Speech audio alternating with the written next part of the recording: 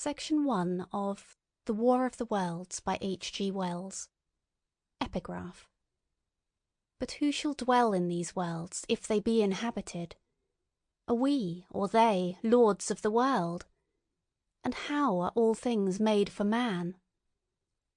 Kepler, quoted in The Anatomy of Melancholy. Book 1. The Coming of the Martians. Chapter 1. The Eve of the War. No one would have believed, in the last years of the 19th century, that this world was being watched keenly and closely by intelligences greater than man's, and yet as mortal as his own; that, as men busied themselves about their various concerns, they were scrutinized and studied, perhaps almost as narrowly as a man with a microscope might scrutinize the transient creatures that swarm and multiply in a drop of water. With infinite complacency, men went to and fro over this globe about their little affairs, serene in their assurance of their empire over matter. It is possible that the infusoria under the microscope do the same. No one gave a thought to the older worlds of space as sources of human danger, or thought of them only to dismiss the idea of life upon them as impossible or improbable. It is curious to recall some of the mental habits of those departed days. At most, terrestrial men fancied there might be other men upon Mars, perhaps inferior to themselves and ready to welcome a missionary enterprise. Yet, across the gulf of space, minds that are to our minds as ours are to those of the beasts that perish, intellects vast and cool and unsympathetic, regarded this earth with envious eyes, and slowly and surely drew their plans against us. And early in the 20th century came the great disillusionment. The planet Mars, I scarcely need remind the reader, revolves about the sun at a mean distance of 140 million miles, and the heat and light it receives from the sun is barely half of that received by this world. It must be, if the nebular hypothesis has any truth, older than our world, and long before this earth ceased to be molten, life upon its surface must have begun its course. The fact that it is scarcely 1/7 of the volume of the earth must have accelerated its cooling to the temperature at which life could begin. It has air and water and all that is necessary for the support of animated existence. Yet so vain is man, and so blinded by his vanity, that no writer, up to the very end of the 19th century, expressed any idea that intelligent life might have developed there far, or indeed at all, beyond its earthly level. Nor was it generally understood that, since Mars is older than our Earth, with scarcely a quarter of the superficial area and remoter from the sun, it necessarily follows that it is not only more distant from time's beginning, but nearer its end. The secular cooling that must some day overtake our planet has already gone far indeed with our neighbour. Its physical condition is still largely a mystery, but we know now that, even in its equatorial region, the midday temperature barely approaches that of our coldest winter. Its air is much more attenuated than ours. Its oceans have shrunk until they cover but 1/3 of its surface. And as its slow seasons change, huge snowcaps gather and melt about either pole and periodically inundate its temperate zones. That last stage of exhaustion, which to us is still incredibly remote, has become a present-day problem for the inhabitants of Mars. The immediate pressure of necessity has brightened their intellects, enlarged their powers, and hardened their hearts. And looking across space with instruments and intelligences such as we have scarcely dreamed of, they see, at its nearest distance only 35 million of miles sunward of them, a morning star of hope, our own warmer planet, green with vegetation and grey with water, with a cloudy atmosphere eloquent of fertility, with glimpses through its drifting cloud wisps of broad stretches of populous country and narrow, navy-crowded seas. And we men, the creatures who inhabit this earth, must be to them at least as alien and lowly as are the monkeys and lemurs to us. The intellectual side of man already admits that life is an incessant struggle for existence, and it would seem that this too is the belief of the minds upon Mars. Their world is far gone in its cooling, and this world is still crowded with life, but crowded only with what they regard as inferior animals. To carry warfare sunward is, indeed, their only escape from the destruction that, generation after generation, creeps upon them. And before we judge of them too harshly, we must remember what ruthless and utter destruction our own species has wrought, not only upon animals, such as the vanished bison and the dodo, but upon its inferior races. The Tasmanians, in spite of their human likeness, were entirely swept out of existence in a war of extermination waged by European immigrants in the space of 50 years. Are we such apostles of mercy as to complain if the Martians warred in the same spirit? The Martians seem to have calculated their descent with amazing subtlety. Their mathematical learning is evidently far in excess of ours, and to have carried out their preparations with a well-nigh perfect unanimity. Had our instruments permitted it, we might have seen the gathering trouble far back in the 19th century. Men like Schiaparelli watched the red planet. It is odd, by the by, that for countless centuries Mars has been the star of war, but failed to interpret the fluctuating appearances of the markings they mapped so well. All that time the Martians must have been getting ready. During the opposition of 1894, a great light was seen on the illuminated part of the disk, first at the Lick Observatory, then by Perrotin of Nice, and then by other observers. English readers heard of it first in the issue of Nature dated August 2nd. I am inclined to think that this blaze may have been the casting of the huge gun, in the vast pit sunk into their planet, from which their shots were fired at us. Peculiar markings, as yet unexplained, were seen near the site of that outbreak during the next two oppositions. The storm burst upon us 6 years ago now. As Mars approached opposition, Lavelle of Java set the wires of the astronomical exchange palpitating, with the amazing intelligence of a huge outbreak of incandescent gas upon the planet.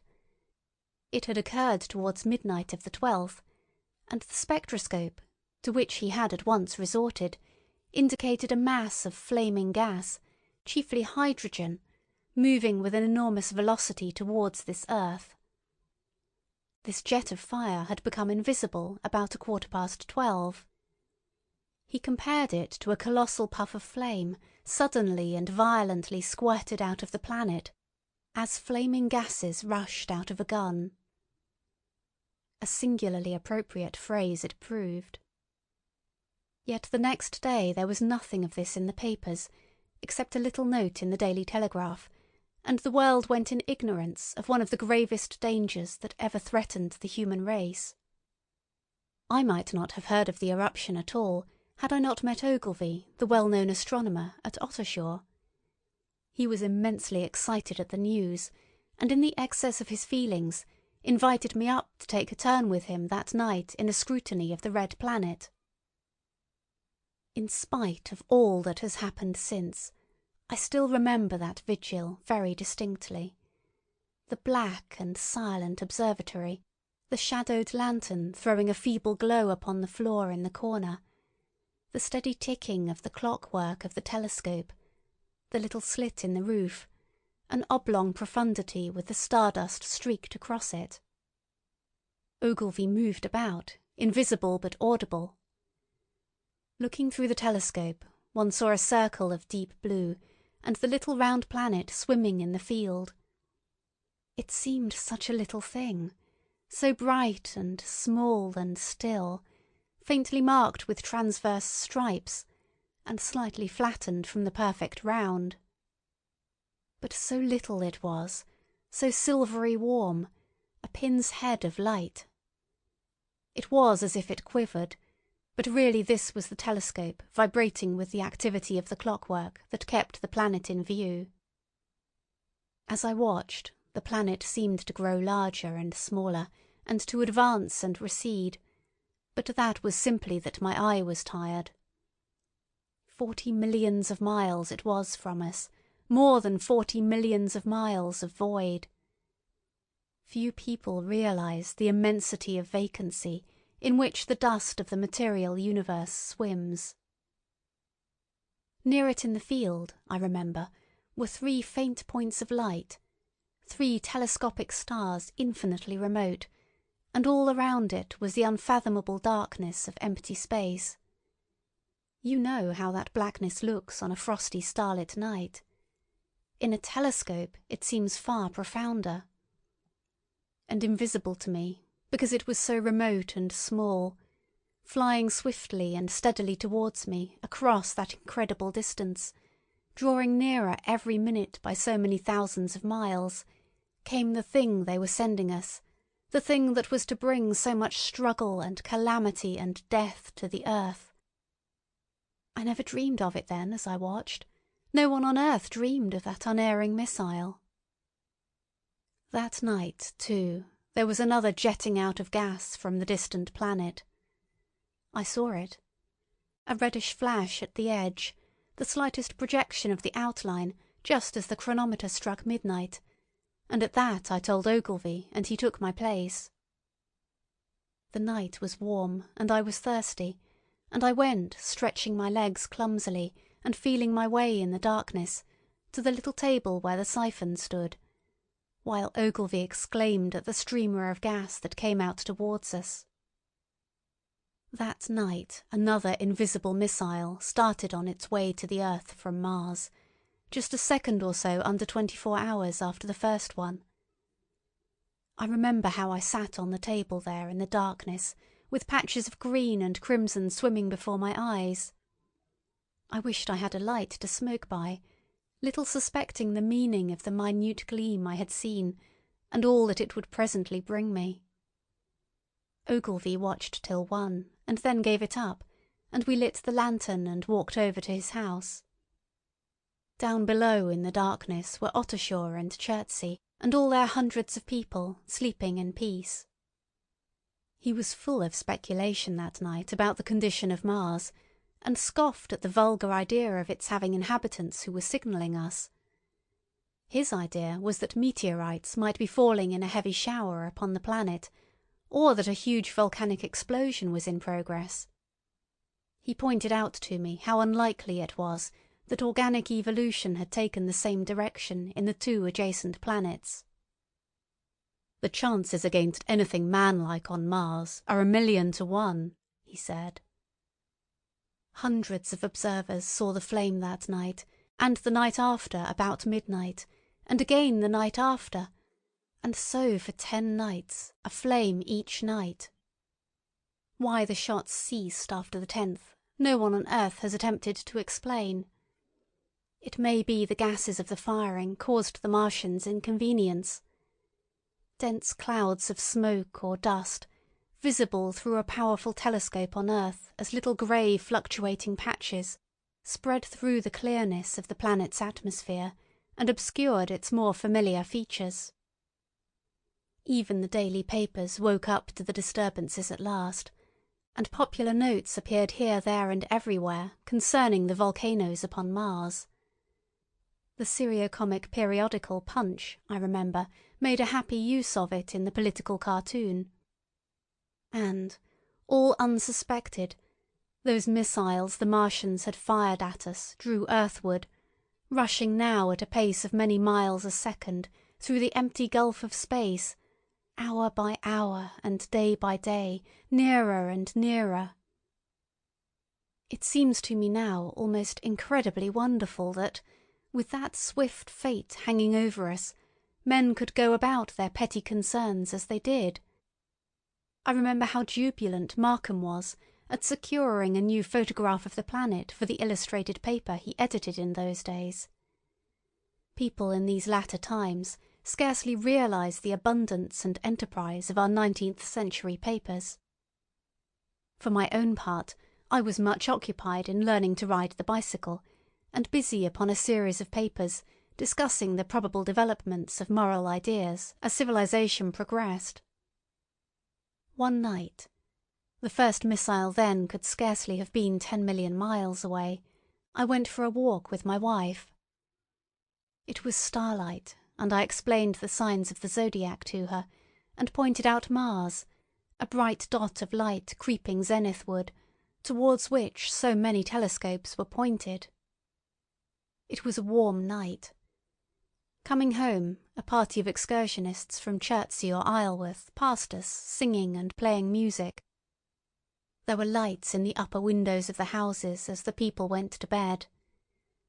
From the railway station in a distance came the sound of shunting trains, ringing and rumbling, softened almost into melody by the distance. My wife pointed out to me the brightness of the red, green and yellow signal lights hanging in a framework against the sky. It seemed so safe and tranquil. End of section 1.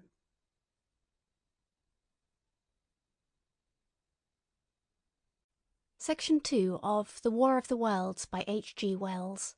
Chapter 2. The Falling Star. Then came the night of the first falling star. It was seen early in the morning, rushing over Winchester eastward, a line of flame high in the atmosphere. Hundreds must have seen it, and taken it for an ordinary falling star. Albin described it as leaving a greenish streak behind it that glowed for some seconds.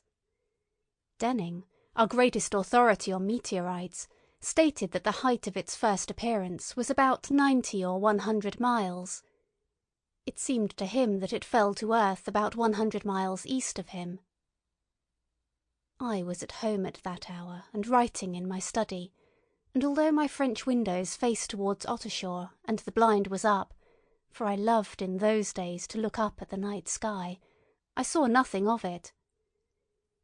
Yet this strangest of all things that ever came to earth from outer space must have fallen while I was sitting there, visible to me had I only looked up as it passed. Some of those who saw its flight say it travelled with a hissing sound. I myself heard nothing of that. Many people in Berkshire, Surrey and Middlesex must have seen the fall of it, and at most have thought that another meteorite had descended. No one seems to have troubled to look for the fallen mass that night. But very early in the morning, poor Ogilvy, who had seen the shooting star, and who was persuaded that a meteorite lay somewhere on the common between Horsell, Ottershaw and Woking, rose early with the idea of finding it. Find it he did, soon after dawn, and not far from the sandpits. An enormous hole had been made by the impact of the projectile, and the sand and gravel had been flung violently in every direction over the heath, forming heaps visible a mile and a half away. The heather was on fire eastward, and a thin blue smoke rose against the dawn. The thing itself lay almost entirely buried in sand, amidst the scattered splinters of a fir tree it had shivered to fragments in its descent. The uncovered part had the appearance of a huge cylinder, caked over and its outline softened by a thick, scaly, dun-coloured incrustation. It had a diameter of about 30 yards. He approached the mass, surprised at the size and more so at the shape, since most meteorites are rounded more or less completely. It was, however, still so hot from its flight through the air as to forbid his near approach. A stirring noise within its cylinder he ascribed to the unequal cooling of its surface, for at that time it had not occurred to him that it might be hollow. He remained standing at the edge of the pit that the thing had made for itself, staring at its strange appearance, astonished chiefly at its unusual shape and colour, and dimly perceiving even then some evidence of design in its arrival. The early morning was wonderfully still, and the sun, just clearing the pine trees towards Weybridge, was already warm. He did not remember hearing any birds that morning. There was certainly no breeze stirring, and the only sounds were the faint movements from within the cindery cylinder. He was all alone on the common. Then suddenly he noticed, with a start, that some of the grey clinker, the ashy incrustation that covered the meteorite, was falling off the circular edge of the end. It was dropping off in flakes and raining down upon the sand. A large piece suddenly came off, and fell with a sharp noise that brought his heart into his mouth. For a minute he scarcely realised what this meant, and, although the heat was excessive, he clambered down into the pit close to the bulk to see the thing more clearly. He fancied even then that the cooling of the body might account for this, but what disturbed that idea was the fact that the ash was falling only from the end of the cylinder. And then he perceived that, very slowly, the circular top of the cylinder was rotating on its body. It was such a gradual movement that he discovered it only through noticing that a black mark that had been near him 5 minutes ago was now at the other side of the circumference. Even then he scarcely understood what this indicated, until he heard a muffled grating sound and saw the black mark jerk forward an inch or so. Then the thing came upon him in a flash. The cylinder was artificial, hollow, with an end that screwed out. Something within the cylinder was unscrewing the top. "Good heavens," said Ogilvy, "there's a man in it, men in it, half roasted to death, trying to escape." At once, with a quick mental leap, he linked the thing with the flash upon Mars. The thought of the confined creature was so dreadful to him that he forgot the heat and went forward to the cylinder to help turn.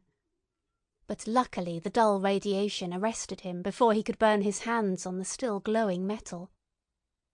At that he stood irresolute for a moment, then turned, scrambled out of the pit, and set off running wildly into Woking. The time then must have been somewhere about 6 o'clock. He met a waggoner and tried to make him understand, but the tale he told, and his appearance were so wild, his hat had fallen off in the pit, that the man simply drove on. He was equally unsuccessful with the potman, who was just unlocking the doors of the public house by Horsell Bridge. The fellow thought he was a lunatic at large, and made an unsuccessful attempt to shut him into the tap-room. That sobered him a little, and when he saw Henderson, the London journalist, in his garden, he called over the palings and made himself understood. "Henderson," he called, "you saw that shooting star last night?" "Well," said Henderson. "It's out on Horsell Common now." "Good Lord," said Henderson. "Fallen meteorite. That's good." "But it's something more than a meteorite. It's a cylinder, an artificial cylinder, man, and there's something inside." Henderson stood up with his spade in his hand. "What's that?" he said. He was deaf in one ear. Ogilvy told him all that he had seen. Henderson was a minute or so taking it in. Then he dropped his spade, snatched up his jacket, and came out into the road. The two men hurried back at once to the common, and found the cylinder still lying in the same position. But now the sounds inside had ceased, and a thin circle of bright metal showed between the top and the body of the cylinder. Air was either entering or escaping at the rim with a thin, sizzling sound. They listened, rapped on the scaly burnt metal with a stick, and, meeting with no response, they both concluded the man or men inside must be insensible or dead. Of course the two were quite unable to do anything. They shouted consolation and promises, and went off back to the town again to get help. One can imagine them, covered with sand, excited and disordered, running up the little street in the bright sunlight, just as the shop folks were taking down their shutters and people were opening their bedroom windows. Henderson went into the railway station at once in order to telegraph the news to London. The newspaper articles had prepared men's minds for the reception of the idea. By 8 o'clock a number of boys and unemployed men had already started for the common to see the "dead men from Mars." That was the form the story took. I heard of it first from my newspaper boy about 9:15 when I went out to get my daily chronicle. I was naturally startled and lost no time in going out and across the Ottershaw Bridge to the sandpits. End of section 2.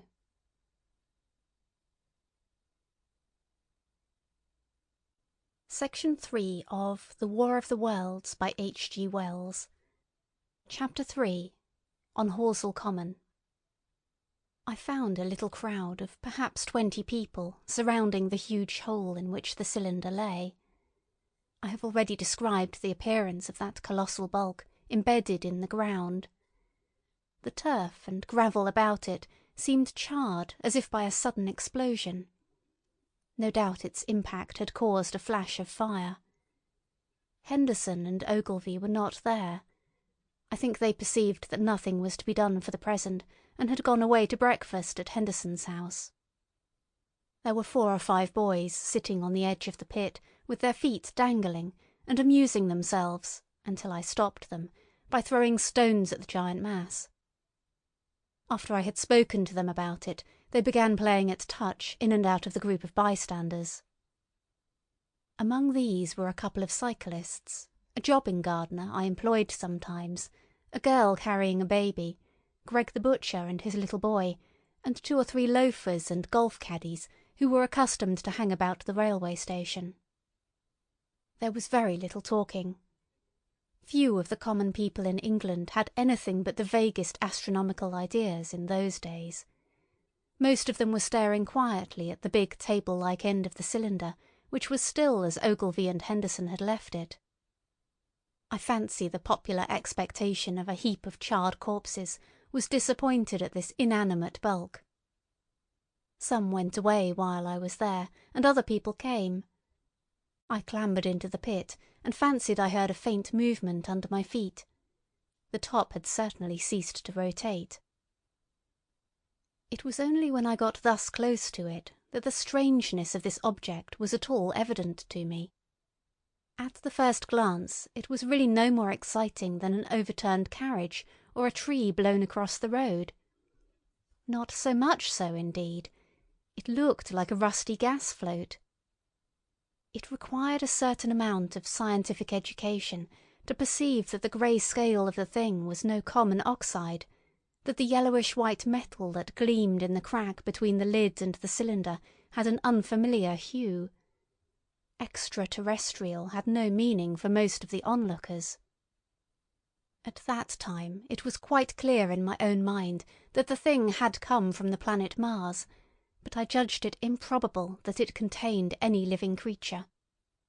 I thought the unscrewing might be automatic. In spite of Ogilvy, I still believed that there were men in Mars. My mind ran fancifully on the possibilities of its containing manuscript, on the difficulties in translation that might arise, whether we should find coins and models in it, and so forth. Yet it was a little too large for assurance on this idea. I felt an impatience to see it opened. About 11, as nothing seemed happening, I walked back, full of such thought, to my home in Maybury. But I found it difficult to get to work upon my abstract investigations. In the afternoon the appearance of the common had altered very much. The early editions of the evening papers had startled London with enormous headlines. A message received from Mars, remarkable story from Woking, and so forth. In addition, Ogilvy's wire to the Astronomical Exchange had roused every observatory in the 3 kingdoms. There were 6 flies or more from the Woking station standing in the road by the sandpits, a basket chaise from Chobham, and a rather lordly carriage. Besides that, there was quite a heap of bicycles. In addition, a large number of people must have walked, in spite of the heat of the day, from Woking and Chertsey, so that there was altogether quite a considerable crowd, one or two gaily dressed ladies among the others. It was glaringly hot, not a cloud in the sky nor a breath of wind, and the only shadow was that of the few scattered pine trees. The burning heather had been extinguished, but the level ground towards Ottershaw was blackened as far as one could see, and still giving off vertical streamers of smoke. An enterprising sweetstuff dealer in the Chobham Road had sent up his son with a barrow-load of green apples and ginger beer. Going to the edge of the pit, I found it occupied by a group of about half a dozen men, Henderson, Ogilvy, and a tall, fair-haired man that I afterwards learned was Stent, the Astronomer Royal, with several workmen wielding spades and pickaxes. Stent was giving directions in a clear, high-pitched voice. He was standing on the cylinder, which was now evidently much cooler. His face was crimson and streaming with perspiration, and something seemed to have irritated him. A large portion of the cylinder had been uncovered, though its lower end was still embedded. As soon as Ogilvy saw me among the staring crowd on the edge of the pit, he called to me to come down, and asked me if I would mind going over to see Lord Hilton, the lord of the manor. The growing crowd, he said, was becoming a serious impediment to their excavations, especially the boys. They wanted a light railing put up and help to keep the people back. He told me that a faint stirring was occasionally still audible within the case, but that the workmen had failed to unscrew the top, as it afforded no grip to them. The case appeared to be enormously thick, and it was possible that the faint sounds we heard represented a noisy tumult in the interior. I was very glad to do as he asked, and so become one of the privileged spectators within the contemplated enclosure. I failed to find Lord Hilton at his house, but I was told he was expected from London by the 6 o'clock train from Waterloo, and as it was then about 5:15, I went home, had some tea, and walked up to the station to waylay him. End of section 3.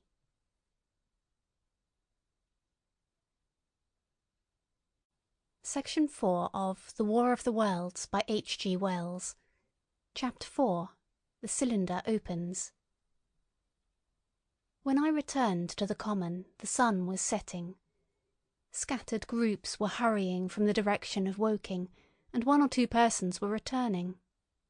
The crowd about the pit had increased, and stood out black against the lemon yellow of the sky, a couple of hundred people perhaps. There were raised voices, and some sort of struggle appeared to be going on about the pit. Strange imaginings passed through my mind. As I drew nearer, I heard Stent's voice. "Keep back! Keep back!" A boy came running towards me. "It's a movin'," he said to me as he passed. "A screwin' and a screwin' out. I don't like it. I'm a-goin' home, I am." I went on to the crowd. There were really, I should think, 200 or 300 people elbowing and jostling one another, the one or two ladies there being by no means the least active. "He's fallen in the pit," cried someone. "Keep back," said several. The crowd swayed a little, and I elbowed my way through. Everyone seemed greatly excited. I heard a peculiar humming sound from the pit. "I say," said Ogilvy, "help keep these idiots back. We don't know what's in the confounded thing, you know." I saw a young man, a shop assistant in Woking, I believe he was, standing on the cylinder and trying to scramble out of the hole again. The crowd had pushed him in. The end of the cylinder was being screwed out from within. Nearly 2 feet of shining screw projected. Somebody blundered against me, and I narrowly missed being pitched onto the top of the screw. I turned, and as I did so the screw must have come out, for the lid of the cylinder fell upon the gravel with a ringing concussion. I stuck my elbow into the person behind me and turned my head towards the thing again. For a moment that circular cavity seemed perfectly black. I had the sunset in my eyes. I think everyone expected to see a man emerge, possibly something a little unlike us terrestrial men, but in all essentials a man. I know I did. But, looking, I presently saw something stirring within the shadow, greyish, billowy movements, one above another, and then two luminous discs, like eyes. Then something resembling a little grey snake, about the thickness of a walking stick, coiled up out of the writhing middle and wriggled in the air towards me, and then another. A sudden chill came over me. There was a loud shriek from a woman behind. I half turned, keeping my eyes fixed upon the cylinder still, from which other tentacles were now projecting, and began pushing my way back from the edge of the pit. I saw astonishment giving place to horror on the faces of the people about me. I heard inarticulate exclamations on all sides. There was a general movement backwards. I saw the shopman struggling still on the edge of the pit. I found myself alone, and saw the people on the other side of the pit running off, Stent among them. I looked again at the cylinder, and ungovernable terror gripped me. I stood petrified and staring. A big, greyish, rounded bulk, the size perhaps of a bear, was rising slowly and painfully out of the cylinder. As it bulged up and caught the light, it glistened like wet leather. Two large, dark-coloured eyes were regarding me steadfastly. The mass that framed them, the head of the thing, was rounded, and had, one might say, a face. There was a mouth under the eyes, the lipless brim of which quivered and panted and dropped saliva. The whole creature heaved and pulsated convulsively. A lank, tentacular appendage gripped the edge of the cylinder, another swayed in the air. Those who have never seen a living Martian can scarcely imagine the strange horror of its appearance.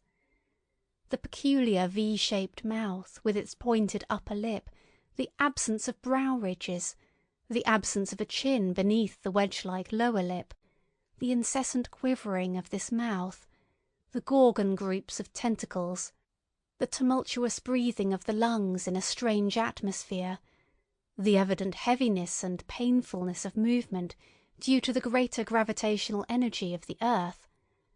Above all, the extraordinary intensity of the immense eyes were at once vital, intense, inhuman, crippled and monstrous. There was something fungoid in the oily brown skin, something in the clumsy deliberation of the tedious movements unspeakably nasty.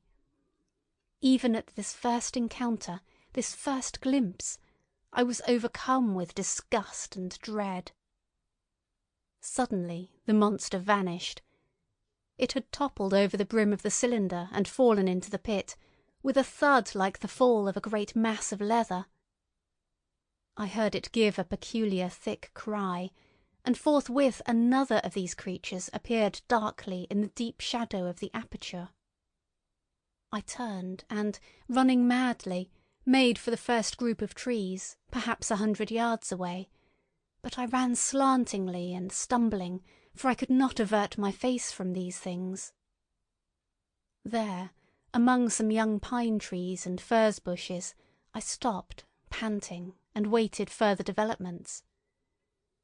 The common round the sand-pits was dotted with people, standing like myself in a half-fascinated terror, staring at these creatures, or rather at the heaped gravel at the edge of the pit in which they lay.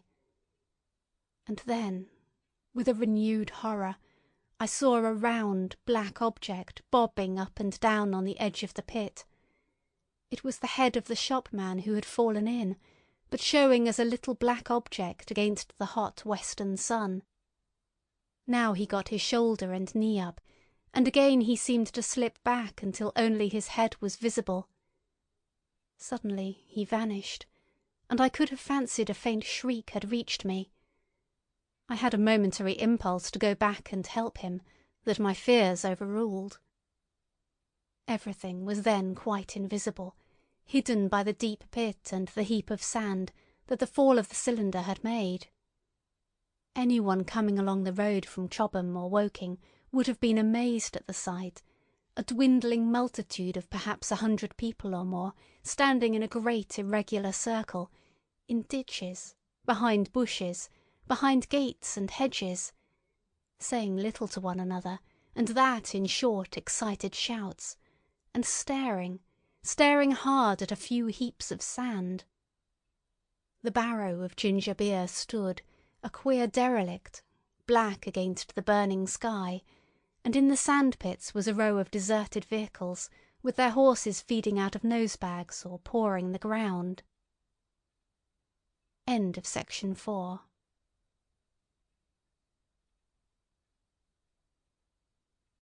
Section 5 of The War of the Worlds by H. G. Wells.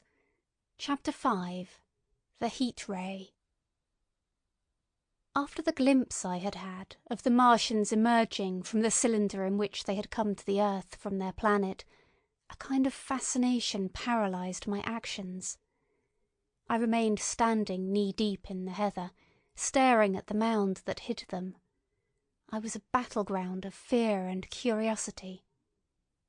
I did not dare to go back towards the pit, but I felt a passionate longing to peer into it. I began walking, therefore, in a big curve, seeking some point of vantage and continually looking at the sand heaps that hid these newcomers to our earth. Once a leash of thin black whips, like the arms of an octopus, flashed across the sunset and was immediately withdrawn, and afterwards a thin rod rose up, joint by joint, bearing at its apex a circular disc that spun with a wobbling motion. What could be going on there? Most of the spectators had gathered in 1 or 2 groups, one a little crowd towards Woking, the other a knot of people in the direction of Chobham. Evidently they shared my mental conflict. There were few near me. One man I approached.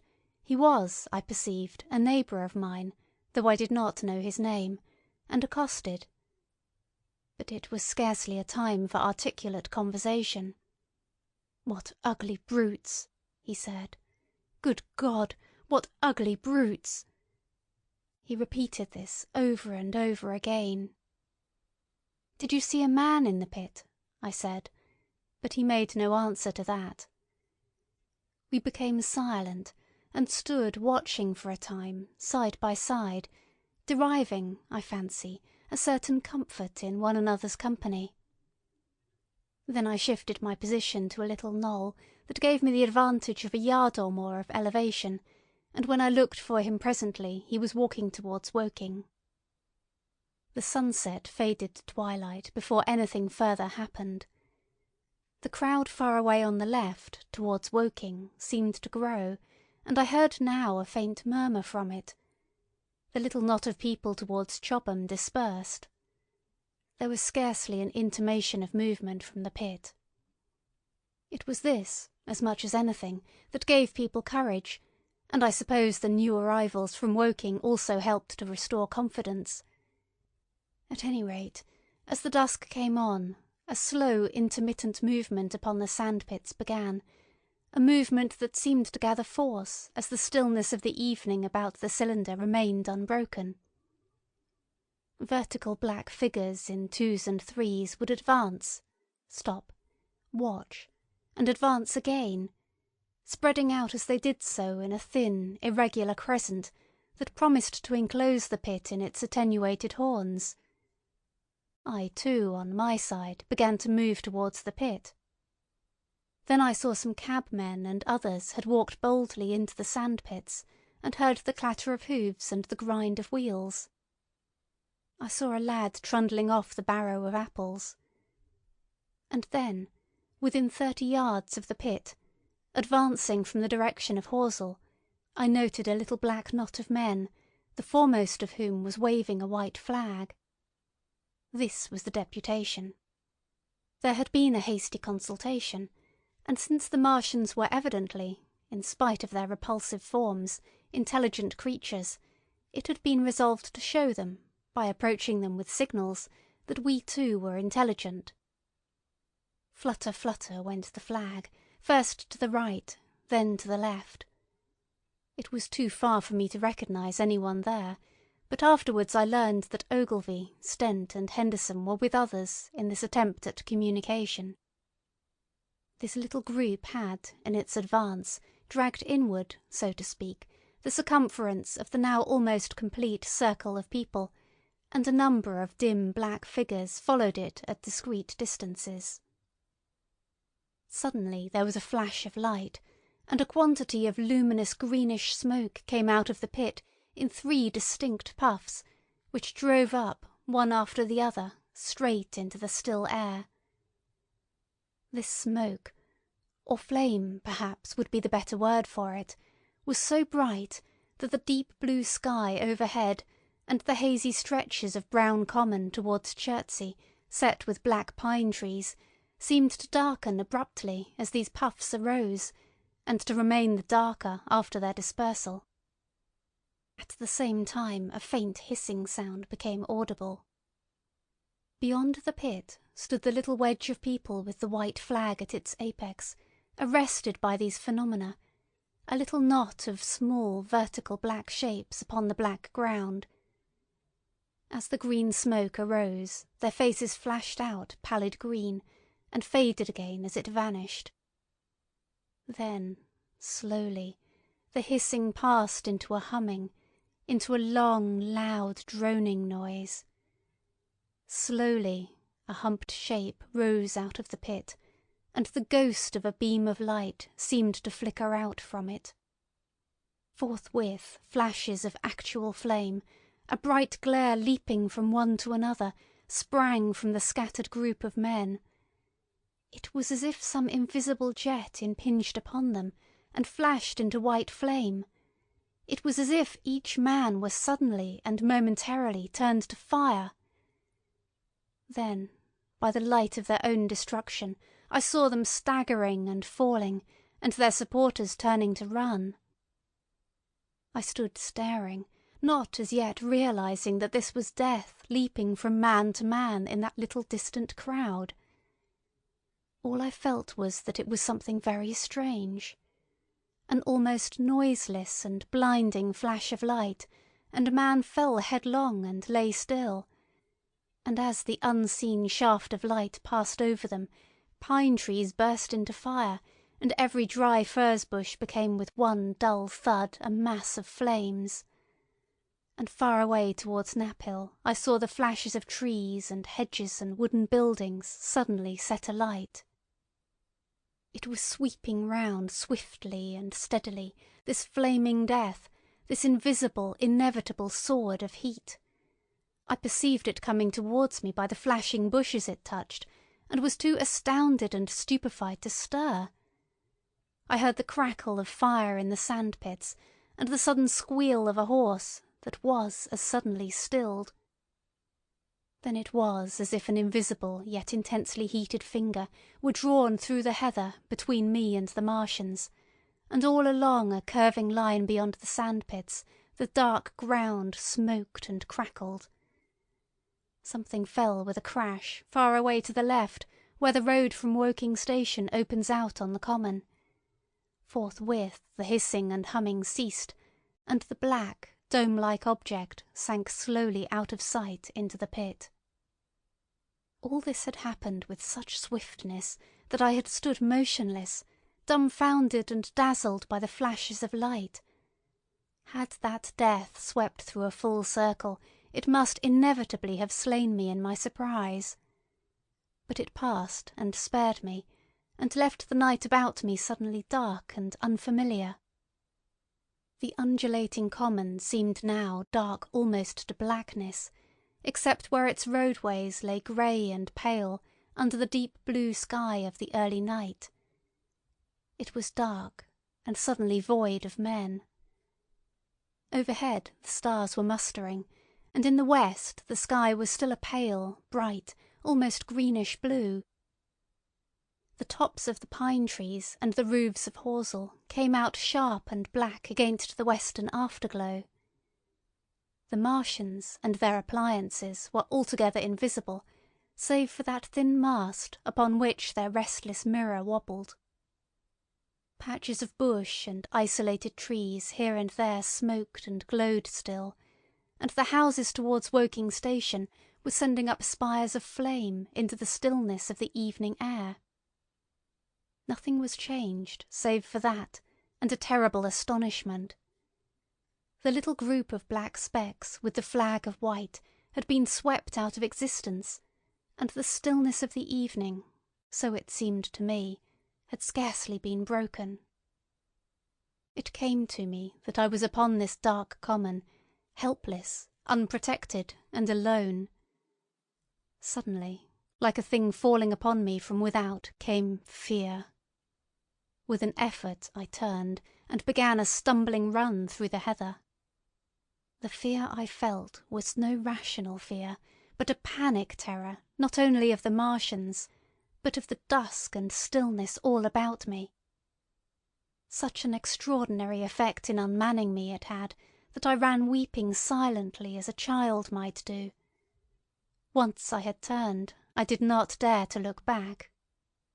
I remember I felt an extraordinary persuasion that I was being played with, that presently, when I was upon the very verge of safety, this mysterious death, as swift as the passage of light, would leap after me from the pit about the cylinder and strike me down.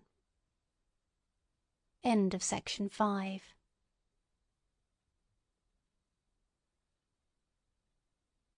Section 6 of The War of the Worlds by H.G. Wells. Chapter 6. The Heat Ray in the Chobham Road. It is still a matter of wonder how the Martians are able to slay men so swiftly and so silently. Many think that, in some way, they are able to generate an intense heat in a chamber of practically absolute non-conductivity. This intense heat they project in a parallel beam against any object they choose, by means of a polished parabolic mirror of unknown composition, much as the parabolic mirror of a lighthouse projects a beam of light.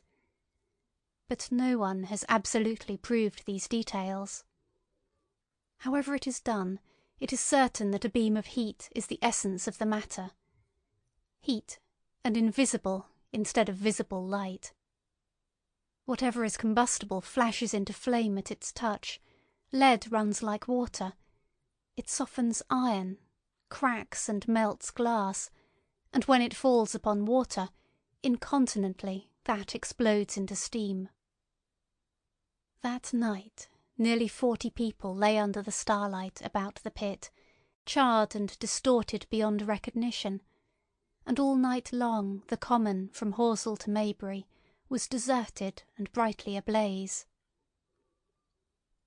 The news of the massacre probably reached Chobham, Woking and Ottershaw about the same time.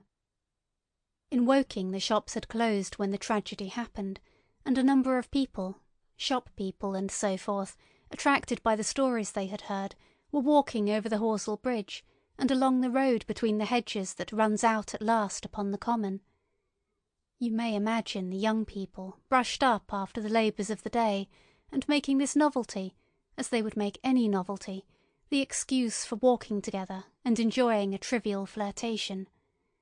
You may figure to yourself the hum of voices along the road in the gloaming. As yet, of course, few people in Woking even knew that the cylinder had opened, though poor Henderson had sent a messenger on a bicycle to the post office with a special wire to an evening paper. As these folks came out by twos and threes upon the open, they found little knots of people talking excitedly and peering at the spinning mirror over the sandpits, and the newcomers were, no doubt, soon infected by the excitement of the occasion. By 8:30, when the deputation was destroyed, there may have been a crowd of 300 people or more at this place, besides those who had left the road to approach the Martians nearer. There were 3 policemen too, one of whom was mounted, doing their best, under instructions from Stent, to keep the people back and deter them from approaching the cylinder. There was some booing from those more thoughtless and excitable souls to whom a crowd is always an occasion for noise and horseplay. Stent and Ogilvy, anticipating some possibilities of a collision, had telegraphed from Horsell to the barracks as soon as the Martians emerged for the help of a company of soldiers to protect these strange creatures from violence. After that they returned to lead that ill-fated advance. The description of their death, as it was seen by the crowd, tallies very closely with my own impressions, the 3 puffs of green smoke, the deep humming note, and the flashes of flame. But that crowd of people had a far narrower escape than mine. Only the fact that a hummock of heathery sand intercepted the lower part of the heat ray saved them. Had the elevation of the parabolic mirror been a few yards higher, none could have lived to tell the tale. They saw the flashes, and the men falling, and an invisible hand, as it were, lit the bushes as it hurried towards them through the twilight. Then, with a whistling note that rose above the droning of the pit, the beam swung close over their heads, lighting the tops of the beech trees that line the road, and splitting the bricks, smashing the windows, firing the window frames, and bringing down in crumbling ruin a portion of the gable of the house nearest the corner. In the sudden thud, hiss, and glare of the igniting trees, the panic-stricken crowd seems to have swayed hesitatingly for some moments. Sparks and burning twigs began to fall into the road, and single leaves like puffs of flame. Hats and dresses caught fire. Then came a crying from the common. There were shrieks and shouts, and suddenly a mounted policeman came galloping through the confusion, with his hands clasped over his head, screaming. "They're coming!" a woman shrieked, and incontinently everyone was turning and pushing at those behind in order to clear their way to Woking again. They must have bolted as blindly as a flock of sheep. Where the road grows narrow and black between the high banks, the crowd jammed, and a desperate struggle occurred. All that crowd did not escape. 3 persons at least, 2 women and a little boy, were crushed and trampled there, and left to die amid the terror and the darkness. End of section 6.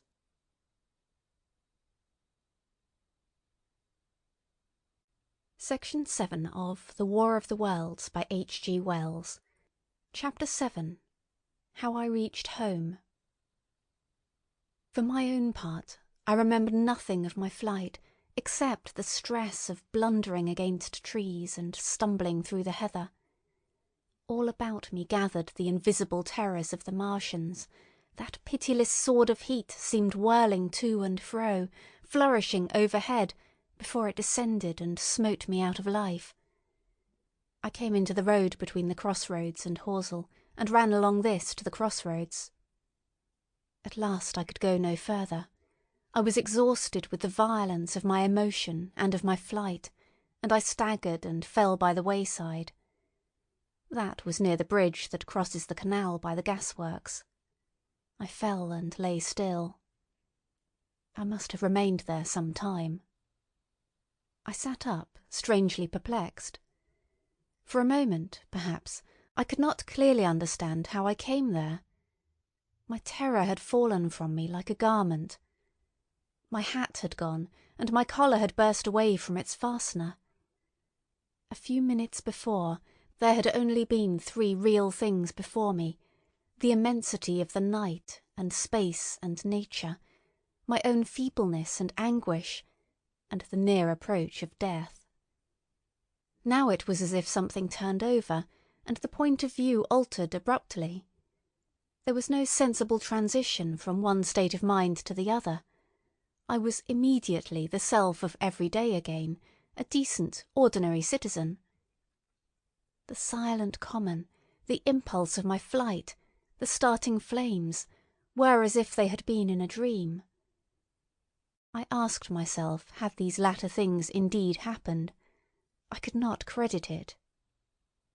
I rose and walked unsteadily up the steep incline of the bridge. My mind was blank wonder. My muscles and nerves seemed drained of their strength. I dare say I staggered drunkenly.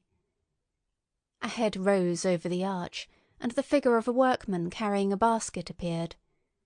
Beside him ran a little boy. He passed me, wishing me good night.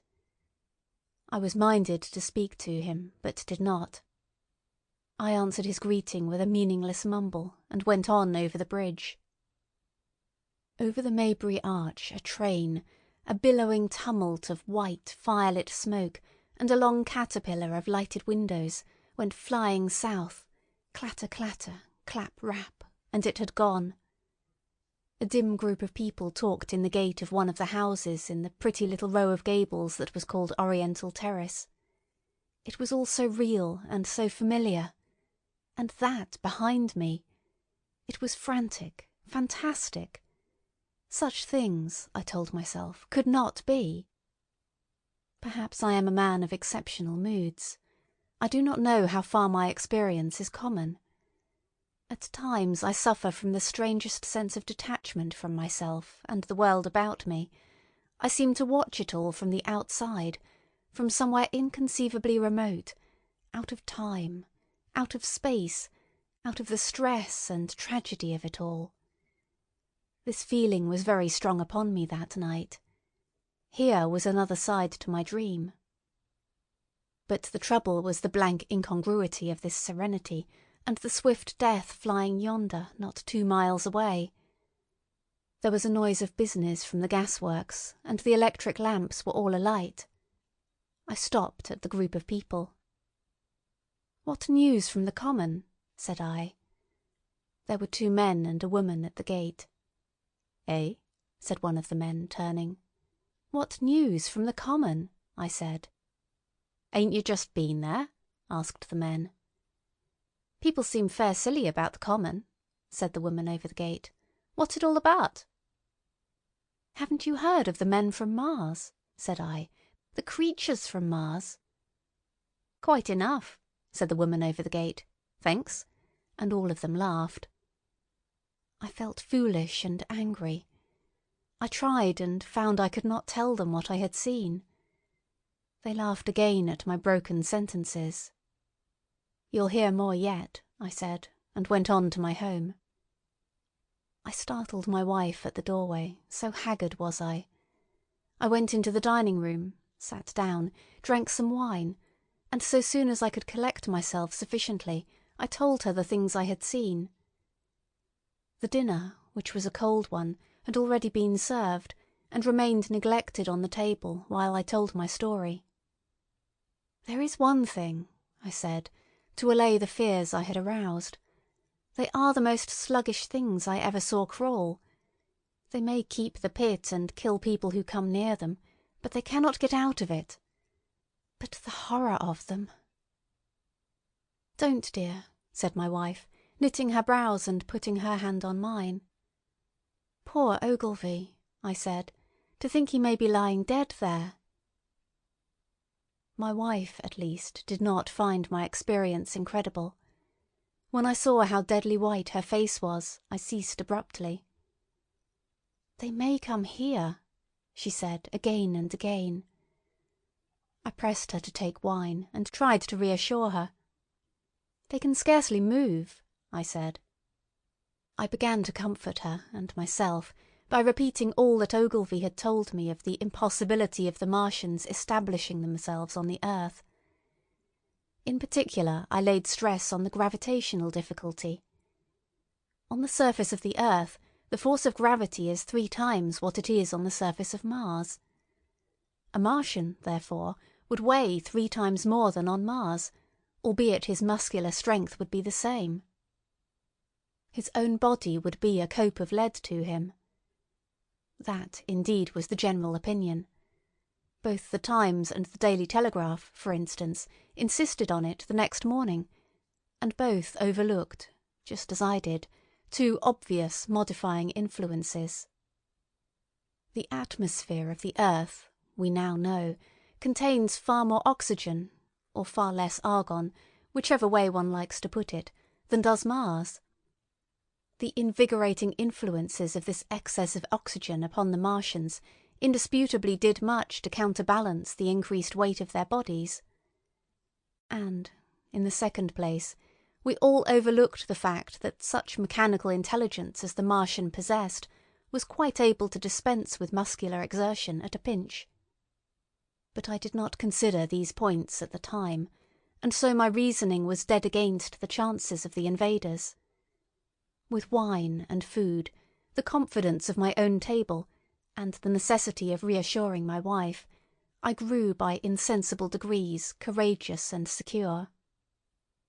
"They have done a foolish thing," said I, fingering my wine-glass. "They are dangerous because, no doubt, they are mad with terror. Perhaps they expected to find no living things, certainly no intelligent living things.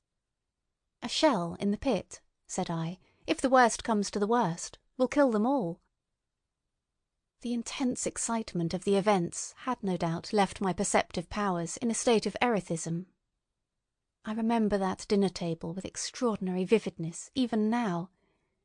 My dear wife's sweet, anxious face peering at me from under the pink lampshade, the white cloth with its silver and glass table furniture, for in those days even philosophical writers had many little luxuries.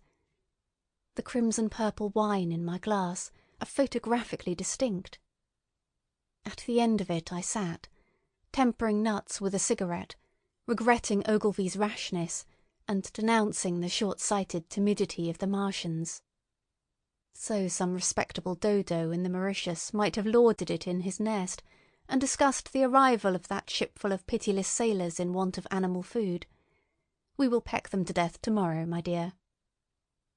I did not know it, but that was the last civilized dinner I was to eat for many very strange and terrible days. End of section 7.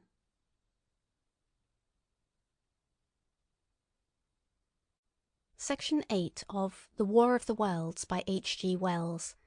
Chapter 8. Friday Night.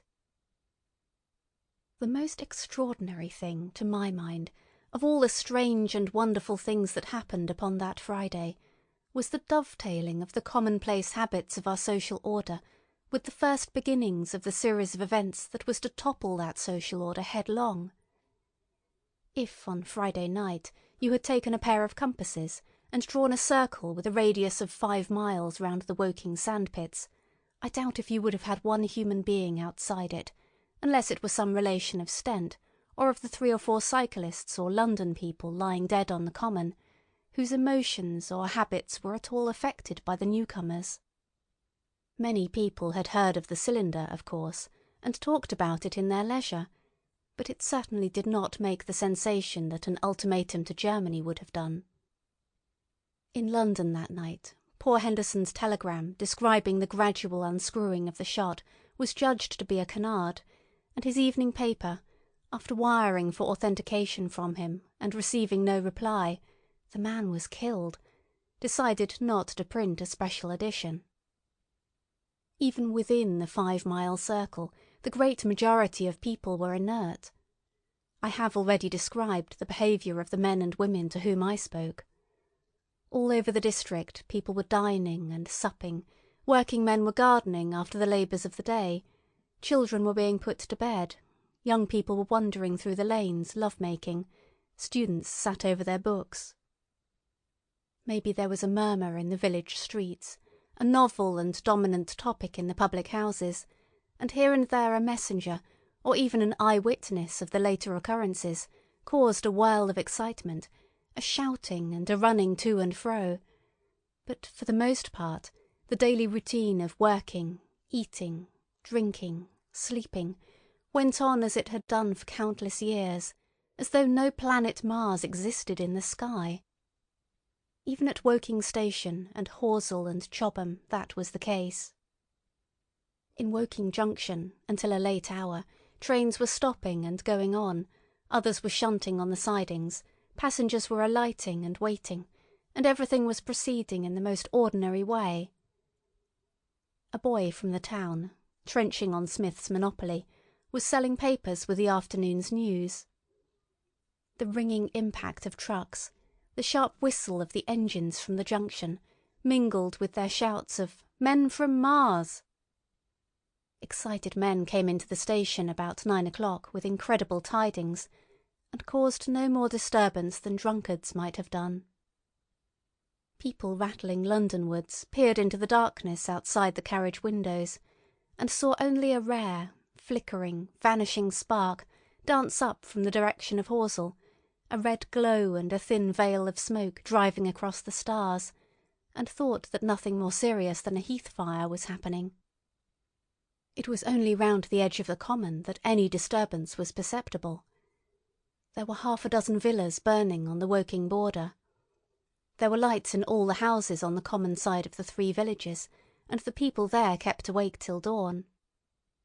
A curious crowd lingered restlessly, people coming and going, but the crowd remaining, both on the Chobham and Horsell bridges. 1 or 2 adventurous souls, it was afterwards found, went into the darkness and crawled quite near the Martians, but they never returned, for now and again a light ray, like the beam of a warship's searchlight, swept the common, and the heat ray was ready to follow. Save for such, that big area of common was silent and desolate, and the charred bodies lay about on it all night under the stars, and all the next day. A noise of hammering from the pit was heard by many people. So you have the state of things on Friday night. In the centre, sticking into the skin of our old planet Earth like a poisoned dart, was this cylinder. But the poison was scarcely working yet. Around it was a patch of silent common, smouldering in places, and with a few dark, dimly seen objects lying in contorted attitudes here and there. Here and there was a burning bush or tree. Beyond was a fringe of excitement, and farther than that fringe the inflammation had not crept as yet. In the rest of the world the stream of life still flowed as it had flowed for immemorial years. The fever of war that would presently clog vein and artery, deaden nerve and destroy brain, had still to develop. All night long the Martians were hammering and stirring, sleepless, indefatigable, at work upon the machines they were making ready, and ever and again a puff of greenish-white smoke whirled up to the starlit sky. About 11 a company of soldiers came through from Horsell and deployed along the edge of the common to form a cordon. Later a second company marched through Chobham to deploy on the north side of the common. Several officers from the Inkerman barracks had been on the common earlier in the day, and one, Major Eden, was reported to be missing. The colonel of the regiment came to the Chobham Bridge and was busy questioning the crowd at midnight. The military authorities were certainly alive to the seriousness of the business.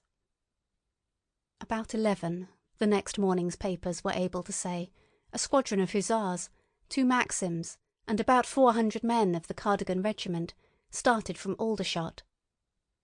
A few seconds after midnight, the crowd in the Chertsey Road, Woking, saw a star fall from heaven into the pine woods to the northeast. It had a greenish colour and caused a silent brightness like summer lightning. This was the second cylinder. End of section 8.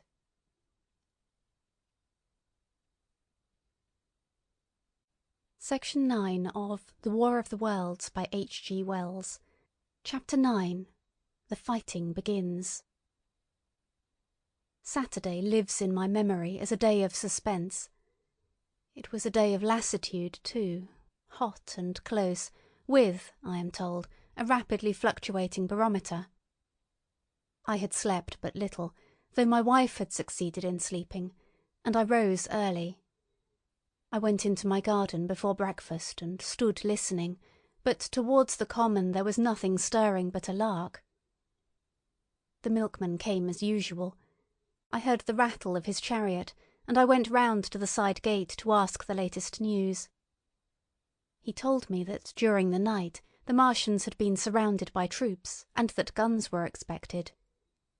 Then, a familiar, reassuring note, I heard a train running towards Woking. "They aren't to be killed," said the milkman, "if that can possibly be avoided." I saw my neighbour gardening. chatted with him for a time, and then strolled in to breakfast. It was a most unexceptional morning. My neighbour was of opinion that the troops would be able to capture or to destroy the Martians during the day. "It's a pity they make themselves so unapproachable," he said. "It would be curious to know how they live on another planet. We might learn a thing or two." He came up to the fence and extended a handful of strawberries, for his gardening was as generous as it was enthusiastic. At the same time he told me of the burning of the pine woods about the Byfleet golf links. "They say," said he, "that there's another of those blessed things fallen there, number 2. But one's enough, surely. This lot'll cost the insurance people a pretty penny before everything's settled." He laughed with an air of the greatest good humour as he said this. The woods, he said, were still burning, and pointed out a haze of smoke to me. "They will be hot underfoot for days, on account of the thick soil of pine needles and turf," he said, and then grew serious over poor Ogilvy. After breakfast, instead of working, I decided to walk down towards the common. Under the railway bridge I found a group of soldiers, sappers, I think, men in small round caps, dirty red jackets unbuttoned, and showing their blue shirts, dark trousers, and boots coming to the calf. They told me no one was allowed over the canal, and, looking along the road towards the bridge, I saw one of the cardigan men standing sentinel there. I talked with these soldiers for a time. I told them of my sight of the Martians on the previous evening. None of them had seen the Martians, and they had but the vaguest ideas of them, so that they plied me with questions. They said that they did not know who had authorised the movements of the troops. Their idea was that a dispute had arisen at the Horse Guards. The ordinary sapper is a great deal better educated than the common soldier, and they discussed the peculiar conditions of the possible fight with some acuteness. I described the heat ray to them, and they began to argue among themselves. "Crawl up under cover and rush 'em, say I," said one. "Get at," said another. "What cover against this here heat? Sticks to cook yer. What we got to do is to go as near as the ground'll let us, and then drive a trench."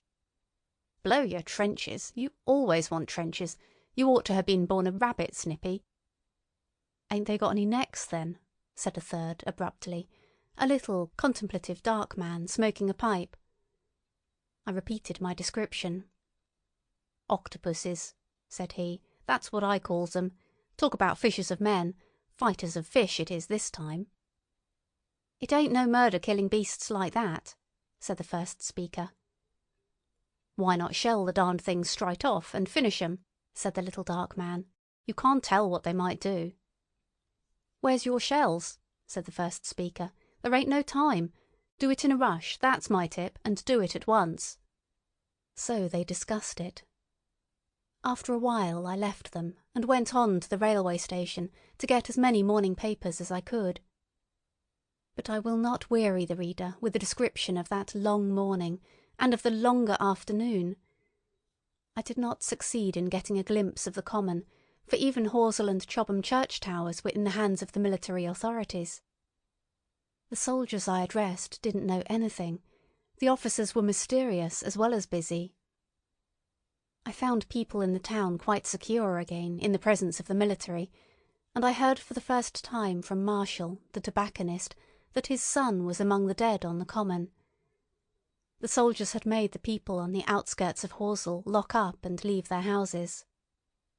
I got back to lunch about 2, very tired, for, as I have said, the day was extremely hot and dull, and in order to refresh myself I took a cold bath in the afternoon.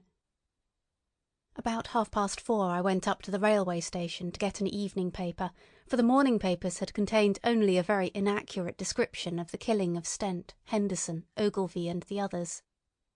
But there was little I didn't know. The Martians did not show an inch of themselves. They seemed busy in their pit, and there was a sound of hammering and an almost continuous streamer of smoke. Apparently they were busy getting ready for a struggle. "Fresh attempts have been made to signal, but without success," was the stereotyped formula of the papers. A sapper told me it was done by a man in a ditch with a flag on a long pole. The Martians took as much notice of such advances as we should of the lowing of a cow. I must confess the sight of all this armament, all this preparation, greatly excited me. My imagination became belligerent and defeated the invaders in a dozen striking ways. Something of my schoolboy dreams of battle and heroism came back. It hardly seemed a fair fight to me at that time. They seemed very helpless in that pit of theirs. About 3 o'clock there began the thud of a gun at measured intervals from Chertsey or Addlestone. I learned that the smouldering pine wood into which the second cylinder had fallen was being shelled, in the hope of destroying that object before it opened. It was only about 5, however, that a field gun reached Chobham for use against the first body of Martians. About 6 in the evening, as I sat at tea with my wife in the summer-house, talking vigorously about the battle that was lowering upon us, I heard a muffled detonation from the common, and immediately after a gust of firing. Close on the heels of that came a violent rattling crash, quite close to us, that shook the ground, and, starting out upon the lawn, I saw the tops of the trees about the Oriental College burst into smoky red flame, and the tower of the little church beside it slide down into ruin. The pinnacle of the mosque had vanished, and the roof-line of the college itself looked as if a 100-ton gun had been at work upon it. One of our chimneys cracked as if a shot had hit it, flew, and a piece of it came clattering down the tiles and made a heap of broken red fragments upon the flower-bed by my study window. I and my wife stood amazed. Then I realised that the crest of Maybury Hill must be within range of the Martian's heat ray, now that the college was cleared out of the way. At that I gripped my wife's arm, and without ceremony ran her out into the road. Then I fetched out the servant, telling her I would go upstairs myself for the box she was clamouring for.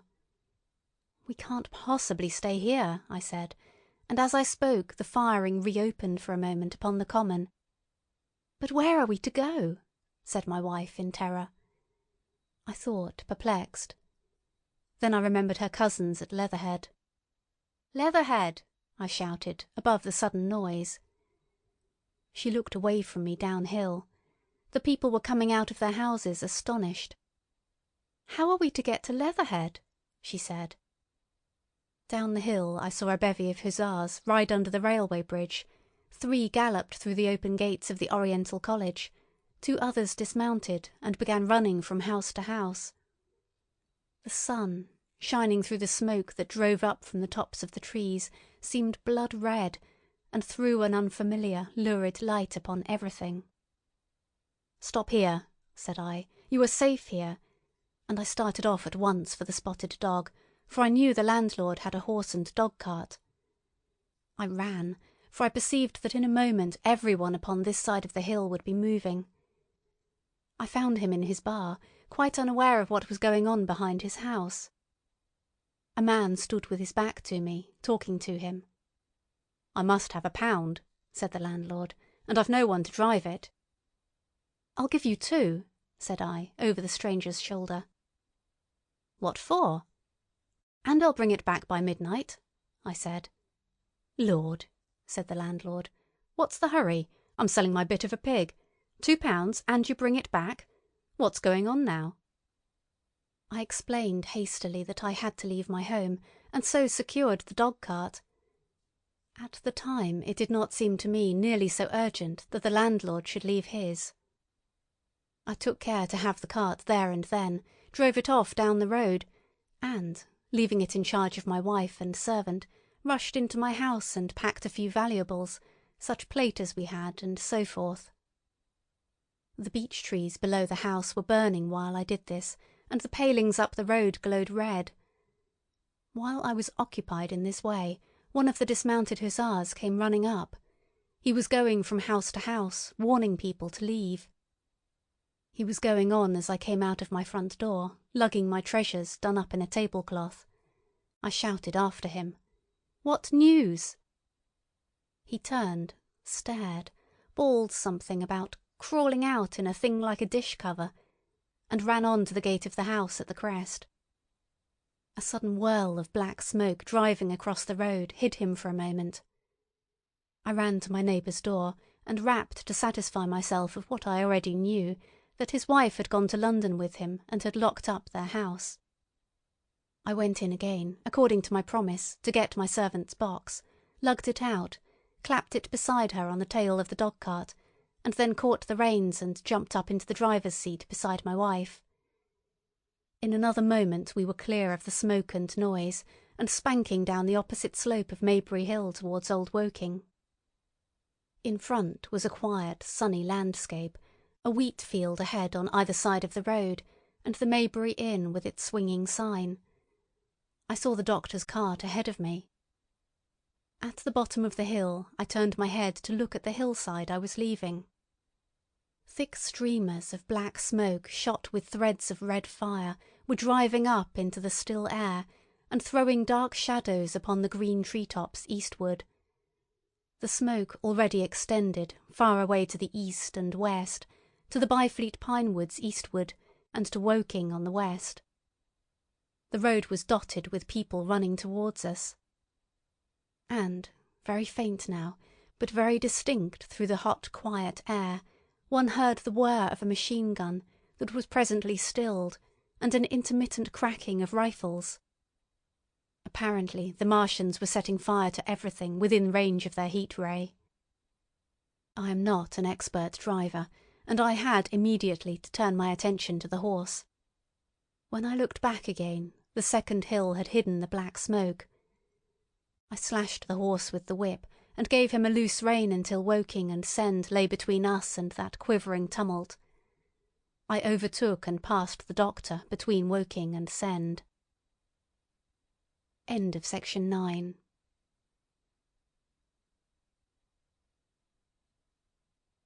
Section 10 of The War of the Worlds by H. G. Wells. Chapter 10. In the Storm. Leatherhead is about 12 miles from Maybury Hill.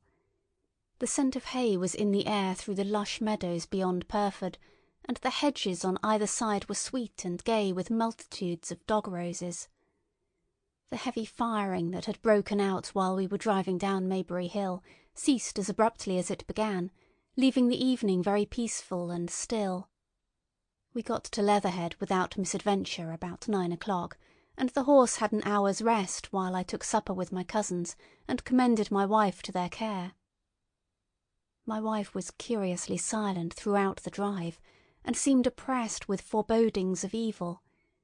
I talked to her reassuringly, pointing out that the Martians were tied to the pit by sheer heaviness, and at the utmost could but crawl a little out of it, but she answered only in monosyllables. Had it not been for my promise to the innkeeper, she would, I think, have urged me to stay in Leatherhead that night. Would that I had. Her face, I remember, was very white as we parted. For my own part, I had been feverishly excited all day. Something very like the war fever that occasionally runs through a civilized community had got into my blood, and in my heart I was not so very sorry that I had to return to Maybury that night.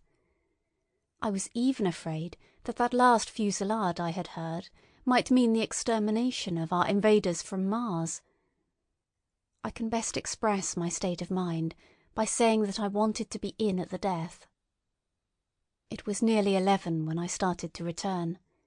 The night was unexpectedly dark. To me, walking out of the lighted passage of my cousin's house, it seemed indeed black, and it was as hot and close as the day. Overhead the clouds were driving fast, albeit not a breath stirred the shrubs about us. My cousin's man lit both lamps. Happily, I knew the road intimately. My wife stood in the light of the doorway and watched me until I jumped up into the dog-cart. Then abruptly she turned and went in, leaving my cousins side by side wishing me good hap.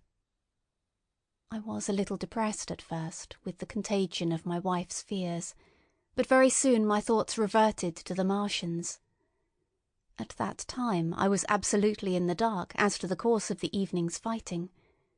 I did not know even the circumstances that had precipitated the conflict. As I came through Ockham, for that was the way I returned, and not through Send and Old Woking, I saw along the western horizon a blood-red glow, which, as I drew nearer, crept slowly up the sky. The driving clouds of the gathering thunderstorm mingled there with masses of black and red smoke. Ripley Street was deserted, and except for a lighted window or so, the village showed not a sign of life, but I narrowly escaped an accident at the corner of the road to Purford, where a knot of people stood with their backs to me.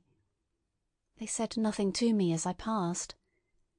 I do not know what they knew of the things happening beyond the hill, nor do I know if the silent houses I passed on my way were sleeping securely, or deserted and empty, or harassed and watching against the terror of the night. From Ripley until I came through Purford, I was in the valley of the Wey, and the red glare was hidden from me. As I ascended the little hill beyond Purford Church, the glare came into view again, and the trees about me shivered with the first intimation of the storm that was upon me. Then I heard midnight pealing out from Purford Church behind me, and then came the silhouette of Maybury Hill, with its tree-tops and roofs black and sharp against the red. Even as I beheld this, a lurid green glare lit the road about me, and showed the distant woods towards Addlestone. I felt a tug at the reins. I saw that the driving clouds had been pierced, as it were, by a thread of green fire, suddenly lighting their confusion and falling into the field to my left. It was the third falling star. Close on its apparition, and blindingly violet by contrast, danced out the first lightning of the gathering storm, and the thunder burst like a rocket overhead. The horse took the bit between his teeth and bolted. A moderate incline runs towards the foot of Maybury Hill, and down this we clattered. Once the lightning had begun, it went on in as rapid a succession of flashes as I have ever seen. The thunderclaps, treading one on the heels of another, and with a strange crackling accompaniment, sounded more like the working of a giant electric machine than the usual detonating reverberations. The flickering light was blinding and confusing, and a thin hail smote gustily at my face as I drove down the slope. At first I regarded little but the road before me, and then, abruptly, my attention was arrested by something that was moving rapidly down the opposite slope of Maybury Hill. At first I took it for the wet roof of a house, but one flash following another showed it to be in swift, rolling movement. It was an elusive vision, a moment of bewildering darkness, and then, in a flash like daylight, the red masses of the orphanage near the crest of the hill, the green tops of the pine trees, and this problematical object came out clear and sharp and bright. And this thing I saw. How can I describe it? A monstrous tripod, higher than many houses, striding over the young pine trees and smashing them aside in its career. A walking engine of glittering metal, striding now across the heather. Articulate ropes of steel dangling from it, and the clattering tumult of its passage mingling with the riot of the thunder. A flash, and it came out vividly, heeling over one way with 2 feet in the air, to vanish and reappear almost instantly, as it seemed, with the next flash, 100 yards nearer. Can you imagine a milking stool tilted and bowled violently along the ground? That was the impression those instant flashes gave. But instead of a milking stool, imagine it a great body of machinery on a tripod stand. Then suddenly the trees in the pine wood ahead of me were parted, as brittle reeds are parted by a man thrusting through them. They were snapped off and driven headlong, and a second huge tripod appeared, rushing, as it seemed, headlong towards me. And I was galloping hard to meet it. Not stopping to look again, I wrenched the horse's head hard round to the right, and in another moment the dog-cart had heeled over upon the horse, the shafts smashed noisily, and I was flung sideways and fell heavily into a shallow pool of water.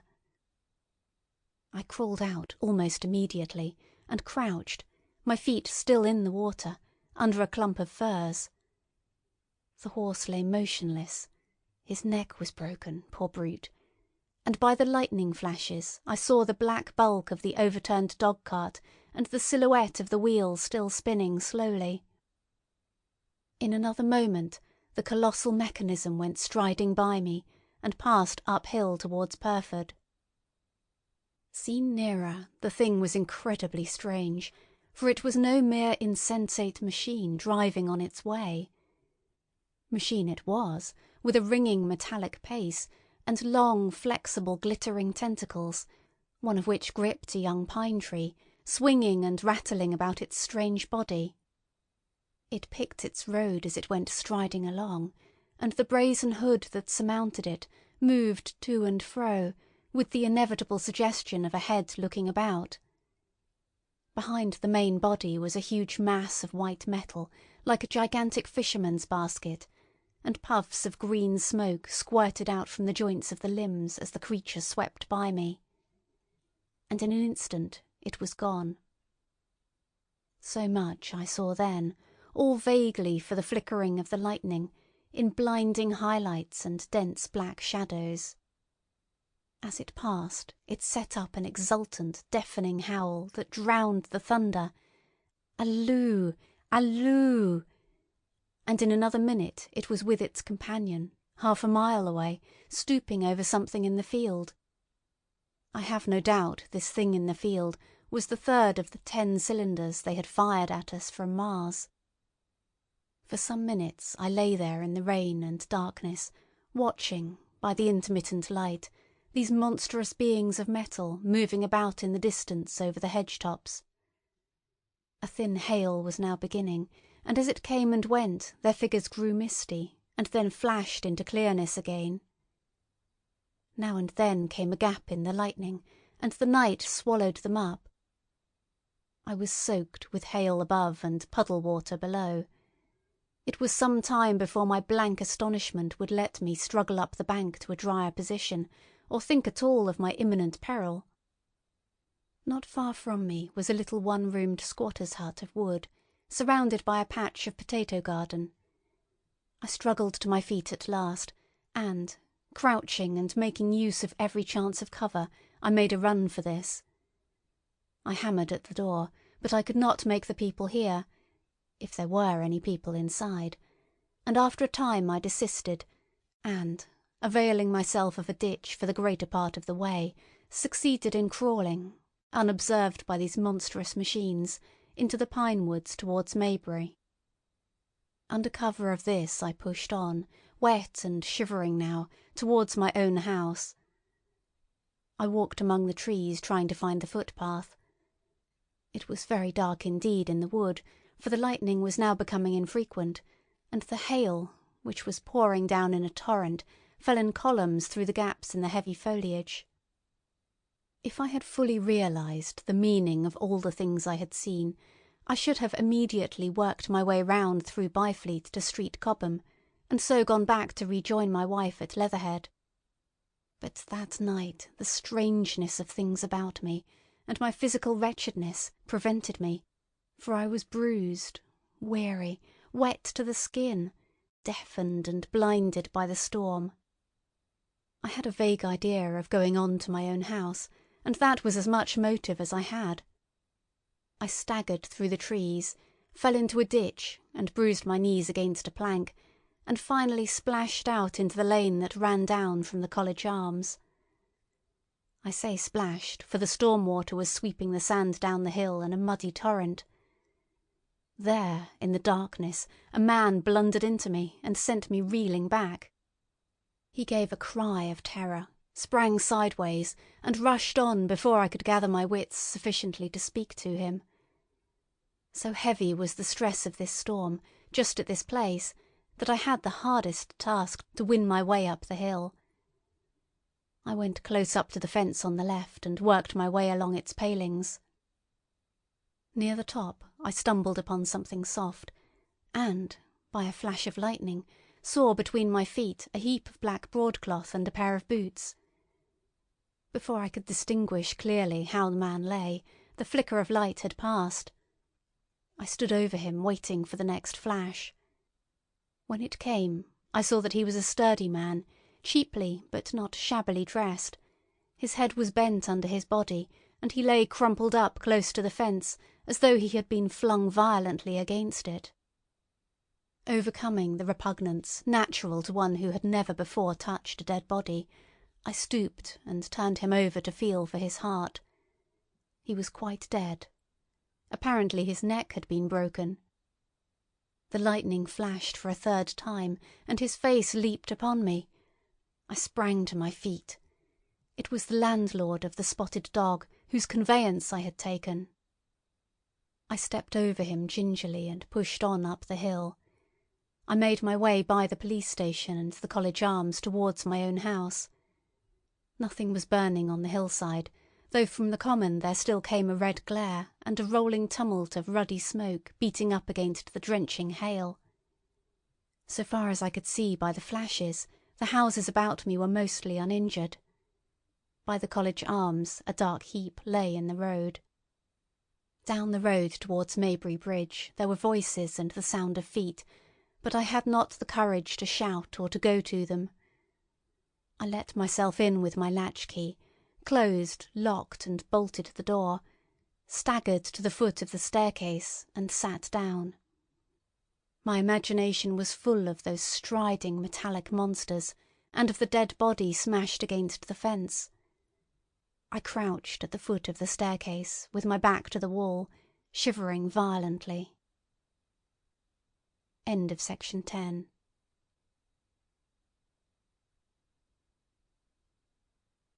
Section 11 of The War of the Worlds by H. G. Wells. Chapter 11. At the Window. I have already said that my storms of emotion have a trick of exhausting themselves.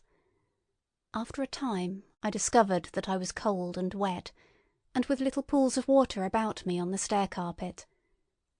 I got up almost mechanically, went into the dining room and drank some whisky, and then I was moved to change my clothes.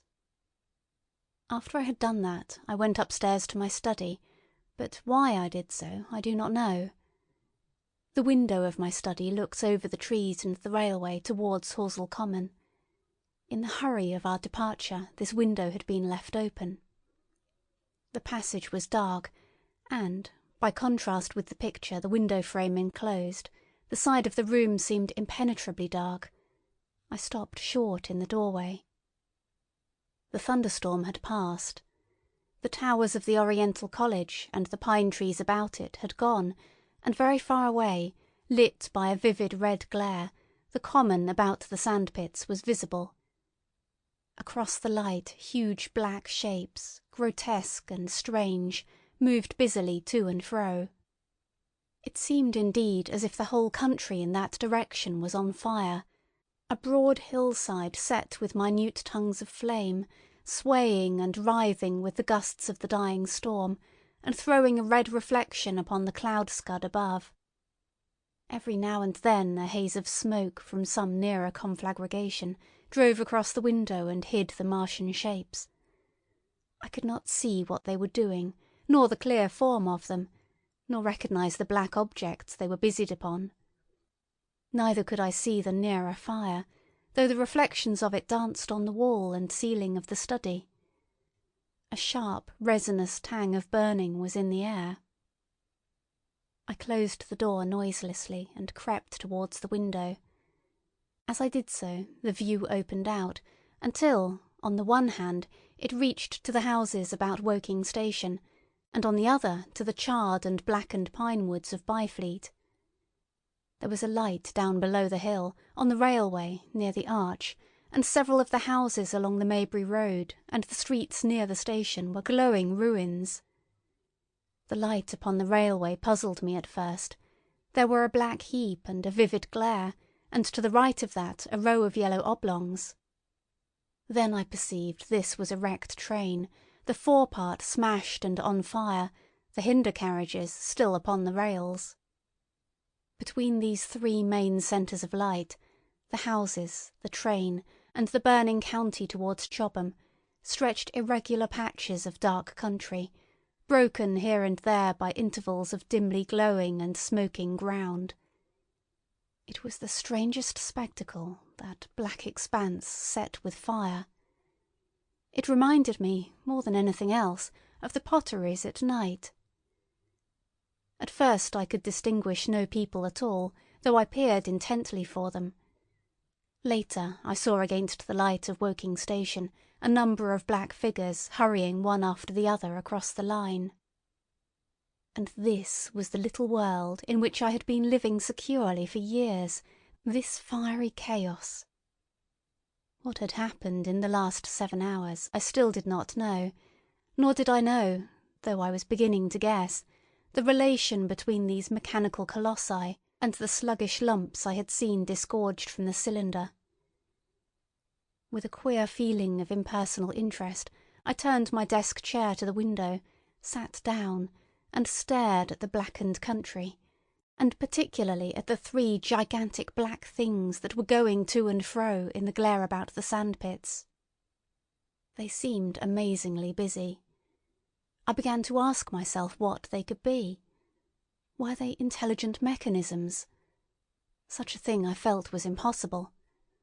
Or did a Martian sit within each, ruling, directing, using, much as a man's brain sits and rules in his body? I began to compare the things to human machines, to ask myself for the first time in my life how an ironclad or a steam engine would seem to an intelligent lower animal. The storm had left the sky clear, and over the smoke of the burning land the little fading pinpoint of Mars was dropping into the west when a soldier came into my garden. I heard a slight scraping at the fence, and rousing myself from the lethargy that had fallen upon me, I looked down and saw him dimly, clambering over the palings. At the sight of another human being my torpor passed, and I leaned out of the window eagerly. "Hist!" said I in a whisper.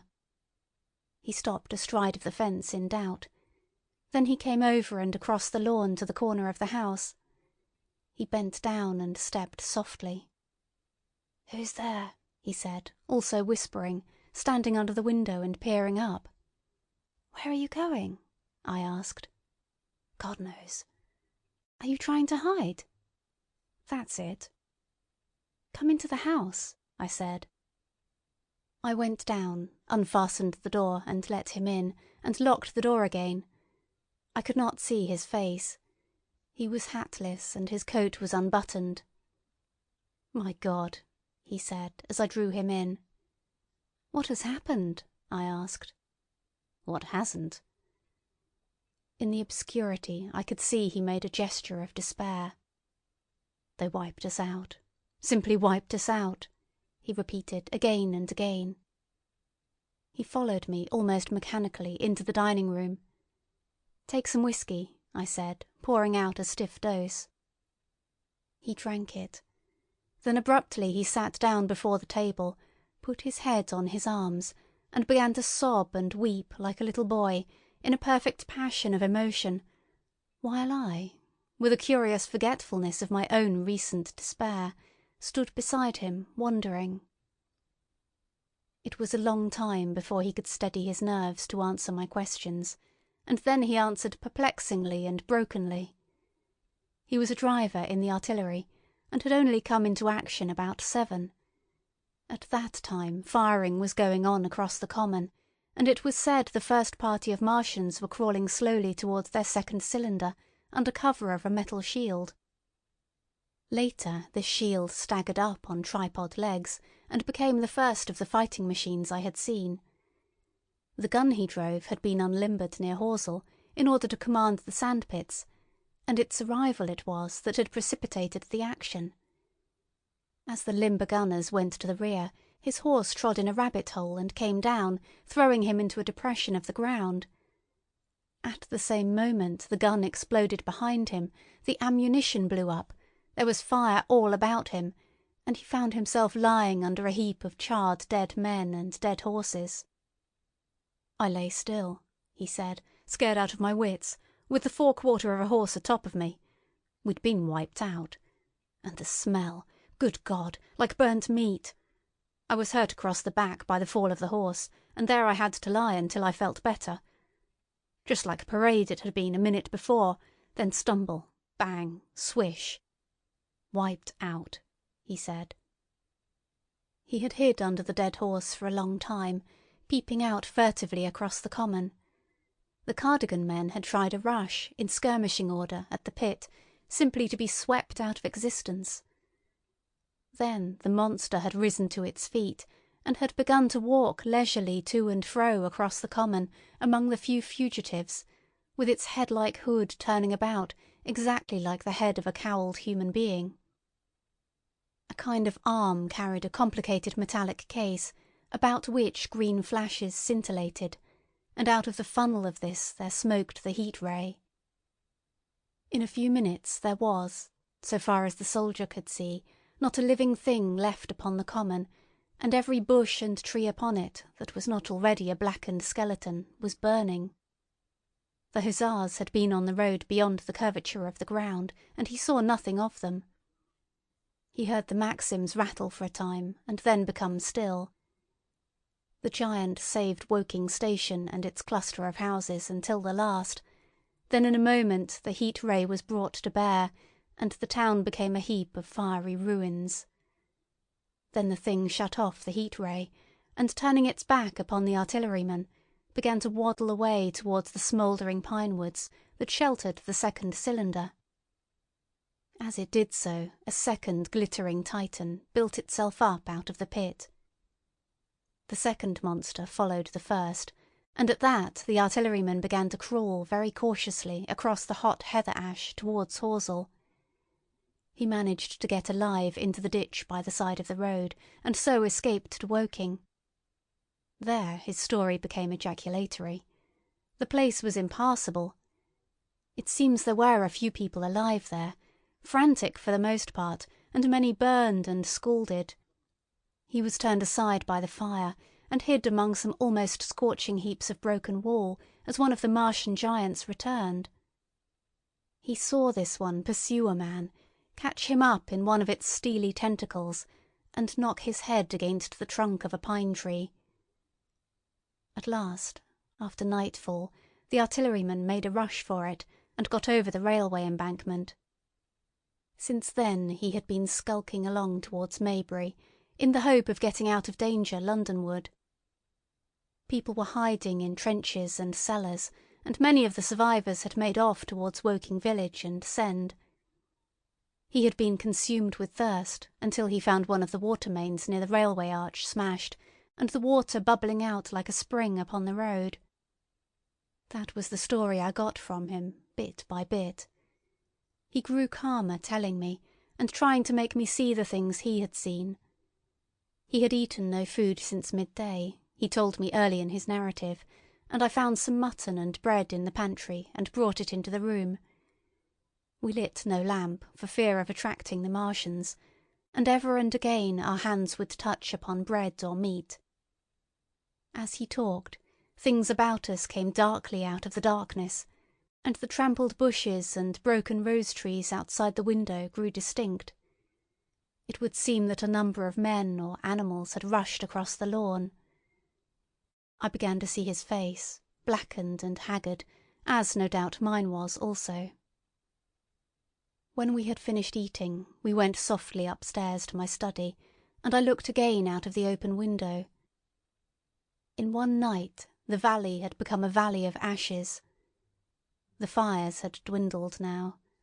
Where flames had been, there were now streamers of smoke, but the countless ruins of shattered and gutted houses, and blasted and blackened trees that the night had hidden, stood out now, gaunt and terrible, in the pitiless light of dawn. Yet, here and there, some object had had the luck to escape. A white railway signal here, the end of a greenhouse there, white and fresh amid the wreckage. Never before, in the history of warfare, had destruction been so indiscriminate and so universal. And shining with the growing light of the east, 3 of the metallic giants stood about the pit, their cowls rotating as though they were surveying the desolation they had made. It seemed to me that the pit had been enlarged, and ever and again puffs of vivid green vapour streamed up and out of it towards the brightening dawn, streamed up, whirled, broke, and vanished. Beyond were the pillars of fire about Chobham.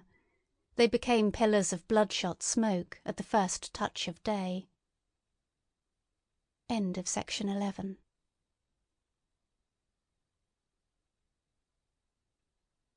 Section 12 of The War of the Worlds by H. G. Wells. Chapter 12.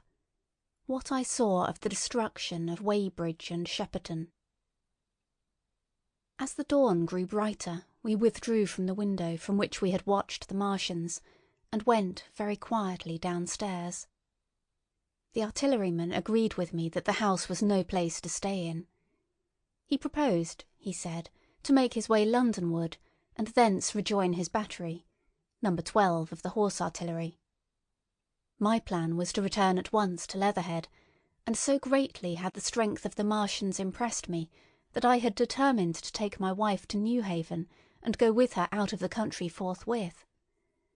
For I already perceived clearly that the country about London must inevitably be the scene of a disastrous struggle before such creatures as these could be destroyed. Between us and Leatherhead, however, lay the third cylinder with its guarding giants. Had I been alone, I think I should have taken my chance and struck across country. But the artilleryman dissuaded me. "It's no kindness to the right sort of wife," he said, "to make her a widow." And in the end I agreed to go with him, under cover of the woods, northward as far as Street Cobham before I parted with him. Thence I would make a big detour by Epsom to reach Leatherhead. I should have started at once, but my companion had been in active service, and he knew better than that. He made me ransack the house for a flask, which he filled with whisky, and we lined every available pocket with packets of biscuits and slices of meat. Then we crept out of the house, and ran as quickly as we could down the ill-made road by which I had come overnight. The houses seemed deserted. In the road lay a group of 3 charred bodies close together, struck dead by the heat ray, and here and there were things that people had dropped, a clock, a slipper, a silver spoon, and the like poor valuables. At the corner, turning up towards the post office, a little cart, filled with boxes and furniture, and horseless, heeled over on a broken wheel. A cash-box had been hastily smashed open and thrown under the debris. Except the lodge at the orphanage, which was still on fire, none of the houses had suffered very greatly here. The heat ray had shaved the chimney tops and passed. Yet, save ourselves, there did not seem to be a living soul on Maybury Hill. The majority of the inhabitants had escaped, I suppose, by way of the old Woking road, the road I had taken when I drove to Leatherhead, or they had hidden. We went down the lane, by the body of the man in black, sodden now from the overnight hail, and broke into the woods at the foot of the hill. We pushed through these towards the railway without meeting a soul. The woods across the line were but the scarred and blackened ruins of woods. For the most part the trees had fallen, but a certain proportion still stood, dismal grey stems, with dark brown foliage instead of green. On our side the fire had done no more than scorch the nearer trees. It had failed to secure its footing. In one place the woodmen had been at work on Saturday. Trees, felled and freshly trimmed, lay in a clearing, with heaps of sawdust by the sawing machine and its engine. Hard by was a temporary hut, deserted.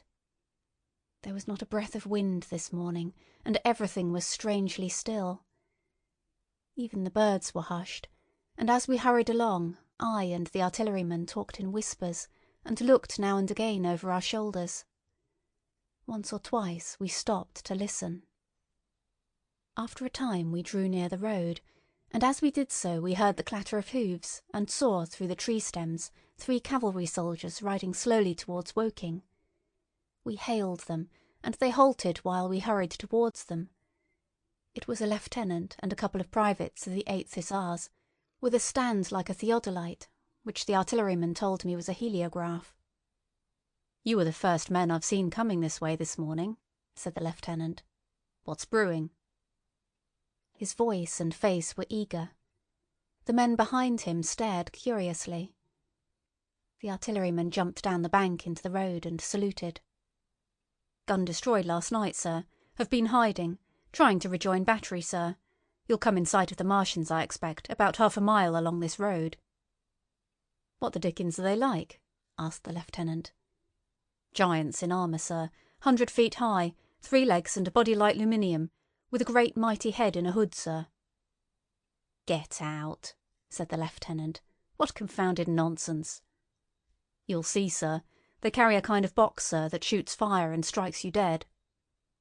"What do you mean? A gun?" "No, sir." And the artilleryman began a vivid account of the heat ray. Halfway through the lieutenant interrupted him and looked up at me. I was still standing on the bank by the side of the road. "It's perfectly true," I said. "Well," said the lieutenant, "I suppose it's my business to see it too. Look here," to the artilleryman. "We're detailed here, clearing people out of their houses. You'd better go along and report yourself to Brigadier General Marvin, and tell him all you know. He's at Weybridge. Know the way?" "I do," I said, and he turned his horse southward again. "Half a mile, you say?" said he. "At most," I answered, and pointed over the tree-tops southward. He thanked me and rode on, and we saw them no more. Farther along we came upon a group of 3 women and 2 children in the road, busy clearing out a labourer's cottage. They had got hold of a little hand truck and were piling it up with unclean-looking bundles and shabby furniture. They were all too assiduously engaged to talk to us as we passed. By Byfleet Station we emerged from the pine trees and found the country calm and peaceful under the morning sunlight. We were far beyond the range of the heat ray there, and had it not been for the silent desertion of some of the houses, the stirring movement of packing in others, and the knot of soldiers standing on the bridge over the railway and staring down the line towards Woking, the day would have seemed very like any other Sunday. Several farm wagons and carts were moving creakily along the road to Addlestone, and suddenly, through the gate of a field, we saw, across a stretch of flat meadow, 6 12-pounders standing neatly at equal distances, pointing towards Woking. The gunners stood by the guns waiting, and the ammunition wagons were at a business-like distance. The men stood almost as if under inspection. "That's good," said I. "They will get one fair shot at any rate." The artilleryman hesitated at the gate. "I shall go on," he said. Farther on towards Weybridge, just over the bridge, there were a number of men in white fatigue jackets throwing up a long rampart, and more guns behind. "It's bows and arrows against the lightning, anyhow," said the artilleryman. "They haven't seen that fire beam yet." The officers who were not actively engaged stood and stared over the tree-tops south-westward, and the men digging would stop every now and again to stare in the same direction. Byfleet was in a tumult. People packing and a score of hussars, some of them dismounted, some on horseback, were hunting them about. 3 or 4 black government wagons, with crosses in white circles, and an old omnibus, among other vehicles, were being loaded in the village street. There were scores of people, most of them sufficiently sabbatical to have assumed their best clothes. The soldiers were having the greatest difficulty in making them realise the gravity of their position. We saw one shrivelled old fellow with a huge box and a score or more of flower-pots containing orchids, angrily expostulating with the corporal who would leave them behind. I stopped and gripped his arm. "Do you know what's over there?" I said, pointing at the pine tops that hid the Martians. "Eh?" said he, turning. "I was explaining these is valuable." "Death!" I shouted. "Death is coming! Death! Death!" And leaving him to digest that, if he could, I hurried on after the artilleryman. At the corner I looked back. The soldier had left him, and he was still standing by his box, with the pots of orchids on the lid of it, and staring vaguely over the trees. No one in Weybridge could tell us where the headquarters were established. The whole place was in such confusion as I had never seen in any town before. Carts, carriages everywhere, the most astonishing miscellany of conveyances and horseflesh. The respectable inhabitants of the place, men in golf and boating costumes, wives prettily dressed, were packing, riverside loafers energetically helping, children excited, and for the most part highly delighted at this astonishing variation of their Sunday experiences. In the midst of it all the worthy vicar was very pluckily holding an early celebration, and his bell was jangling out above the excitement. I and the artilleryman, seated on the step of the drinking fountain, made a very passable meal upon what we had brought with us. Patrols of soldiers, here no longer hussars, but grenadiers in white, were warning people to move now or to take refuge in their cellars as soon as the firing began. We saw, as we crossed the railway bridge, that a growing crowd of people had assembled in and about the railway station, and the swarming platform was piled with boxes and packages. The ordinary traffic had been stopped, I believe, in order to allow of the passage of troops and guns to Chertsey, and I have heard since that a savage struggle occurred for places in the special trains that were put on at a later hour. We remained at Weybridge until midday, and at that hour we found ourselves at the place near Shepperton Lock where the Wey and Thames join. Part of the time we spent helping two old women to pack a little cart. The Wey has a treble mouth, and at this point boats are to be hired, and there was a ferry across the river. On the Shepperton side was an inn with a lawn, and beyond that the tower of Shepperton Church, it has been replaced by a spire, rose above the trees. Here we found an excited and noisy group of fugitives. As yet the flight had not grown to a panic, but there were already far more people than all the boats going to and fro could enable to cross. People came panting along under heavy burdens. One husband and wife were even carrying a small outhouse door between them, with some of their household goods piled thereon. One man told us he meant to get away from Shepperton Station. There was a lot of shouting, and one man was even jesting. The idea people seemed to have here was that the Martians were simply formidable human beings, who might attack and sack the town, to be certainly destroyed in the end. Every now and then people would glance nervously across the way, at the meadows towards Chertsey, but everything over there was still. Across the Thames, except just where the boats landed, everything was quiet, in vivid contrast with the Surrey side. The people who landed there from the boats went tramping off down the lane. The big ferry boat had just made a journey. 3 or 4 soldiers stood on the lawn of the inn, staring and jesting at the fugitives, without offering to help. The inn was closed, as it was now within prohibited hours. "What's that?" cried a boatman, and "Shut up, you fool," said a man near me to a yelping dog. Then the sound came again, this time from the direction of Chertsey, a muffled thud, the sound of a gun. The fighting was beginning. Almost immediately unseen batteries across the river to our right, unseen because of the trees, took up the chorus, firing heavily one after the other. A woman screamed. Everyone stood arrested by the sudden stir of battle, near us and yet invisible to us. Nothing was to be seen save flat meadows, cows feeding unconcernedly for the most part, and silvery pollard willows, motionless in the warm sunlight. "The soldiers'll stop 'em," said a woman beside me doubtfully. A haziness rose over the treetops. Then suddenly we saw a rush of smoke far away up the river, a puff of smoke that jerked up into the air and hung, and forthwith the ground heaved underfoot, and a heavy explosion shook the air, smashing 2 or 3 windows in the houses near, and leaving us astonished. "Here they are!" shouted a man in a blue jersey. "Yonder! Do you see them? Yonder!" Quickly, one after the other, 1, 2, 3, 4 of the armoured Martians appeared, far away over the little trees, across the flat meadows that stretched towards Chertsey, and striding hurriedly towards the river. Little cowled figures they seemed at first, going with a rolling motion and as fast as flying birds. Then, advancing obliquely towards us, came a fifth. Their armoured bodies glittered in the sun as they swept swiftly forward upon the guns, growing rapidly larger as they drew nearer.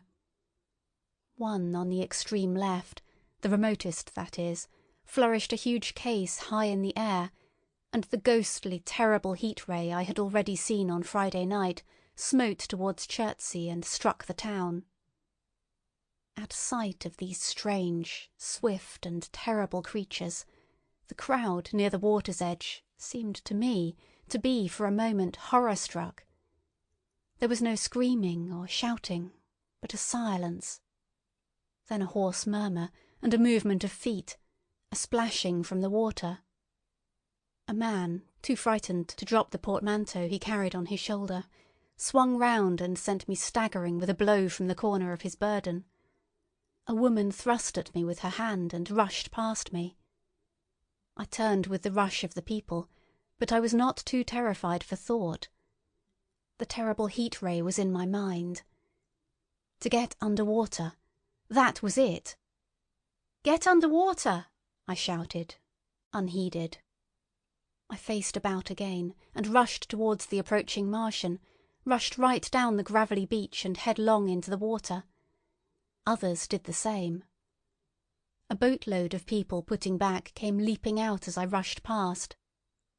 The stones under my feet were muddy and slippery, and the river was so low that I ran perhaps 20 feet, scarcely waist deep.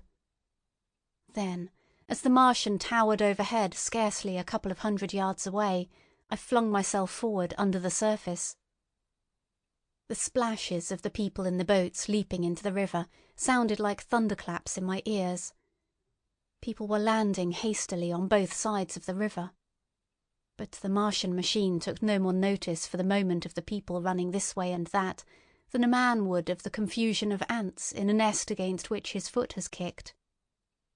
When, half suffocated, I raised my head above water, the Martian's hood pointed at the batteries that were still firing across the river, and as it advanced it swung loose what must have been the generator of the heat ray. In another moment it was on the bank, and in a stride wading halfway across. The knees of its foremost legs bent at the farther bank, and in another moment it had raised itself to its full height again, close to the village of Shepperton. Forthwith the 6 guns, which, unknown to anyone on the right bank, had been hidden behind the outskirts of that village, fired simultaneously. The sudden near concussion, the last close upon the first, made my heart jump. The monster was already raising the case generating the heat ray as the first shell burst 6 yards above the hood. I gave a cry of astonishment. I saw and thought nothing of the other 4 Martian monsters. My attention was riveted upon the nearer incident. Simultaneously 2 other shells burst in the air near the body as the hood twisted round in time to receive, but not in time to dodge, the 4th shell. The shell burst clean in the face of the thing. The hood bulged, flashed, was whirled off in a dozen tattered fragments of red flesh and glittering metal. "Hit!" shouted I, with something between a scream and a cheer. I heard answering shouts from the people in the water about me. I could have leaped out of the water with that momentary exultation. The decapitated colossus reeled like a drunken giant, but it did not fall over. It recovered its balance by a miracle, and, no longer heeding its steps, and with the camera that fired the heat ray now rigidly upheld, it reeled swiftly upon Shepperton. The living intelligence, the Martian within the hood, was slain and splashed to the 4 winds of heaven, and the thing was now a mere intricate device of metal whirling to destruction. It drove along in a straight line, incapable of guidance. It struck the tower of Shepperton Church, smashing it down as the impact of a battering ram might have done, swerved aside, blundered on, and collapsed with tremendous force into the river out of my sight. A violent explosion shook the air, and a spout of water, steam, mud, and shattered metal shot far up into the sky. As the camera of the heat ray hit the water, the latter had immediately flashed into steam. In another moment a huge wave, like a muddy tidal bore but almost scaldingly hot, came sweeping round the bend upstream. I saw people struggling shorewards, and heard their screaming and shouting faintly above the seething and roar of the Martian's collapse. For a moment I heeded nothing of the heat, forgot the patent need of self-preservation. I splashed through the tumultuous water, pushing aside a man in black to do so, until I could see round the bend. Half a dozen deserted boats pitched aimlessly upon the confusion of the waves. The fallen Martian came into sight downstream, lying across the river and for the most part submerged. Thick clouds of steam were pouring off the wreckage, and through the tumultuously whirling wisps I could see, intermittently and vaguely, the gigantic limbs churning the water and flinging a splash and spray of mud and froth into the air. The tentacles swayed and struck like living arms, and, save for the helpless purposelessness of these movements, it was as if some wounded thing were struggling for its life amid the waves. Enormous quantities of a ruddy brown fluid were spurting up in noisy jets out of the machine. My attention was diverted from this death flurry by a furious yelling, like that of the thing called a siren in our manufacturing towns. A man, knee-deep near the towing path, shouted inaudibly to me and pointed. Looking back, I saw the other Martians advancing with gigantic strides down the riverbank from the direction of Chertsey. The Shepperton guns spoke this time unavailingly. At that I ducked at once under water, and, holding my breath until movement was an agony, blundered painfully ahead under the surface as long as I could. The water was in a tumult about me and rapidly growing hotter. When, for a moment, I raised my head to take breath and throw the hair and water from my eyes, the steam was rising in a whirling white fog that at first hid the Martians altogether. The noise was deafening. Then I saw them, dimly, colossal figures of grey, magnified by the mist. They had passed by me, and two were stooping over the frothing, tumultuous ruins of their comrade. The third and fourth stood beside him in the water, one perhaps 200 yards from me, the other towards Laleham. The generators of the heat rays waved high, and the hissing beams smote down this way and that. The air was full of sound, a deafening and confusing conflict of noises, the clangorous din of the Martians, the crash of falling houses, the thud of trees, fences, sheds flashing into flame, and the crackling and roaring of fire. Dense black smoke was leaping up to mingle with the steam from the river, and as the heat ray went to and fro over Weybridge, its impact was marked by flashes of incandescent white that gave place at once to a smoky dance of lurid flames. The nearer houses still stood intact, awaiting their fate, shadowy, faint and pallid in the steam, with the fire behind them going to and fro. For a moment, perhaps, I stood there, breast high in the almost boiling water, dumbfounded at my position, hopeless of escape. Through the reek I could see the people who had been with me in the river scrambling out of the water through the reeds, like little frogs hurrying through grass from the advance of a man, or running to and fro in utter dismay on the towing path. Then suddenly the white flashes of the heat ray came leaping towards me. The houses caved in as they dissolved at its touch and darted out flames. The trees changed to fire with a roar. The ray flickered up and down the towing path, licking off the people who ran this way and that, and came down to the water's edge not 50 yards from where I stood. It swept across the river to Shepperton, and the water in its track rose in a boiling wheel crested with steam, I turned shoreward. In another moment the huge wave, well nigh at the boiling point, had rushed upon me. I screamed aloud and scalded, half-blinded, agonised. I staggered through the leaping, hissing water towards the shore. Had my foot stumbled, it would have been the end. I fell helplessly, in full sight of the Martians, upon the broad, bare, gravelly spit that runs down to mark the angle of the Wey and Thames. I expected nothing but death. I have a dim memory of the foot of a Martian coming down within a score of yards of my head, driving straight into the loose gravel, whirling it this way and that, and lifting again, of a long suspense, and then of the four, carrying the debris of their comrade between them, now clear and then presently faint through a veil of smoke, receding interminably, as it seemed to me, across a vast space of river and meadow. And then, very slowly, I realised that, by a miracle, I had escaped. End of section 12.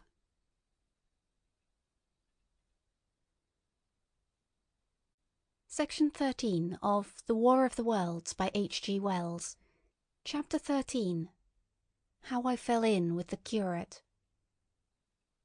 After getting this sudden lesson in the power of terrestrial weapons, the Martians retreated to their original position upon Horsell Common, and in their haste, and encumbered with the debris of their smashed companion, they no doubt overlooked many such a stray and negligible victim as myself. Had they left their comrade and pushed on forthwith, there was nothing at that time between them and London but batteries of 12-pounder guns, and they would certainly have reached the capital in advance of the tidings of their approach. As sudden, dreadful, and destructive their advent would have been as the earthquake that destroyed Lisbon a century ago. But they were in no hurry. Cylinder followed cylinder on its interplanetary flight. Every 24 hours brought them reinforcement. And meanwhile, the military and naval authorities, now fully alive to the tremendous power of their antagonists, worked with furious energy. Every minute a fresh gun came into position, until, before twilight, every copse, every row of suburban villas on the hilly slopes about Kingston and Richmond masked an expectant black muzzle. And through the charred and desolated area, perhaps 20 square miles altogether, that encircled the Martian encampment on Horsell Common, through charred and ruined villages among the green trees, through the blackened and smoking arcades that had been but a day ago pine spinneys, crawled the devoted scouts with the heliographs that were presently to warn the gunners of the Martian approach. But the Martians now understood our command of artillery and the danger of human proximity, and not a man ventured within a mile of either cylinder, save at the price of his life. It would seem that these giants spent the earlier part of the afternoon in going to and fro, transferring everything from the second and third cylinders, the second in Addlestone Golf Links and the third at Purford, to their original pit on Horsell Common. Over that, above the blackened heather and ruined buildings that stretched far and wide, stood one as sentinel, while the rest abandoned their vast fighting machines and descended into the pit. They were hard at work there far into the night, and the towering pillar of dense green smoke that rose therefrom could be seen from the hills about Merrow, and even, it is said, from Banstead and Epsom Downs. And while the Martians behind me were thus preparing for their next sally, and in front of me humanity gathered for the battle, I made my way with infinite pains and labour from the fire and smoke of burning Weybridge towards London. I saw an abandoned boat, very small and remote, drifting downstream, and throwing off the most of my sodden clothes, I went after it, gained it, and so escaped out of that destruction. There were no oars in the boat, but I contrived to paddle, as well as my parboiled hands would allow, down the river towards Halliford and Walton, going very tediously and continually looking behind me, as you may well understand. I followed the river because I considered that the water gave me my best chance of escape should these giants return. The hot water from the Martian's overthrow drifted downstream with me, so that for the best part of a mile I could see little of either bank. Once, however, I made out a string of black figures hurrying across the meadows from the direction of Weybridge. Halliford, it seemed, was deserted, and several of the houses facing the river were on fire. It was strange to see the place quite tranquil, quite desolate under the hot blue sky, with the smoke and little threads of flame going straight up into the heat of the afternoon. Never before had I seen houses burning without the accompaniment of an obstructive crowd. A little farther on, the dry reeds up the bank were smoking and glowing, and a line of fire inland was marching steadily across a late field of hay. For a long time I drifted, so painful and weary was I after the violence I had been through, and so intense the heat upon the water. Then my fears got the better of me again, and I resumed my paddling. The sun scorched my bare back. At last, as the bridge at Walton was coming into sight round the bend, my fever and faintness overcame my fears, and I landed on the Middlesex bank and lay down, deadly sick, among the long grass. I suppose the time was then about 4 or 5 o'clock. I got up presently, walked perhaps half a mile without meeting a soul, and then lay down again in the shadow of a hedge. I seem to remember talking, wonderingly, to myself during that last spurt. I was also very thirsty, and bitterly regretful I had drunk no more water. It is a curious thing that I felt angry with my wife. I cannot account for it, but my impotent desire to reach Leatherhead worried me excessively. I do not clearly remember the arrival of the curate, so that probably I dozed. I became aware of him as a seated figure in soot-smudged shirt-sleeves, and with his upturned, clean-shaven face staring at a faint flickering that danced over the sky.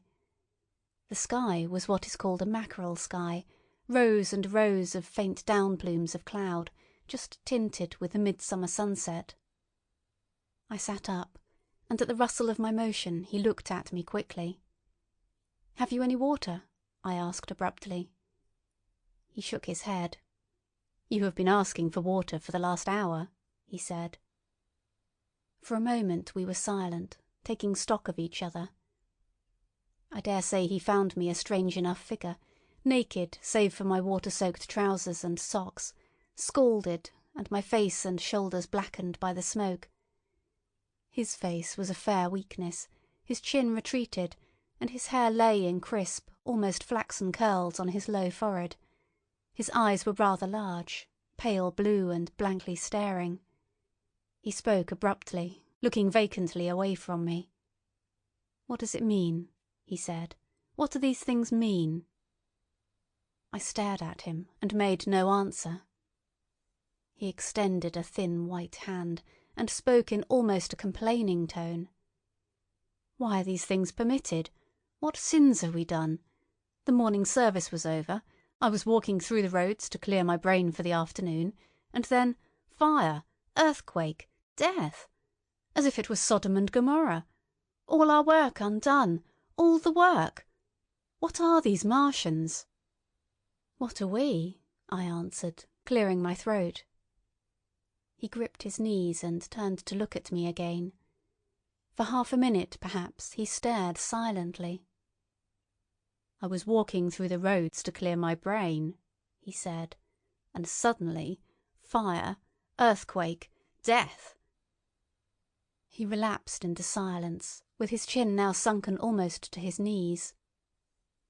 Presently he began waving his hand. "All the work, all the Sunday schools. What have we done? What has Weybridge done? Everything gone, everything destroyed. The church, we rebuilt it only 3 years ago. Gone, swept out of existence. Why?" Another pause, and he broke out again like one demented. "The smoke of her burning goeth up for ever and ever," he shouted. His eyes flamed, and he pointed a lean finger in the direction of Weybridge. By this time I was beginning to take his measure. The tremendous tragedy in which he had been involved—it was evident he was a fugitive from Weybridge—had driven him to the very verge of his reason. "Are we far from Sunbury?" I said, in a matter-of-fact tone. "What are we to do?" he asked. "Are these creatures everywhere? Has the earth been given over to them?" "Are we far from Sunbury?" "Only this morning I officiated at early celebration. Things have changed," I said quietly. "You must keep your head. There is still hope." "Hope?" "Yes, plentiful hope for all this destruction." I began to explain my view of our position. He listened at first, but as I went on the interest dawning in his eyes gave place to their former stare, and his regard wandered from me. "This must be the beginning of the end," he said, interrupting me. "The end, the great and terrible day of the Lord, when men shall call upon the mountains and the rocks to fall upon them and hide them from the face of him that sitteth upon the throne." I began to understand the position. I ceased my laboured reasoning, struggled to my feet, and, standing over him, laid my hand on his shoulder. "Be a man," said I. "You are scared out of your wits. What good is religion if it collapses under calamity? Think of what earthquakes and floods, wars and volcanoes have done before to men. Did you think God had exempted Weybridge? He is not an insurance agent." For a time he sat in blank silence. "But how can we escape?" he asked suddenly. "They are invulnerable. They are pitiless." "Neither the one, nor perhaps the other," I answered. "And the mightier they are, the more sane and wary should we be. One of them was killed yonder not 3 hours ago." "Killed?" he said, staring about him. "How can God's ministers be killed?" "I saw it happen." I proceeded to tell him. "We have chanced to come in for the thick of it," said I, "and that is all." "What is that flicker in the sky?" he asked abruptly. I told him it was the heliograph signalling, that it was a sign of human help and effort in the sky. "We are in the midst of it," I said, "quiet as it is. That flicker in the sky tells of the gathering storm. Yonder, I take it, are the Martians, and Londonward, where those hills rise about Richmond and Kingston, and the trees give cover, earthworks are being thrown up and guns are being placed. Presently the Martians will be coming this way again." And even as I spoke he sprang to his feet and stopped me by a gesture. "Listen," he said. From beyond the low hills across the water came the dull resonance of distant guns and a remote, weird crying. Then everything was still. A cockchafer came droning over the hedge and past us. High in the west the crescent moon hung faint and pale above the smoke of Weybridge and Shepperton and the hot, still splendour of the sunset. "We had better follow this path," I said, "northward." End of section 13.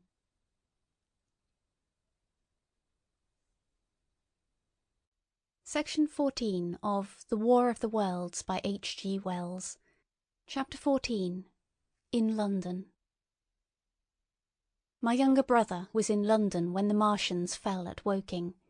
He was a medical student working for an imminent examination, and he heard nothing of the arrival until Saturday morning. The morning papers on Saturday contained, in addition to lengthy special articles on the planet Mars, on life in the planets, and so forth, a brief and vaguely worded telegram, all the more striking for its brevity. The Martians, alarmed by the approach of a crowd, had killed a number of people with a quick-firing gun, so the story ran. The telegram concluded with the words, "Formidable as they seem to be, the Martians have not moved from the pit into which they have fallen, and, indeed, seem incapable of doing so. Probably this is due to the relative strength of the Earth's gravitational energy."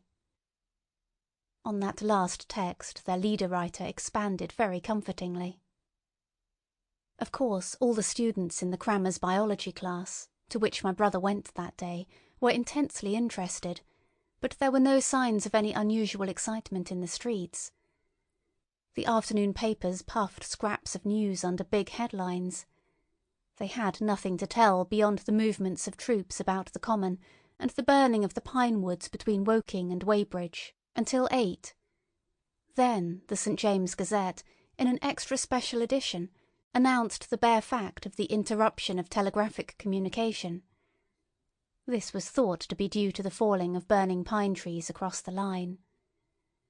No more of the fighting was known that night, the night of my drive to Leatherhead and back. My brother felt no anxiety about us, as he knew from the description in the papers that the cylinder was a good 2 miles from my house. He made up his mind to run down that night to me, in order, as he says, to see the things before they were killed. He dispatched a telegram, which never reached me, about 4 o'clock, and spent the evening at a music hall. In London also, on Saturday night there was a thunderstorm, and my brother reached Waterloo in a cab. On the platform from which the midnight train usually starts, he learned, after some waiting, that an accident prevented trains from reaching Woking that night. The nature of the accident he could not ascertain. Indeed, the railway authorities did not clearly know at that time.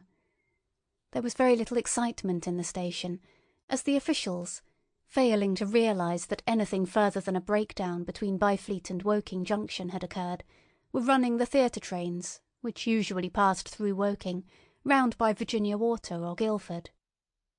They were busy making the necessary arrangements to alter the route of the Southampton and Portsmouth Sunday League excursions. A nocturnal newspaper reporter, mistaking my brother for the traffic manager, to whom he bears a slight resemblance, waylaid and tried to interview him. Few people, excepting the railway officials, connected the breakdown with the Martians.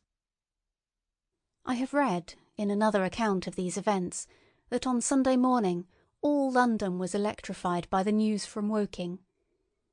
As a matter of fact, there was nothing to justify that very extravagant phrase. Plenty of Londoners did not hear of the Martians until the panic of Monday morning. Those who did took some time to realise all that the hastily worded telegrams in the Sunday papers conveyed. The majority of people in London do not read Sunday papers. The habit of personal security, moreover, is so deeply fixed in the Londoner's mind, and startling intelligence so much a matter of course in the papers, that they could read about it without any personal tremors. About 7 o'clock last night the Martians came out of the cylinder, and, moving about under an armour of metallic shields, have completely wrecked Woking Station with the adjacent houses, and massacred an entire battalion of the Cardigan Regiment. No details are known. Maxims have been absolutely useless against their armour, the field guns have been disabled by them. Flying hussars have been galloping into Chertsey. The Martians appear to be moving slowly towards Chertsey or Windsor. Great anxiety prevails in West Surrey, and earthworks are being thrown up to check the advance Londonward. That was how the Sunday Sun put it, and a clever and remarkably prompt handbook article in the Referee compared the affair to a menagerie suddenly let loose in a village. No one in London knew positively of the nature of the armoured Martians, and there was still a fixed idea that these monsters must be sluggish, crawling, creeping painfully. Such expressions occurred in almost all the earlier reports. None of the telegrams could have been written by an eyewitness of their advance. The Sunday papers printed separate editions as further news came to hand, some even in default of it. But there was practically nothing more to tell people until late in the afternoon, when the authorities gave the press agencies the news in their possession. It was stated that the people of Walton and Weybridge and all the district were pouring along the roads Londonward, and that was all. My brother went to church at the Foundling Hospital in the morning, still in ignorance of what had happened on the previous night. There he heard allusions made to the invasion and a special prayer for peace. Coming out, he bought a Referee. He became alarmed at the news in this, and went again to Waterloo Station to find out if communication were restored. The omnibuses, carriages, cyclists, and innumerable people walking in their best clothes seemed scarcely affected by the strange intelligence that the news vendors were disseminating. People were interested, or, if alarmed, alarmed only on account of the local residents. At the station he heard for the first time that the Windsor and Chertsey lines were now interrupted. The porters told him that several remarkable telegrams had been received in the morning from Byfleet and Chertsey stations, but that these had abruptly ceased. My brother could get very little precise detail out of them. "There's fighting going on about Weybridge," was the extent of their information. The train service was now very much disorganised. Quite a number of people who had been expecting friends from places on the South Western network were standing about the station. One grey-headed old gentleman came and abused the South Western Company bitterly to my brother. "It wants showing up," he said. 1 or 2 trains came in from Richmond, Putney, and Kingston, containing people who had gone out for a day's boating and found the locks closed and a feeling of panic in the air. A man in a blue and white blazer addressed my brother, full of strange tidings. "There's hosts of people driving into Kingston in traps and carts and things, with boxes of valuables and all that," he said. "They come from Molesey and Weybridge and Walton, and they say there's been guns heard at Chertsey, heavy firing, and that mounted soldiers have told them to get off at once because the Martians are coming. We heard guns firing at Hampton Court Station, but we thought it was thunder. What the dickens does it all mean? The Martians can't get out of their pit, can they?" My brother could not tell him. Afterwards he found that the vague feeling of alarm had spread to the clients of the Underground Railway, and that the Sunday excursionists began to return from all over the South Western Lung, Barnes, Wimbledon, Richmond Park, Kew, and so forth, at unnaturally early hours, but not a soul had anything more than vague hearsay to tell of. Everyone connected with the terminus seemed ill-tempered. About 5 o'clock the gathering crowd in the station was immensely excited by the opening of the line of communication, which is almost invariably closed, between the south-eastern and the south-western stations, and the passage of carriage trucks bearing huge guns and carriages crammed with soldiers. These were the guns that were brought up from Woolwich and Chatham to cover Kingston. There was an exchange of pleasantries. "You'll get eaten," "We're the beast tamers," and so forth. A little while after that a squad of police came into the station and began to clear the public off the platforms, and my brother went out into the street again. The church bells were ringing for evensong, and a squad of Salvation Army lassies came singing down Waterloo Road. On the bridge a number of loafers were watching a curious brown scum that came drifting down the stream in patches. The sun was just setting, and the clock tower and the Houses of Parliament rose against one of the most peaceful skies it is possible to imagine, a sky of gold, barred with long transverse stripes of reddish-purple cloud. There was talk of a floating body. One of the men there, a reservist he said he was, told my brother he had seen the heliograph flickering in the west. In Wellington Street my brother met a couple of sturdy roughs who had just been rushed out of Fleet Street with still wet newspapers and staring placards. "Dreadful catastrophe," they bawled one to the other down Wellington Street. "Fighting at Weybridge. Full description. Repulse of the Martians. London in danger." He had to give threepence for a copy of that paper. Then it was, and then only, that he realised something of the full power and terror of these monsters.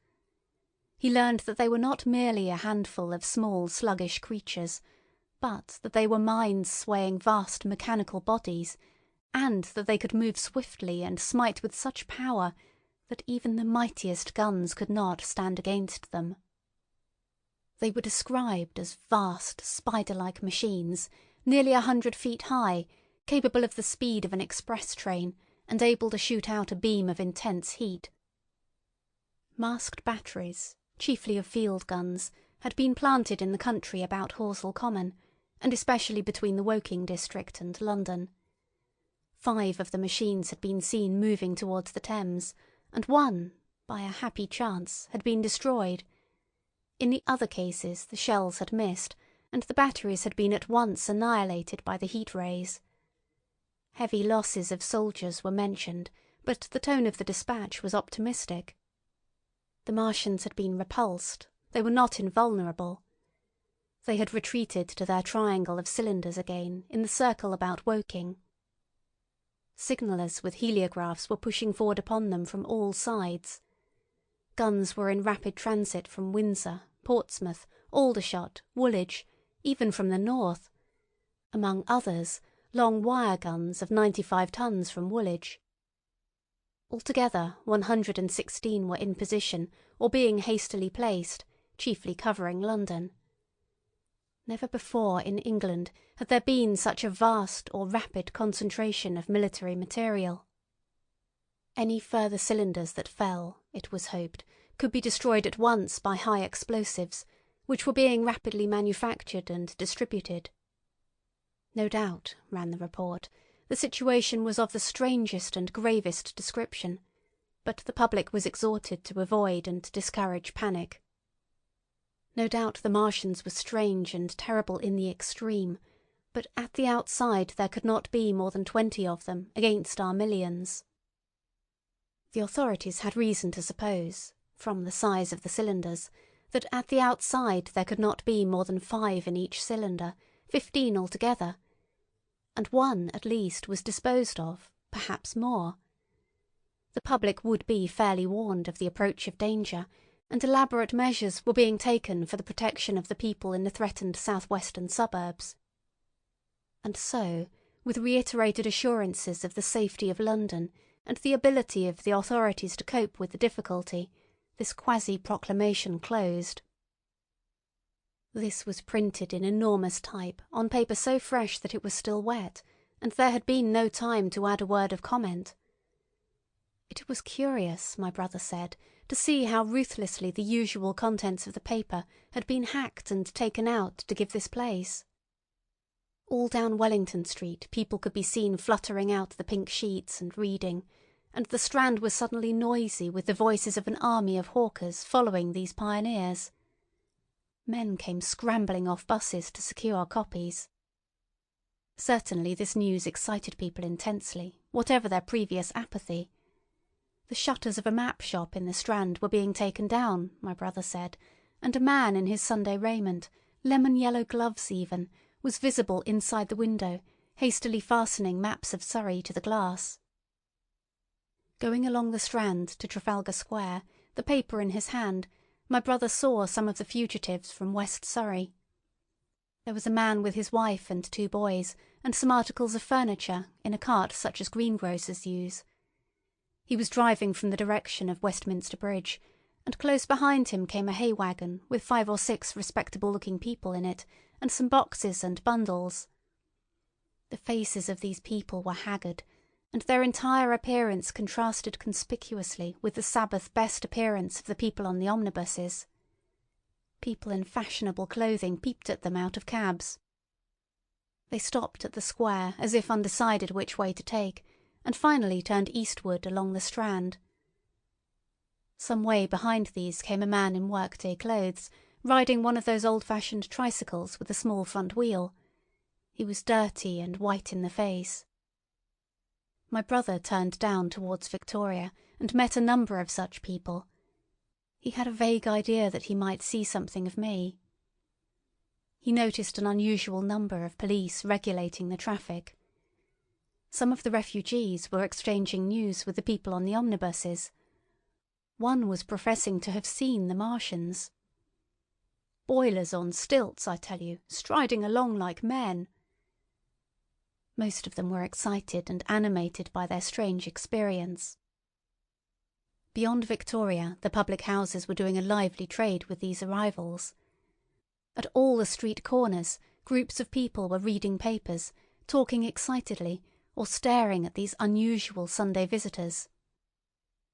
They seemed to increase as night drew on, until at last the roads, my brother said, were like Epsom High Street on a Derby day. My brother addressed several of these fugitives and got unsatisfactory answers from most. None of them could tell him any news of Woking, except one man who assured him that Woking had been entirely destroyed on the previous night. "I come from Byfleet," he said. "Man on a bicycle came through the place in the early morning and ran from door to door warning us to come away. Then came soldiers. We went out to look, and there were clouds of smoke to the south. Nothing but smoke, and not a soul coming that way. Then we heard the guns at Chertsey, and folks coming from Weybridge, so I've locked up my house and come on."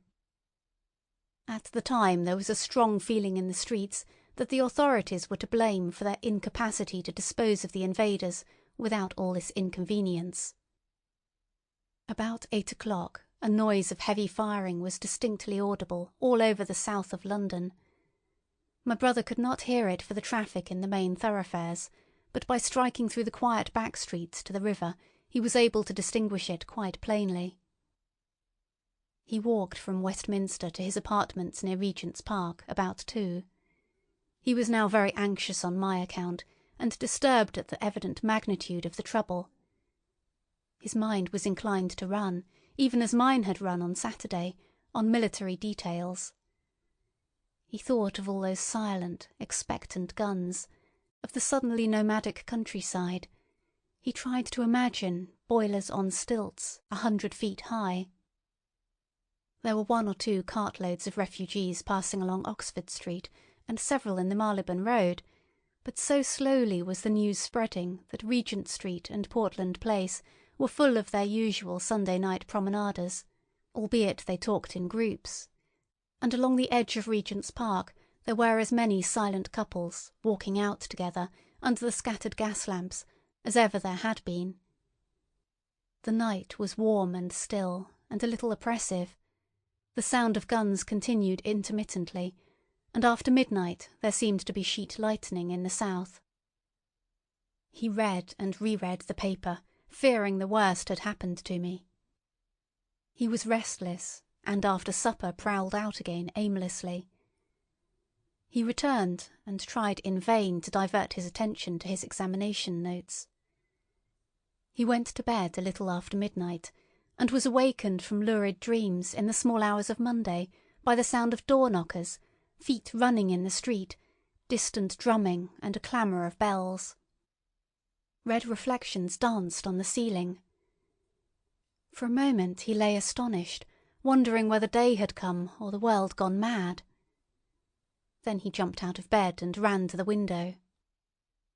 His room was an attic, and as he thrust his head out, up and down the street there were a dozen echoes to the noise of his window sash, and heads in every kind of night disarray appeared. Inquiries were being shouted. "They are coming," bawled a policeman, hammering at the door. "The Martians are coming," and hurried to the next door.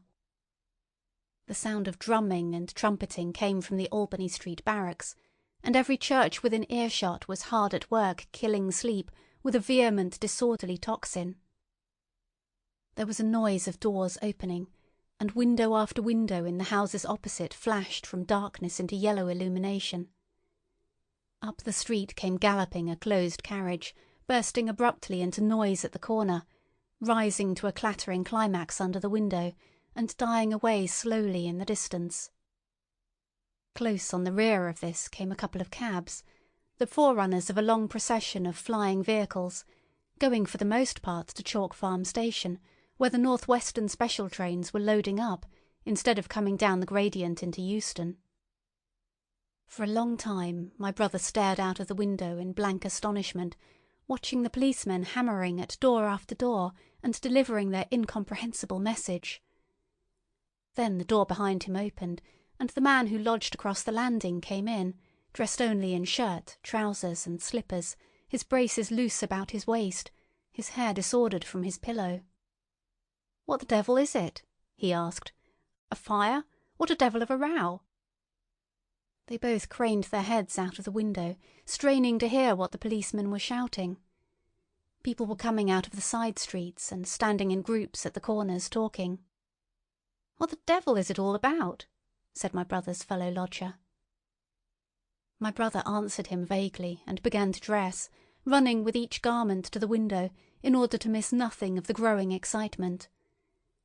And presently men selling unnaturally early newspapers came bawling into the street. "London in danger of suffocation. The Kingston and Richmond defences forced. Fearful massacres in the Thames Valley."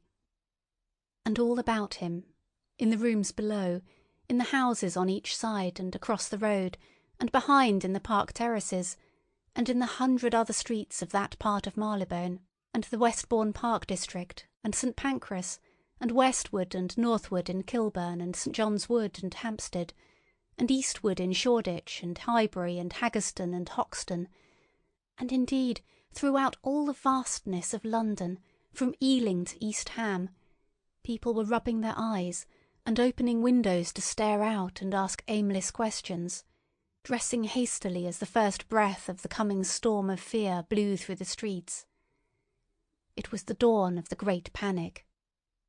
London, which had gone to bed on Sunday night oblivious and inert, was awakened, in the small hours of Monday morning, to a vivid sense of danger. Unable from his window to learn what was happening, my brother went down and out into the street, just as the sky between the parapets of the houses grew pink with the early dawn. The flying people on foot and in vehicles grew more numerous every moment. "Black smoke!" he heard people crying, and again, "Black smoke!" The contagion of such a unanimous fear was inevitable. As my brother hesitated on the doorstep, he saw another newsvendor approaching, and got a paper forthwith. The man was running away with the rest, and selling his papers for a shilling each as he ran, a grotesque mingling of profit and panic. And from this paper my brother read that catastrophic dispatch of the Commander-in-Chief. The Martians are able to discharge enormous clouds of a black and poisonous vapour by means of rockets. They have smothered our batteries, destroyed Richmond, Kingston, and Wimbledon, and are advancing slowly towards London, destroying everything on the way. It is impossible to stop them. There is no safety from the black smoke but in instant flight. That was all, but it was enough. The whole population of the great 6 million city was stirring, slipping, running. Presently it would be pouring en masse northward. "Black smoke!" the voices cried. "Fire!" The bells of the neighbouring church made a jangling tumult. A cart carelessly driven smashed, amid shrieks and curses, against the water trough up the street. Sickly yellow lights went to and fro in the houses, and some of the passing cabs flaunted unextinguished lamps. And overhead the dawn was growing brighter, clear and steady and calm. He heard footsteps running to and fro in the rooms, and up and down stairs behind him. His landlady came to the door, loosely wrapped in dressing-gown and shawl. Her husband followed, ejaculating. As my brother began to realise the import of all these things, he turned hastily to his own room, put all his available money, some £10 altogether, into his pockets, and went out again into the streets. End of section 14.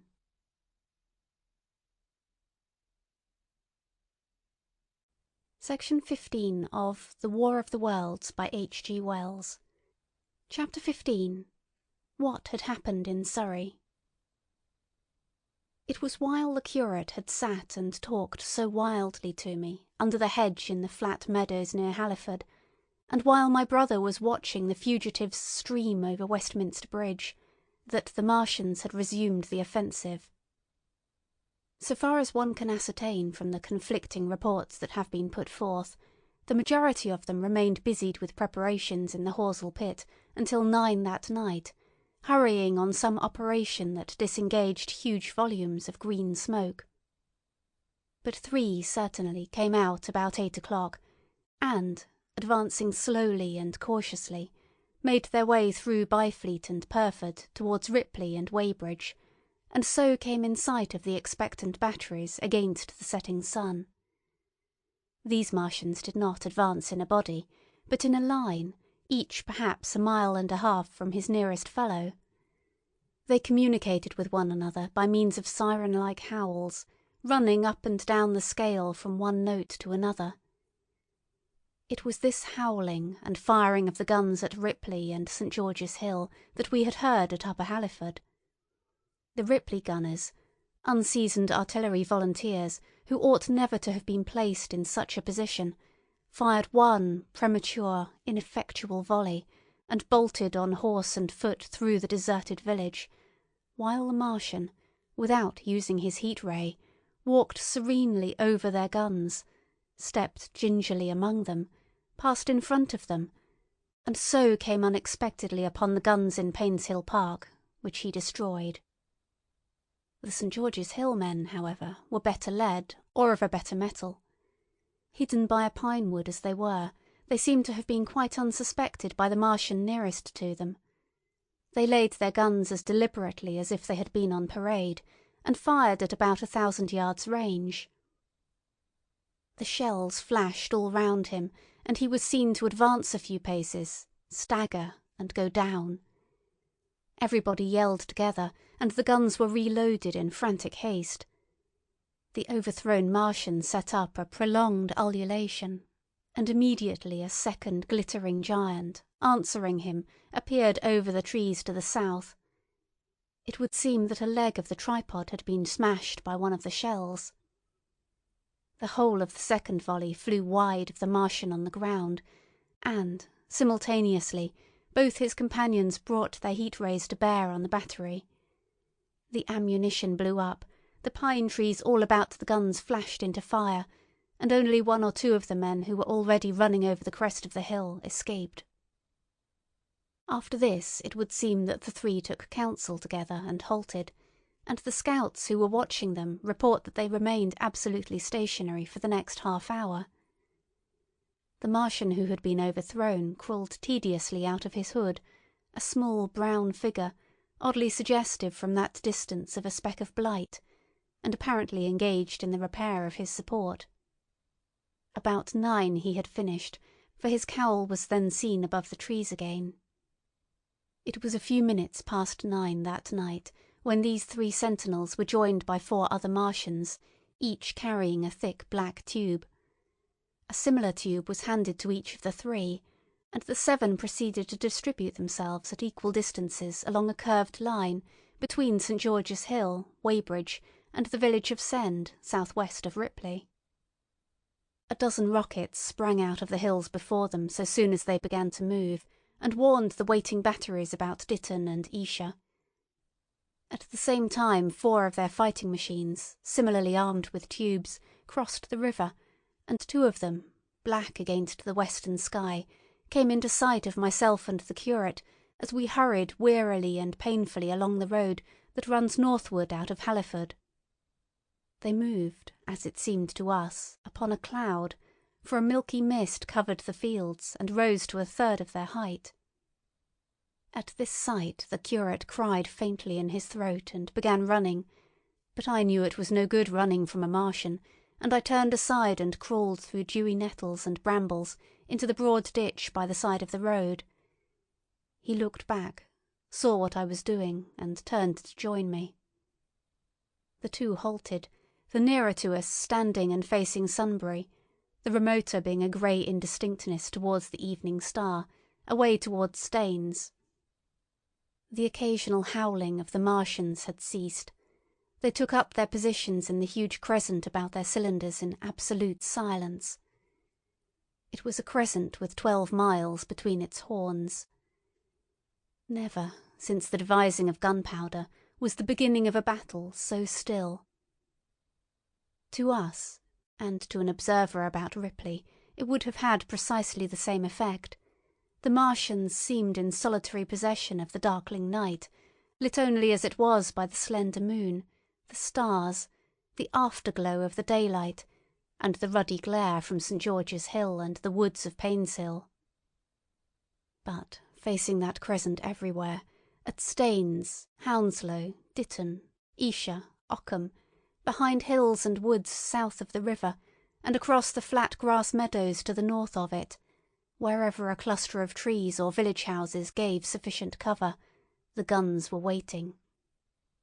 The signal rockets burst and rained their sparks through the night and vanished, and the spirit of all those watching batteries rose to a tense expectation. The Martians had but to advance into the line of fire, and instantly those motionless black forms of men, those guns glittering so darkly in the early night, would explode into a thunderous fury of battle. No doubt the thought that was uppermost in 1,000 of those vigilant minds, even as it was uppermost in mine, was the riddle: how much did they understand of us? Did they grasp that we, in our millions, were organised, disciplined, working together? Or did they interpret our spurts of fire, the sudden stinging of our shells, our steady investment of their encampment, as we should the furious unanimity of onslaught in a disturbed hive of bees? Did they dream they might exterminate us? At that time no one knew what food they needed. 100 such questions struggled together in my mind as I watched that vast sentinel shape, and in the back of my mind was the sense of all the huge unknown and hidden forces Londonward. Had they prepared pitfalls? Were the powder mills at Hounslow ready as a snare? Would the Londoners have the heart and courage to make a greater Moscow of their mighty province of houses? Then, after an interminable time, as it seemed to us, crouching and peering through the hedge, came a sound like the distant concussion of a gun. Another nearer, and then another, and then the Martian beside us raised his tube on high and discharged it, gun-wise, with a heavy report that made the ground heave. The one towards Staines answered him. There was no flash, no smoke, simply that loaded detonation. I was so excited by these heavy minute guns following one another that I so far forgot my personal safety and my scalded hands as to clamber up into the hedge and stare towards Sunbury. As I did so, a second report followed, and a big projectile hurtled overhead towards Hounslow. I expected at least to see smoke or fire or some such evidence of its work. But all I saw was the deep blue sky above, with one solitary star, and the white mist spreading wide and low beneath. And there had been no crash, no answering explosion. The silence was restored, the minute lengthened to 3. "What has happened?" said the curate, standing up beside me. "Heaven knows," said I. A bat flickered by and vanished. A distant tumult of shouting began and ceased. I looked again at the Martian, and saw he was now moving eastward along the river bank with a swift rolling motion. Every moment I expected the fire of some hidden battery to spring upon him, but the evening calm was unbroken. The figure of the Martian grew smaller as he receded, and presently the mist and the gathering night had swallowed him up. By a common impulse we clambered higher. Towards Sunbury was a dark appearance, as though a conical hill had suddenly come into being there, hiding our view of the farther country. And then, remoter across the river, over Walton, we saw another such summit. These hill-like forms grew lower and broader even as we stared.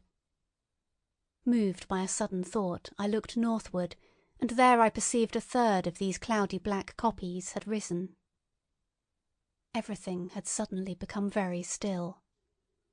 Far away to the southeast, marking the quiet, we heard the Martians hooting to one another, and then the air quivered again with the distant thud of their guns.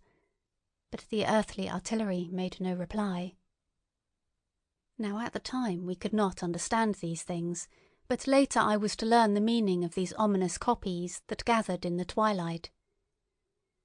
Each of the Martians, standing in the great crescent I have described, had discharged, by means of the gun-like tube he carried, a huge canister, over whatever hill, copse, cluster of houses, or other possible cover for guns chanced to be in front of him.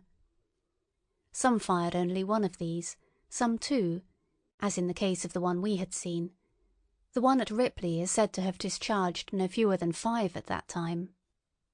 These canisters smashed on striking the ground. They did not explode, and incontinently disengaged an enormous volume of heavy, inky vapour, coiling and pouring upward in a huge and ebony cumulus cloud, a gaseous hill that sank and spread itself slowly over the surrounding country.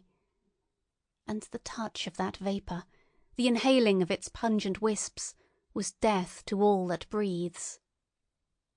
It was heavy, this vapour, heavier than the densest smoke, so that after the first tumultuous uprush and outflow of its impact, it sank down through the air and poured over the ground in a manner rather liquid than gaseous, abandoning the hills and streaming into the valleys and ditches and watercourses, even as I have heard the carbonic acid gas that pours from volcanic clefts is wont to do. And where it came upon water, some chemical action occurred, and the surface would instantly be covered with a powdery scum that sank slowly and made way for more.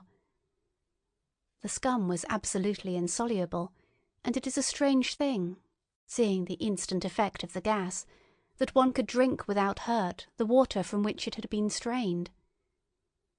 The vapour did not diffuse as a true gas would do. It hung together in banks, flowing sluggishly down the slope of the land and driving reluctantly before the wind, and very slowly it combined with the mist and moisture of the air and sank to the earth in the form of dust. Save that an unknown element giving a group of 4 lines in the blue of the spectrum is concerned, we are still entirely ignorant of the nature of this substance. Once the tumultuous upheaval of its dispersion was over, the black smoke clung so closely to the ground, even before its precipitation, that 50 feet up in the air, on the roofs and upper stories of high houses, and on great trees, there was a chance of escaping its poison altogether, as was proved even that night at Street Cobham and Ditton. The man who escaped at the former place tells a wonderful story of the strangeness of its coiling flow, and how he looked down from the church spire and saw the houses of the village rising like ghosts out of its inky nothingness. For a day and a half he remained there, weary, starving, and sun-scorched, the earth under the blue sky, and against the prospect of the distant hills a velvet black expanse, with red roofs, green trees, and later black-veiled shrubs and gates, barns, outhouses and walls, rising here and there into the sunlight. But that was at Street Cobham, where the black vapour was allowed to remain until it sank of its own accord into the ground. As a rule, the Martians, when it had served its purpose, cleared the air of it again by wading into it and directing a jet of steam upon it. This they did with the vapour banks near us, as we saw in the starlight from the window of a deserted house at Upper Halliford, whither we had returned. From there we could see the searchlights on Richmond Hill and Kingston Hill going to and fro, and about 11 the windows rattled, and we heard the sound of the huge siege guns that had been put in position there. These continued intermittently for the space of a quarter of an hour, sending chance shots at the invisible Martians at Hampton and Ditton, and then the pale beams of the electric light vanished and were replaced by a bright red glow. Then the 4th cylinder fell, a brilliant green meteor, as I learned afterwards, in Bushy Park. Before the guns on the Richmond and Kingston line of hills began, there was a fitful cannonade far away in the southwest, due, I believe, to guns being fired haphazard before the black vapour could overwhelm the gunners. So, setting about it as methodically as men might smoke out a wasp's nest, the Martians spread this strange stifling vapour over the Londonward country. The horns of the crescent slowly moved apart, until at last they formed a line from Hanwell to Coombe and Malden. All through the night their destructive tubes advanced. Never once, after the Martian at St. George's Hill was brought down, did they give the artillery the ghost of a chance against them. Wherever there was a possibility of guns being laid for them unseen, a fresh canister of the black vapour was discharged, and where the guns were openly displayed, the heat ray was brought to bear. By midnight, the blazing trees along the slopes of Richmond Park and the glare of Kingston Hill threw their light upon a network of black smoke, blotting out the whole valley of the Thames and extending as far as the eye could reach. And through this 2 Martians slowly waded and turned their hissing steam jets this way and that. They were sparing of the heat ray that night, either because they had but a limited supply of material for its production, or because they did not wish to destroy the country, but only to crush and overawe the opposition they had aroused. In the latter aim they certainly succeeded. Sunday night was the end of the organised opposition to their movements. After that no body of men would stand against them, so hopeless was the enterprise. Even the crews of the torpedo boats and destroyers that had brought their quick firers up the Thames refused to stop, mutinied and went down again. The only offensive operation men ventured upon after that night was the preparation of mines and pitfalls, and even in that their energies were frantic and spasmodic. One has to imagine, as well as one may, the fate of those batteries towards Esher, waiting so tensely in the twilight. Survivors there were none.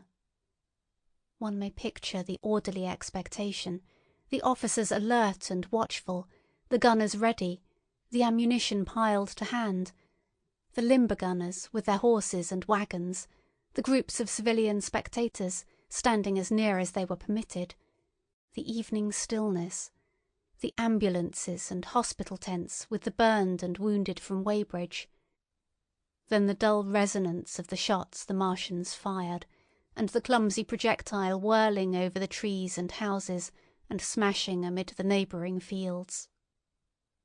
One may picture, too, the sudden shifting of the attention, the swiftly spreading coils and bellyings of that blackness, advancing headlong, towering heavenward, turning the twilight to a palpable darkness, a strange and horrible antagonist of vapour striding upon its victims. Men and horses near it seem dimly, running, shrieking, falling headlong, shouts of dismay, the guns suddenly abandoned, men choking and writhing on the ground, and the swift broadening out of the opaque cone of smoke. And then night and extinction, nothing but a silent mass of impenetrable vapour hiding its dead. Before dawn the black vapour was pouring through the streets of Richmond, and the disintegrating organism of government was, with a last expiring effort, rousing the population of London to the necessity of flight. End of section 15.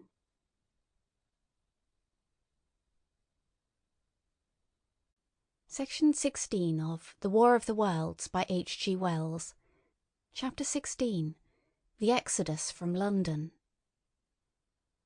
So you understand the roaring wave of fear that swept through the greatest city in the world just as Monday was dawning, the stream of flight rising swiftly to a torrent, lashing in a foaming tumult round the railway stations, banked up into a horrible struggle about the shipping in the Thames, and hurrying by every available channel northward and eastward.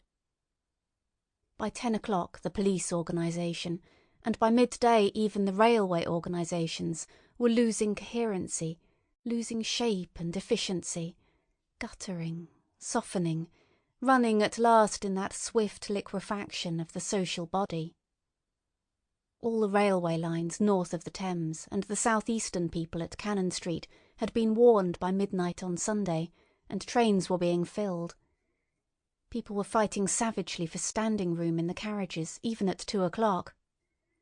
By 3, people were being trampled and crushed, even in Bishopsgate Street, a couple of 100 yards or more from Liverpool Street Station. Revolvers were fired, people stabbed, and the policemen who had been sent to direct the traffic, exhausted and infuriated, were breaking the heads of the people they were called out to protect.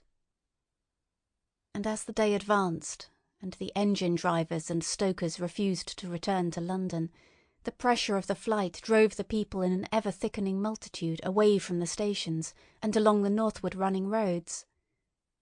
By midday a Martian had been seen at Barnes, and a cloud of slowly sinking black vapour drove along the Thames and across the flats of Lambeth, cutting off all escape over the bridges in its sluggish advance. Another bank drove over Ealing and surrounded a little island of survivors on Castle Hill, alive but unable to escape. After a fruitless struggle to get aboard a north-western train at Chalk Farm, the engines of the trains that had loaded in the goods yard there ploughed through shrieking people, and a dozen stalwart men fought to keep the crowd from crushing the driver against his furnace. My brother emerged upon the Chalk Farm road, dodged across through a hurrying swarm of vehicles, and had the luck to be foremost in the sack of a cycle shop. The front tyre of the machine he got was punctured in dragging it through the window, but he got up and off, notwithstanding, with no further injury than a cut wrist. The steep foot of Haverstock Hill was impassable owing to several overturned horses, and my brother struck into Belsize Road. So he got out of the fury of the panic, and, skirting the Edgware Road, reached Edgware about 7, fasting and wearied, but well ahead of the crowd. Along the road people were standing in the roadway, curious, wondering. He was passed by a number of cyclists, some horsemen, and 2 motor cars. A mile from Edgware the rim of the wheel broke, and the machine became unrideable. He left it by the roadside and trudged through the village. There were shops half opened in the main street of the place, and people crowded on the pavement and in the doorways and windows, staring astonished at this extraordinary procession of fugitives that was beginning. He succeeded in getting some food at an inn. For a time he remained in Edgware, not knowing what next to do. The flying people increased in number. Many of them, like my brother, seemed inclined to loiter in the place. There was no fresh news of the invaders from Mars. At that time the road was crowded, but as yet far from congested. Most of the fugitives at that hour were mounted on cycles, but there were soon motor cars, hansom cabs, and carriages hurrying along, and the dust hung in heavy clouds along the road to St Albans. It was perhaps a vague idea of making his way to Chelmsford, where some friends of his lived, that at last induced my brother to strike into a quiet lane running eastward. Presently he came upon a stile, and crossing it, followed a footpath northeastward. He passed near several farmhouses and some little places whose names he did not learn. He saw few fugitives until, in a grass lane towards High Barnet, he happened upon 2 ladies who became his fellow travellers. He came upon them just in time to save them. He heard their screams, and hurrying round the corner saw a couple of men struggling to drag them out of the little pony chaise in which they had been driving, while a third with difficulty held the frightened pony's head. One of the ladies, a short woman dressed in white, was simply screaming. The other, a dark, slender figure, slashed at the man who gripped her arm with a whip she held in her disengaged hand. My brother immediately grasped the situation, shouted, and hurried towards the struggle. One of the men desisted and turned towards him, and my brother, realizing from his antagonist's face that a fight was unavoidable, and being an expert boxer, went into him forthwith and sent him down against the wheel of the chaise. It was no time for pugilistic chivalry, and my brother laid him quiet with a kick, and gripped the collar of the man who pulled at the slender lady's arm. He heard the clatter of the hoofs, the whip stung across his face, a third antagonist struck him between the eyes, and the man he held wrenched himself free and made off down the lane in the direction from which he had come. Partly stunned, he found himself facing the man who had held the horse's head, and became aware of the chaise receding from him down the lane, swaying from side to side, and with the women in it looking back.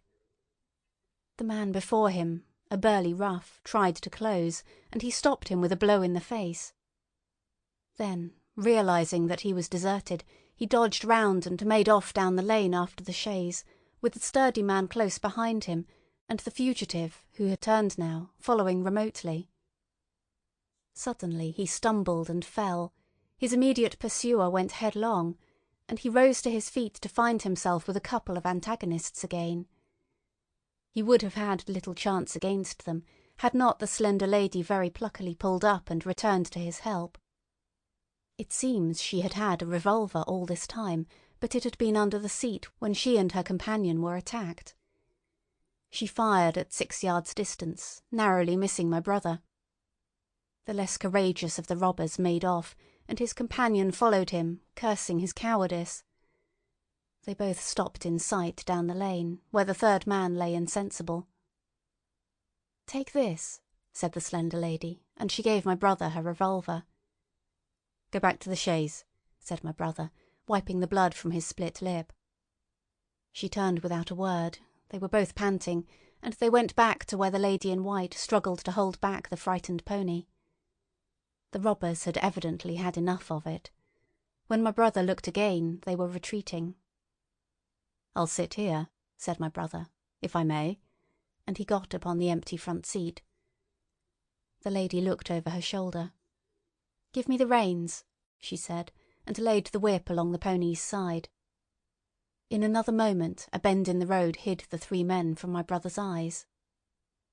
So, quite unexpectedly, my brother found himself, panting, with a cut mouth, a bruised jaw and blood-stained knuckles, driving along an unknown lane with these 2 women. He learned they were the wife and the younger sister of a surgeon living at Stanmore, who had come in the small hours from a dangerous case at Pinner, and heard at some railway station on his way of the Martian advance. He had hurried home, roused the women—their servant had left them 2 days before—packed some provisions, put his revolver under the seat, luckily for my brother, and told them to drive on to Edgware with the idea of getting a train there. He stopped behind to tell the neighbours. He would overtake them, he said, at about 4:30 in the morning, and now it was nearly 9, and they had seen nothing of him. They could not stop in Edgware because of the growing traffic through the place, and so they had come into this side lane. That was the story they told my brother in fragments, when presently they stopped again, nearer to New Barnet. He promised to stay with them, at least until they could determine what to do, or until the missing man arrived, and professed to be an expert shot with the revolver, a weapon strange to him, in order to give them confidence. They made a sort of encampment by the wayside, and the pony became happy in the hedge. He told them of his own escape out of London, and all that he knew of these Martians and their ways. The sun crept higher in the sky, and after a time their talk died out, and gave place to an uneasy state of anticipation. Several wayfarers came along the lane, and of these my brother gathered such news as he could. Every broken answer he had deepened his impression of the great disaster that had come on humanity, deepened his persuasion of the immediate necessity for prosecuting this flight. He urged the matter upon them. "We have money," said the slender woman, and hesitated. Her eyes met my brother's, and her hesitation ended. "So have I," said my brother. She explained that they had as much as £30 in gold, besides a £5 note, and suggested that with that they might get upon a train at St Albans or New Barnet. My brother thought that was hopeless, seeing the fury of the Londoners to crowd upon the trains, and broached his own idea of striking across Essex towards Harwich, and thence escaping from the country altogether. Mrs. Elphinston, that was the name of the woman in white, would listen to no reasoning, and kept calling upon George, but her sister-in-law was astonishingly quiet and deliberate, and at last agreed to my brother's suggestion. So, designing to cross the Great North Road, they went on towards Barnet, my brother leading the pony to save it as much as possible. As the sun crept up the sky, the day became excessively hot, and underfoot a thick whitish sand grew burning and blinding, so that they travelled only very slowly. The hedges were grey with dust, and as they advanced towards Barnet, a tumultuous murmuring grew stronger. They began to meet more people. For the most part these were staring before them, murmuring indistinct questions, jaded, haggard, unclean. One man in evening dress passed them on foot, his eyes on the ground. They heard his voice, and, looking back at him, saw one hand clutched in his hair and the other beating invisible things.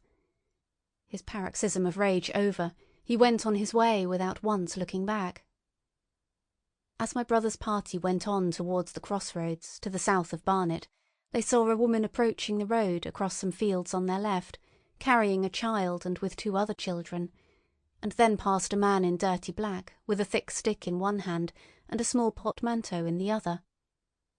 Then, round the corner of the lane, from between the villas that guarded it at its confluence with the high road, came a little cart drawn by a sweating black pony and driven by a sallow youth in a bowler hat, grey with dust. There were 3 girls, East End factory girls, and a couple of little children crowded in the cart. "This'll take us round Edgware?" asked the driver, wild-eyed, white-faced, and when my brother told him it would if he turned to the left, he whipped up at once without the formality of thanks. My brother noticed a pale grey smoke or haze rising among the houses in front of them and veiling the white facade of a terrace beyond the road that appeared between the backs of the villas. Mrs. Elphinston suddenly cried out at a number of tongues of smoky red flame leaping up above the houses in front of them against the hot blue sky. The tumultuous noise resolved itself now into the disorderly mingling of many voices, the gride of many wheels, the creaking of wagons and the staccato of hoofs. The lane came round sharply not 50 yards from the crossroads. "Good heavens!" cried Mrs. Elphinston. "What is this you are driving us into?" My brother stopped. For the main road was a boiling stream of people, a torrent of human beings rushing northward, one pressing on another. A great bank of dust, white and luminous in the blaze of the sun, made everything within 20 feet of the ground grey and indistinct, and was perpetually renewed by the hurrying feet of a dense crowd of horses and of men and women on foot, and by the wheels of vehicles of every description. "Way!" my brother heard voices crying. "Make way!" It was like riding into the smoke of a fire to approach the meeting point of the lane and road. The crowd roared like a fire, and the dust was hot and pungent. And indeed, a little way up the road, a villa was burning and sending rolling masses of black smoke across the road to add to the confusion. 2 men came past them, then a dirty woman carrying a heavy bundle and weeping. A lost retriever dog with hanging tongue circled dubiously round them, scared and wretched, and fled at my brother's threat. So much as they could see of the road Londonward, between the houses to the right, was a tumultuous stream of dirty, hurrying people, pent in between the villas on either side.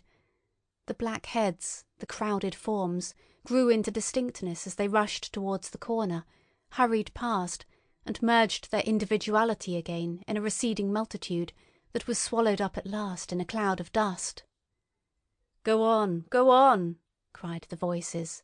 "Way, way!" One man's hands pressed on the back of another. My brother stood at the pony's head. Irresistibly attracted, he advanced slowly, pace by pace, down the lane. Edgware had been a scene of confusion, Chalk Farm a riotous tumult, but this was a whole population in movement. It is hard to imagine that host. It had no character of its own. The figures poured out past the corner and receded with their backs to the group in the lane. Along the margin came those who were on foot, threatened by the wheels, stumbling in the ditches, blundering into one another. The carts and carriages crowded close upon one another, making little way for those swifter and more impatient vehicles that darted forward every now and then when an opportunity showed itself of doing so, sending the people scattering against the fences and gates of the villas. "Push on!" was the cry. "Push on! They are coming!" In one cart stood a blind man in the uniform of the Salvation Army, gesticulating with his crooked fingers and bawling, "Eternity! Eternity!" His voice was hoarse and very loud, so that my brother could hear him long after he was lost to sight in the dust. Some of the people who crowded in the carts whipped stupidly at their horses and quarrelled with other drivers. Some sat motionless, staring at nothing with miserable eyes. Some gnawed their hands with thirst, or lay prostrate in the bottoms of their conveyances. The horses' bits were covered with foam, their eyes bloodshot. There were cabs, carriages, shop cars, wagons beyond counting, a mail cart, a road cleaner's cart marked Vestry of St. Pancras, a huge timber wagon crowded with roughs. A brewer's dray rumbled by with its two near wheels splashed with fresh blood. "Clear the way!" cried the voices. "Clear the way!" "Eternity! Eternity!" came echoing down the road. There were sad, haggard women tramping by, well dressed, with children that cried and stumbled, their dainty clothes smothered in dust, their weary faces smeared with tears. With many of these came men, sometimes helpful, sometimes lowering and savage. Fighting side by side with them pushed some weary street outcast in faded black rags, wide-eyed, loud-voiced and foul-mouthed. There were sturdy workmen thrusting their way along, wretched unkempt men, clothed like clerks or shopmen, struggling spasmodically. A wounded soldier, my brother noticed, men dressed in the clothes of railway porters, one wretched creature in a nightshirt with a coat thrown over it. But varied as its composition was, certain things all that host had in common. There were fear and pain on their faces, and fear behind them. A tumult up the road, a quarrel for a place in a wagon, sent the whole host of them quickening their pace. Even a man so scared and broken that his knees bent under him was galvanized for a moment into renewed activity. The heat and dust had already been at work upon this multitude. Their skins were dry, their lips black and cracked. They were all thirsty, weary and footsore. And amid the various cries, one heard disputes, reproaches, groans of weariness and fatigue. The voices of most of them were hoarse and weak. Through it all ran a refrain. "Way! Way! The Martians are coming!" Few stopped and came aside from that flood. The lane opened slantingly into the main road with a narrow opening, and had a delusive appearance of coming from the direction of London. Yet a kind of eddy of people drove into its mouth, weaklings elbowed out of the stream, who, for the most part, rested but a moment before plunging into it again. A little way down the lane, with two friends bending over him, lay a man with a bare leg wrapped about with bloody rags. He was a lucky man to have friends. A little old man, with a grey military moustache and a filthy black frock coat, limped out and sat down beside the trap, removed his boot, his sock was blood-stained, shook out a pebble and hobbled on again, and then a little girl of 8 or 9, all alone, threw herself under the hedge close by my brother, weeping, "I can't go on! I can't go on!" My brother woke from his torpor of astonishment and lifted her up, speaking gently to her, and carried her to Miss Elphinston. So soon as my brother touched her, she became quite still, as if frightened. "Ellen!"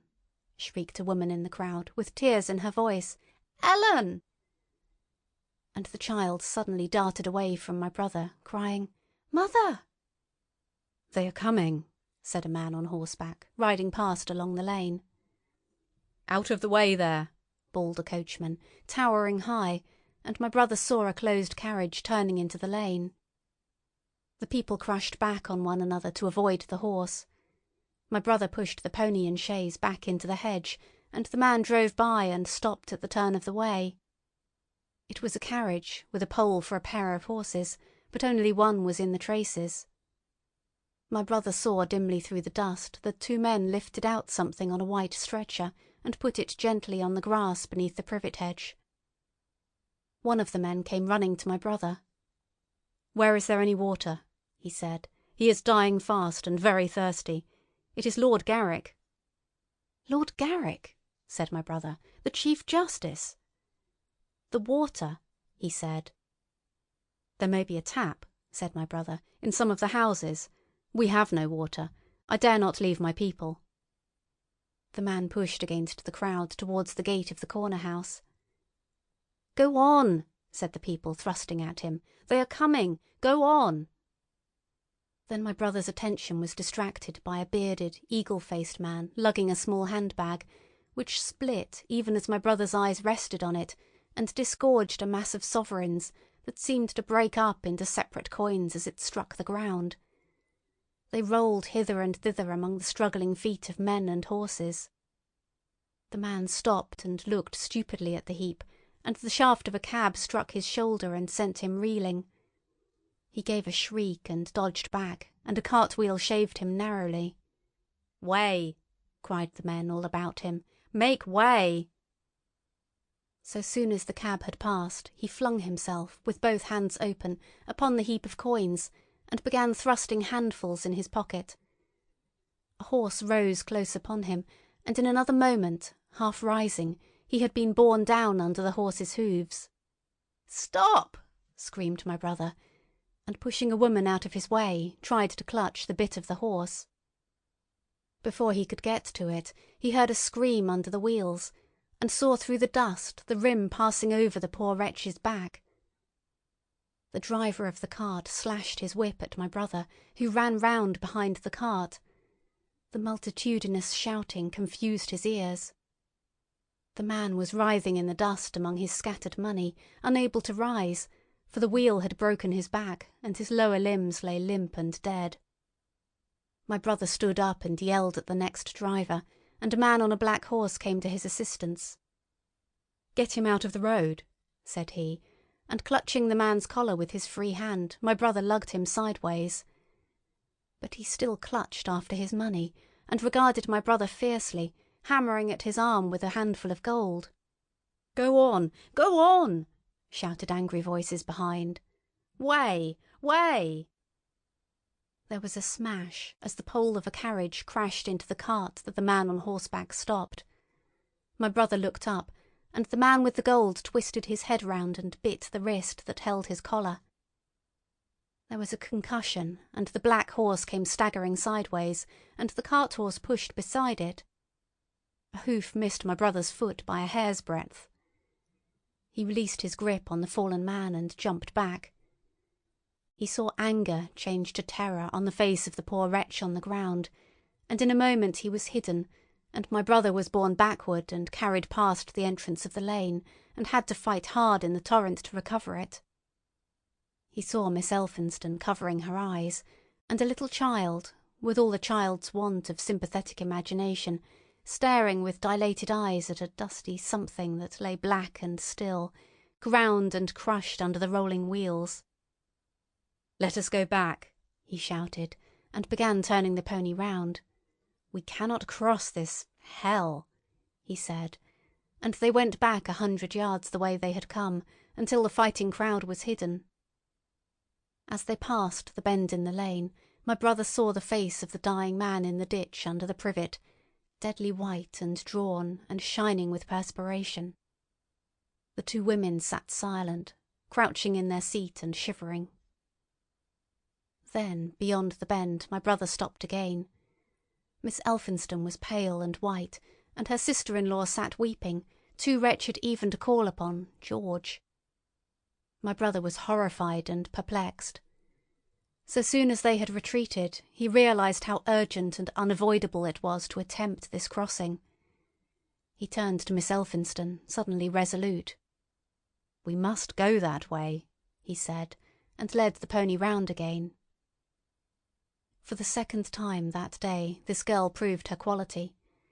To force their way into the torrent of people, my brother plunged into the traffic and held back a cab-horse, while she drove the pony across its head.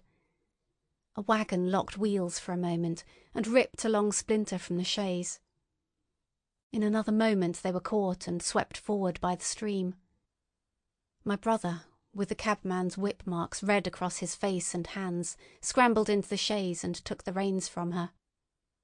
"Point the revolver at the man behind," he said, giving it to her.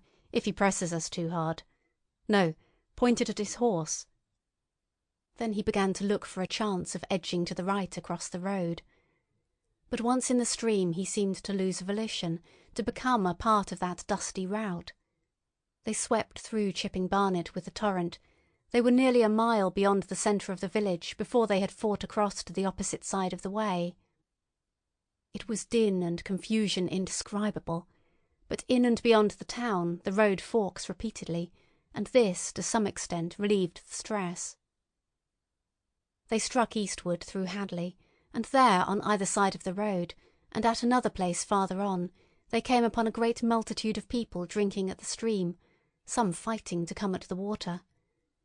And farther on, from a lull near East Barnet, they saw two trains running slowly one after the other without signal or order, trains swarming with people, with men even among the coals behind the engines, going northward along the Great Northern Line. My brother supposes they must have filled outside London, for at that time the furious terror of the people had rendered the central termini impossible. Near this place they halted for the rest of the afternoon, for the violence of the day had already utterly exhausted all three of them. They began to suffer the beginnings of hunger. The night was cold, and none of them dared to sleep. And in the evening many people came hurrying along the road near by their stopping place, fleeing from unknown dangers before them, and going in the direction from which my brother had come. End of section 16.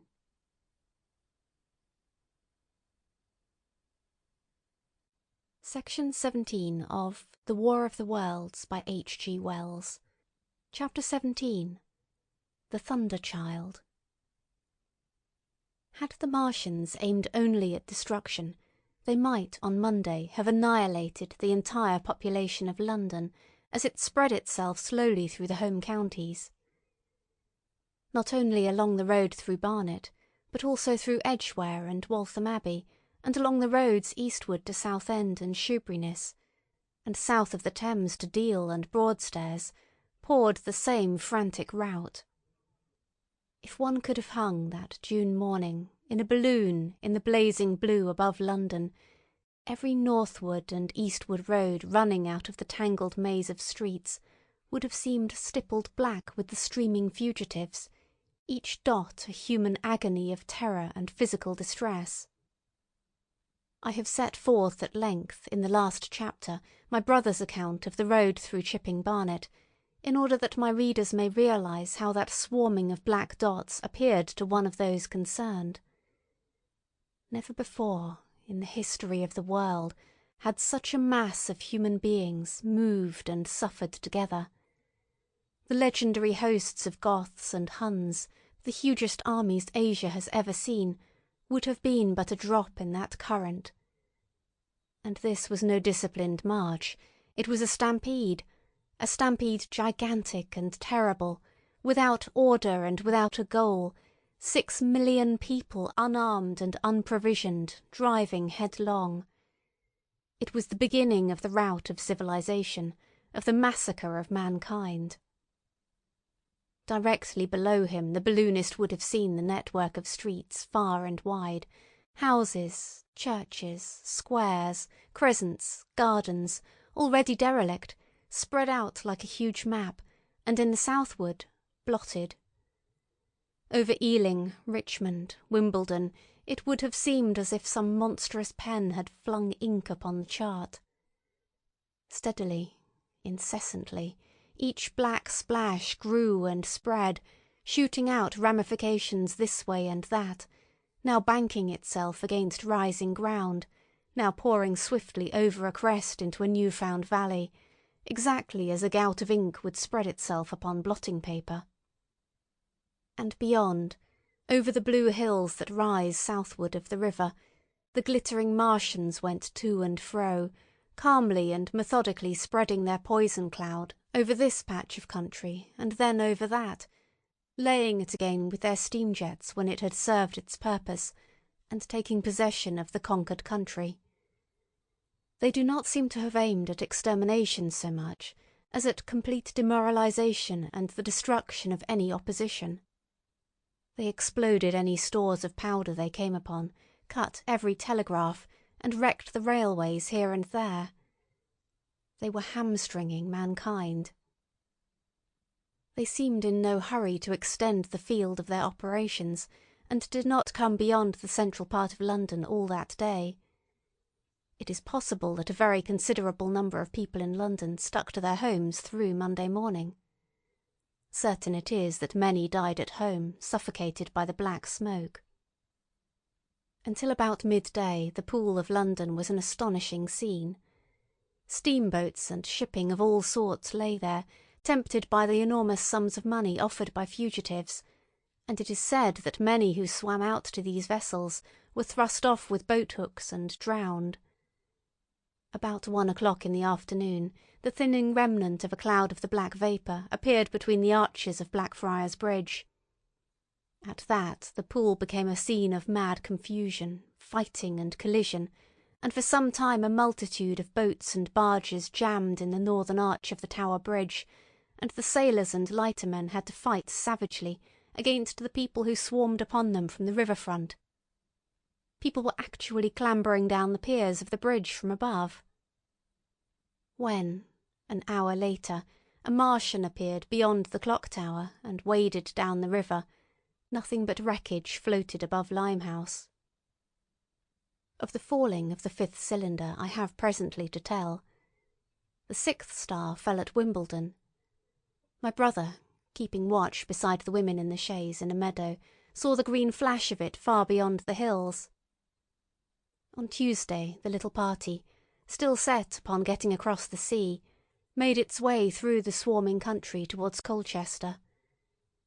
The news that the Martians were now in possession of the whole of London was confirmed.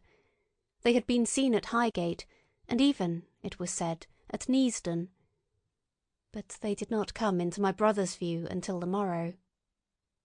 That day the scattered multitudes began to realise the urgent need of provisions. As they grew hungry, the rights of property ceased to be regarded. Farmers were out to defend their cattle sheds, granaries, and ripening root crops with arms in their hands. A number of people now, like my brother, had their faces eastward, and there were some desperate souls even going back towards London to get food. These were chiefly people from the northern suburbs, whose knowledge of the black smoke came by hearsay.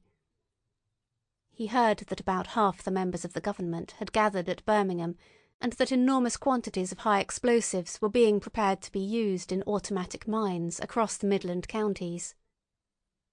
He was also told that the Midland Railway Company had replaced the desertions of the first day's panic, had resumed traffic, and was running northward trains from St Albans to relieve the congestion of the home counties.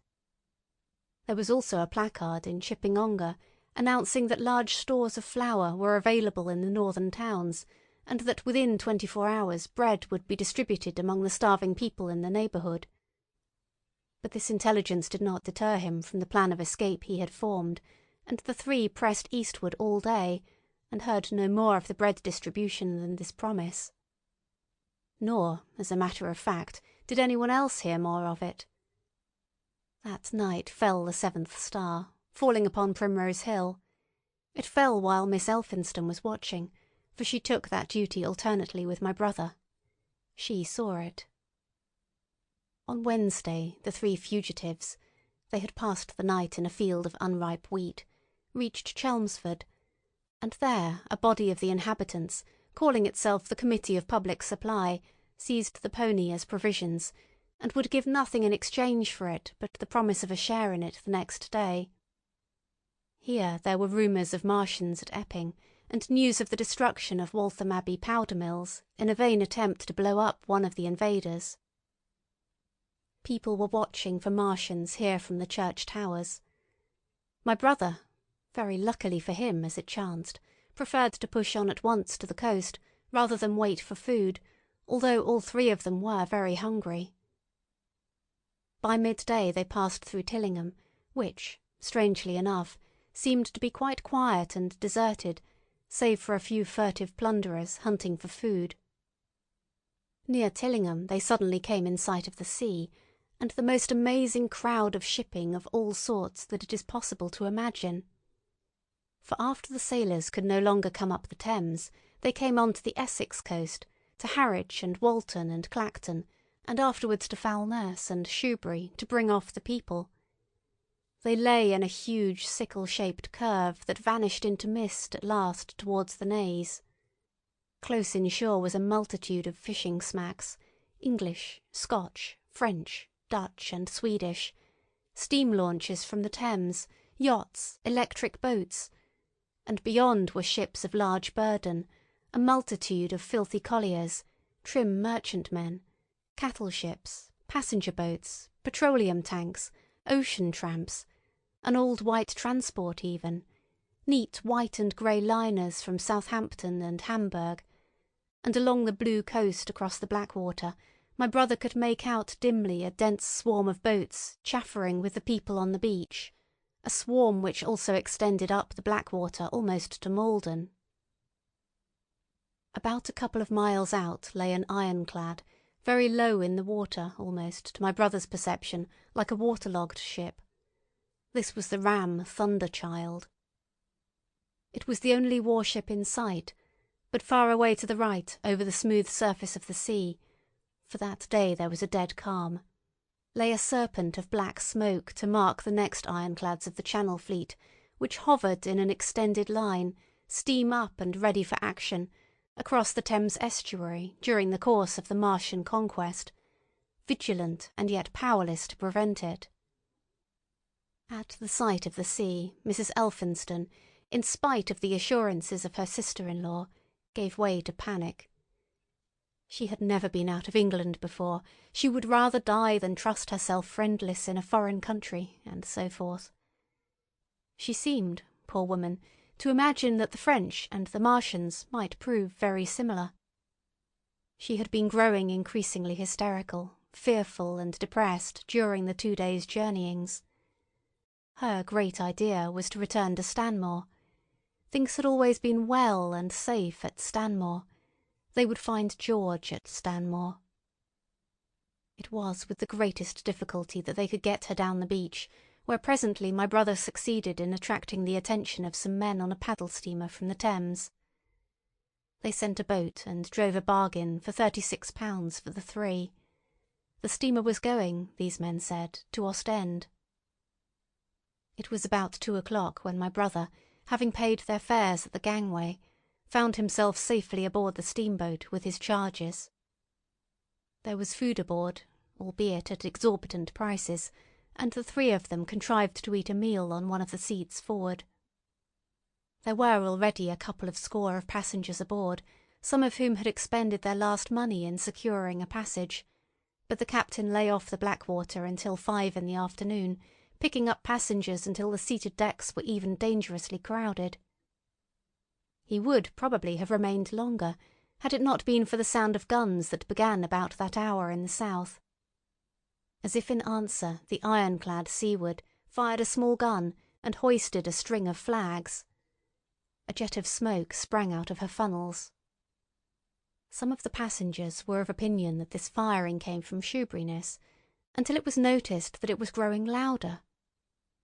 At the same time, far away in the southeast, the masts and upperworks of 3 ironclads rose one after the other out of the sea, beneath clouds of black smoke.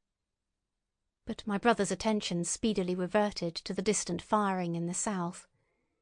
He fancied he saw a column of smoke rising out of the distant grey haze. The little steamer was already flapping her way eastwards of the big crescent of shipping, and the low Essex coast was growing blue and hazy, when a Martian appeared, small and faint in the remote distance, advancing along the muddy coast from the direction of Foulness. At that the captain on the bridge swore at the top of his voice with fear and anger at his own delay, and the paddles seemed infected with his terror. Every soul aboard stood at the bulwarks, or on the seats of the steamer, and stared at that distant shape, higher than the trees or church towers inland, and advancing with a leisurely parody of a human stride. It was the first Martian my brother had seen, and he stood, more amazed than terrified, watching this Titan advancing deliberately towards the shipping, wading farther and farther into the water as the coast fell away. Then, far away beyond the crouch, came another, striding over some stunted trees, and then yet another, still farther off, wading deeply through a shiny mud-flat that seemed to hang halfway up between sea and sky. They were all stalking seaward, as if to intercept the escape of the multitudinous vessels that were crowded between Foulness and the Maze. In spite of the throbbing exertions of the engines of the little paddle-boat, and the pouring foam that her wheels flung behind her, she receded with terrifying slowness from this ominous advance. Glancing northwestward, my brother saw the large crescent of shipping already writhing with the approaching terror, one ship passing behind another, another coming round from broadside to end on, steamships whistling and giving off volumes of steam, sails being let out, launches rushing hither and thither.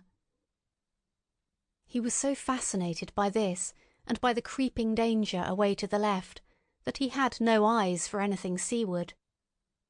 And then a swift movement of the steamboat—she had suddenly come round to avoid being run down—flung him headlong from the seat upon which he was standing.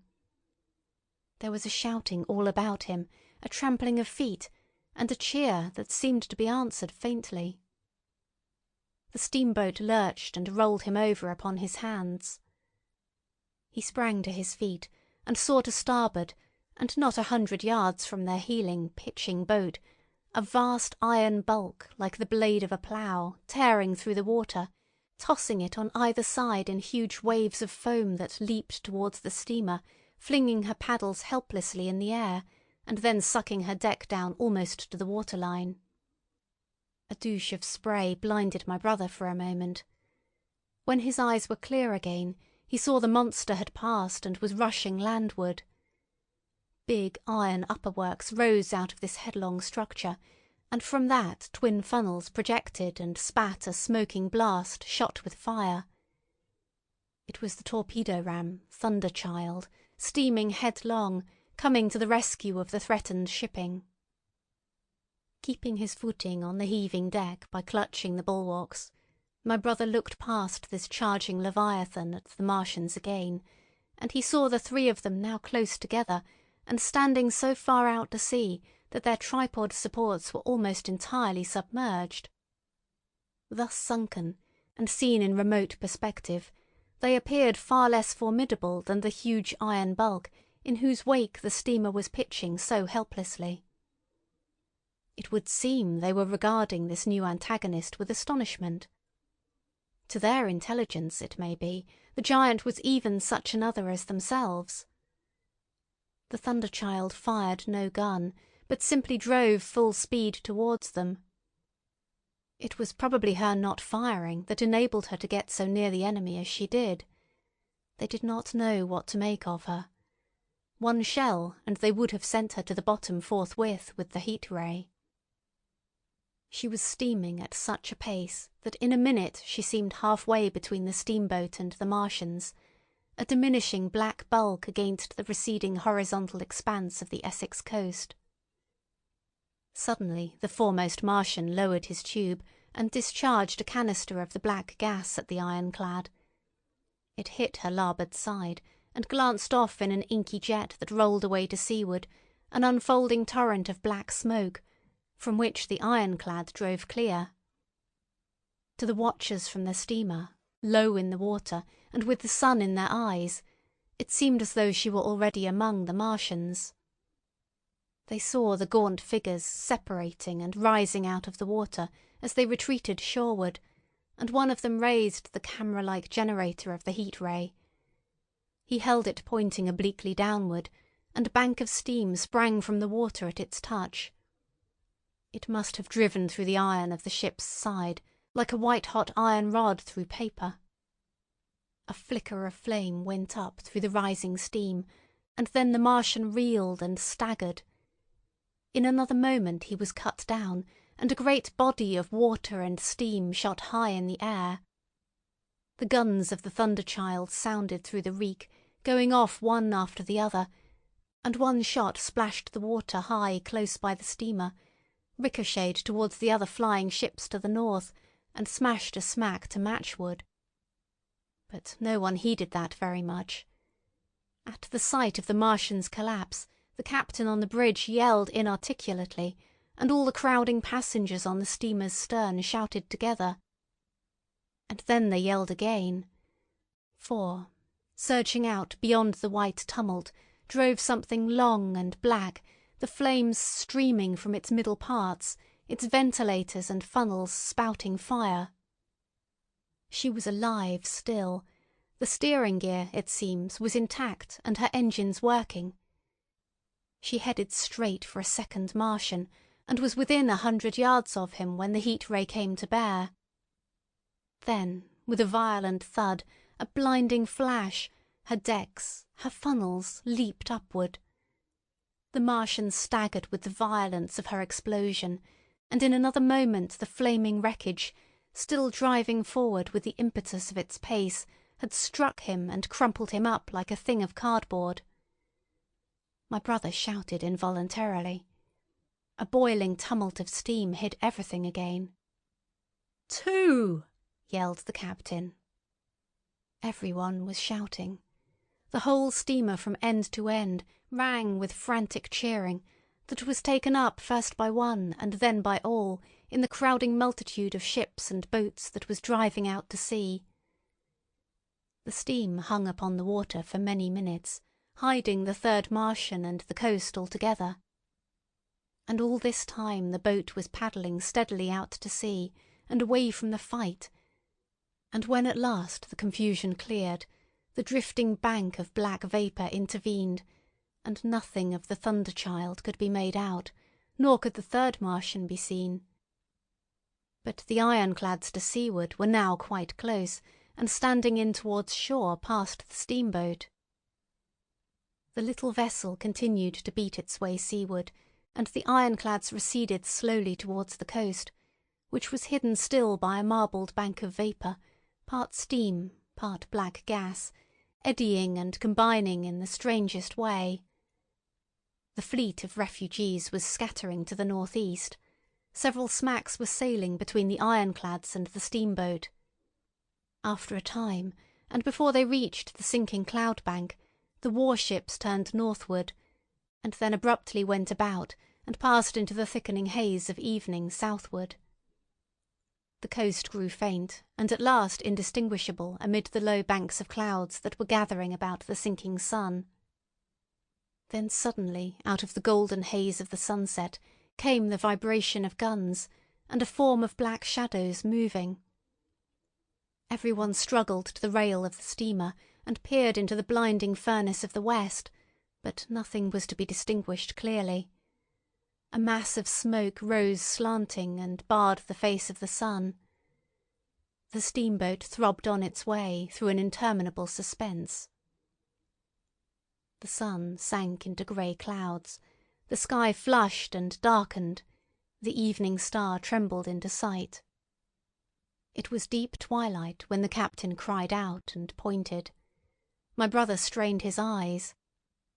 Something rushed up into the sky out of the greyness, rushed slantingly upward and very swiftly into the luminous clearness above the clouds in the western sky, something flat and broad and very large, that swept round in a vast curve, grew smaller, sank slowly, and vanished again into the grey mystery of the night.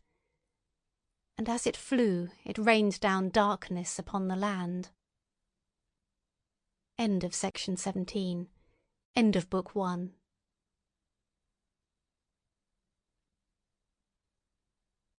Section 18 of The War of the Worlds by H. G. Wells. Book 2. The Earth Under the Martians. Chapter 1. Underfoot.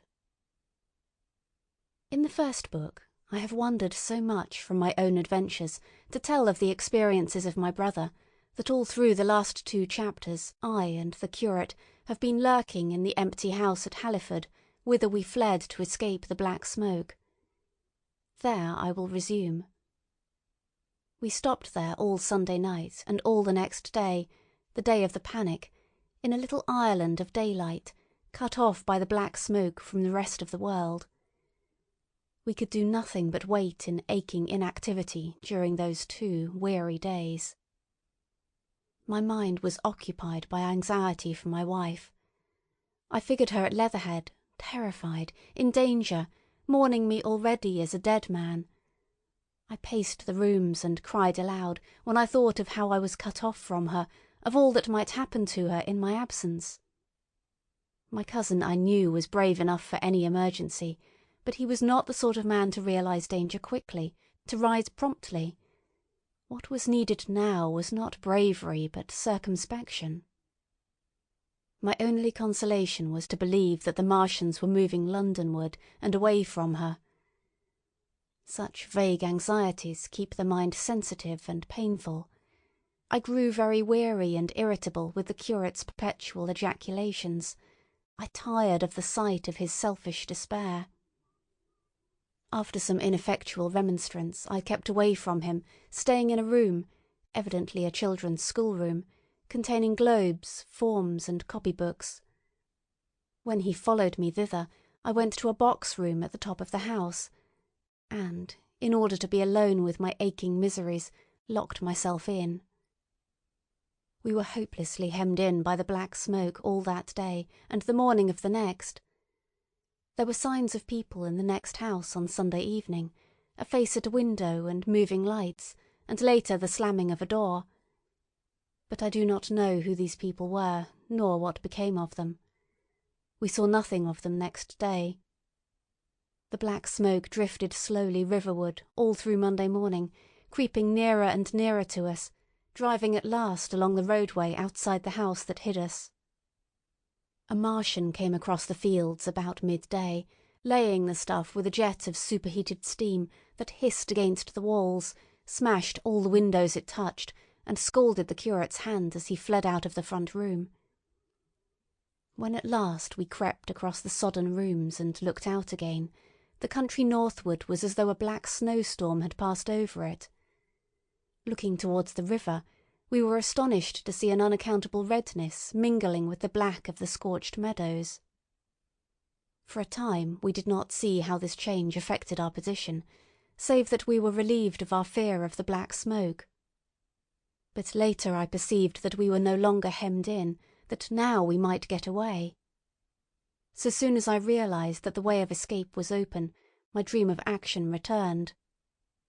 But the curate was lethargic, unreasonable. "We are safe here," he repeated, "safe here." I resolved to leave him. Would that I had. Wiser now for the artilleryman's teaching, I sought out food and drink. I had found oil and rags for my burns, and I also took a hat and a flannel shirt that I found in one of the bedrooms.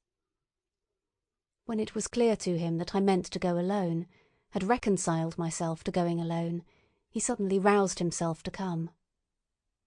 And all being quiet throughout the afternoon, we started about 5 o'clock, as I should judge, along the blackened road to Sunbury. In Sunbury, and at intervals along the road, were dead bodies lying in contorted attitudes, horses as well as men, overturned carts and luggage, all covered thickly with black dust. That pall of cindery powder made me think of what I had read of the destruction of Pompeii. We got to Hampton Court without misadventure. Our eyes full of strange and unfamiliar appearances, and at Hampton Court our eyes were relieved to find a patch of green that had escaped the suffocating drift. We went through Bushy Park, with its deer going to and fro under the chestnuts, and some men and women hurrying in the distance towards Hampton, and so we came to Twickenham. These were the first people we saw. Away across the road, the woods beyond Ham and Petersham were still afire. Twickenham was uninjured by either heat ray or black smoke, and there were more people about here, though none could give us news. For the most part they were like ourselves, taking advantage of a lull to shift their quarters. I have an impression that many of the houses here were still occupied by scared inhabitants, too frightened even for flight. Here, too, the evidence of a hasty rout was abundant along the road. I remember most vividly 3 smashed bicycles in a heap, pounded into the road by the wheels of subsequent carts. We crossed Richmond Bridge about 8:30. We hurried across the exposed bridge, of course, but I noticed floating down the stream a number of red masses, some many feet across. I did not know what these were, there was no time for scrutiny, and I put a more horrible interpretation on them than they deserved. Here again on the Surrey side were black dust that had once been smoke, and dead bodies, a heap near the approach to the station, but we had no glimpse of the Martians until we were some way towards Barnes. We saw in the blackened distance a group of 3 people running down a side street towards the river, but otherwise it seemed deserted. Up the hill Richmond town was burning briskly. Outside the town of Richmond there was no trace of the black smoke. Then suddenly, as we approached Kew, came a number of people running, and the upper works of a Martian fighting machine loomed in sight over the housetops, not 100 yards away from us. We stood aghast at our danger, and had the Martian looked down we must immediately have perished. We were so terrified that we dared not go on, but turned aside and hid in a shed in a garden. There the curate crouched, weeping silently and refusing to stir again. But my fixed idea of reaching Leatherhead would not let me rest, and in the twilight I ventured out again. I went through a shrubbery and along a passage beside a big house standing in its own grounds, and so emerged upon the road towards Kew. The curate I left in the shed, but he came hurrying after me. That second start was the most foolhardy thing I ever did, for it was manifest the Martians were about us. No sooner had the curate overtaken me than we saw either the fighting machine we had seen before, or another, far away across the meadows in the direction of Kew Lodge. 4 or 5 little black figures hurried before it across the green-grey of the field, and in a moment it was evident this Martian pursued them. In 3 strides he was among them, and they ran radiating from his heat in all directions. He used no heat ray to destroy them, but picked them up one by one. Apparently he tossed them into the great metallic carrier which projected behind him, much as a workman's basket hangs over his shoulder. It was the first time I realized that the Martians might have any other purpose than destruction with defeated humanity. We stood for a moment petrified, then turned and fled through a gate behind us into a walled garden, fell into, rather than found, a fortunate ditch, and lay there, scarce daring to whisper to each other until the stars were out. I suppose it was nearly 11 o'clock before we gathered courage to start again, no longer venturing into the road, but sneaking along hedgerows and through plantations, and watching keenly through the darkness, he on the right and I on the left, for the Martians, who seemed to be all about us.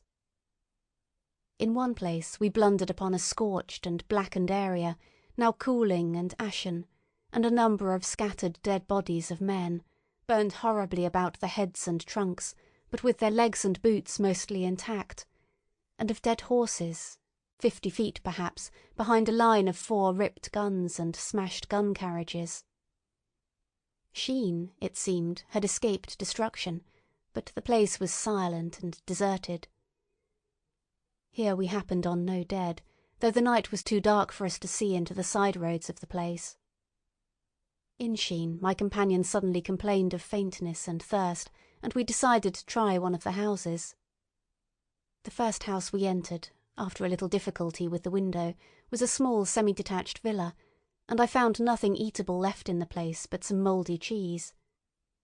There was, however, water to drink, and I took a hatchet, which promised to be useful in our next housebreaking. We then crossed to a place where the road turns towards Mortlake. Here there stood a white house within a walled garden, and in the pantry of this domicile we found a store of food, 2 loaves of bread in a pan, an uncooked steak, and the half of a ham.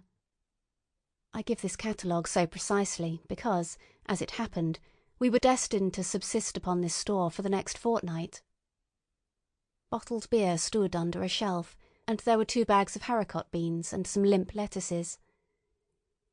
This pantry opened into a kind of wash-up kitchen, and in this was firewood.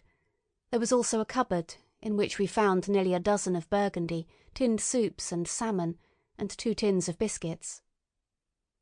We sat in the adjacent kitchen in the dark, for we dared not strike a light, and ate bread and ham, and drank beer out of the same bottle. The curate, who was still timorous and restless, was now, oddly enough, for pushing on, and I was urging him to keep up his strength by eating, when the thing happened that was to imprison us. "It can't be midnight yet," I said, and then came a blinding glare of vivid green light. Everything in the kitchen leaped out, clearly visible in green and black, and vanished again. And then followed such a concussion as I have never heard before or since. So close on the heels of this as to seem instantaneous came a thud behind me, a clash of glass, a crash and rattle of falling masonry all about us, and the plaster of the ceiling came down upon us, smashing into a multitude of fragments upon our heads. I was knocked headlong across the floor against the oven handle and stunned. I was insensible for a long time, the curate told me, and when I came to we were in darkness again, and he, with a face wet, as I found afterwards, with blood from a cut forehead, was dabbing water over me. For some time I could not recollect what had happened. Then things came to me slowly. A bruise on my temple asserted itself. "Are you better?" asked the curate in a whisper. At last I answered him. I sat up. "Don't move," he said. "The floor is covered with smashed crockery from the dresser. You can't possibly move without making a noise, and I fancy they are outside." We both sat quite silent, so that we could scarcely hear each other breathing. Everything seemed deadly still, but once something near us, some plaster or broken brickwork, slid down with a rumbling sound. Outside, and very near, was an intermittent metallic rattle. "That," said the curate, when presently it happened again. "Yes," I said, "but what is it?" "A Martian," said the curate. I listened again. "It was not like the heat ray," I said, and for a time I was inclined to think one of the great fighting machines had stumbled against the house, as I had seen one stumble against the tower of Shepperton Church. Our situation was so strange and incomprehensible that for 3 or 4 hours, until the dawn came in, we scarcely moved. And then the light filtered in, not through the window, which remained black, but through a triangular aperture between a beam and a heap of broken bricks in the wall behind us. The interior of the kitchen we now saw greyly for the first time. The window had been burst in by a mass of garden mould, which flowed over the table upon which we had been sitting and lay about our feet. Outside the soil was banked high against the house. At the top of the window frame we could see an uprooted drain-pipe. The floor was littered with smashed hardware.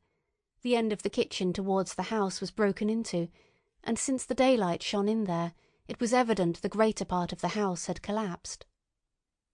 Contrasting vividly with this ruin was the neat dresser, stained in the fashion pale green, and with a number of copper and tin vessels below it, the wallpaper imitating blue and white tiles, and a couple of coloured supplements fluttering from the walls above the kitchen range.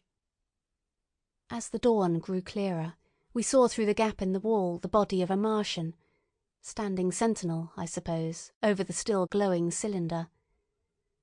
At the sight of that we crawled as circumspectly as possible out of the twilight of the kitchen into the darkness of the scullery. Abruptly the right interpretation dawned upon my mind. "The 5th cylinder," I whispered, "the 5th shot from Mars has struck this house and buried us under the ruins." For a time the curate was silent, and then he whispered, "God have mercy upon us." I heard him presently whimpering to himself. Save for that sound we lay quite still in the scullery, I for my part scarce dared breathe, and sat with my eyes fixed on the faint light of the kitchen door. I could just see the curate's face, a dim oval shape, and his collar and cuffs.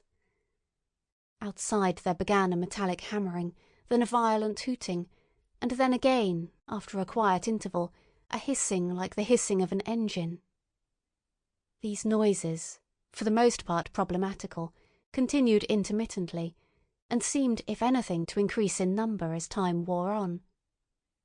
Presently a measured thudding and a vibration that made everything about us quiver and the vessels in the pantry ring and shift began and continued. Once the light was eclipsed, and the ghostly kitchen doorway became absolutely dark. For many hours we must have crouched there, silent and shivering, until our tired attention failed. At last I found myself awake and very hungry. I am inclined to believe we must have spent the greater portion of a day before that awakening. My hunger was at a stride so insistent that it moved me to action. I told the curate I was going to seek food, and felt my way towards the pantry. He made me no answer, but so soon as I began eating, the faint noise I made stirred him up, and I heard him crawling after me. End of section 18.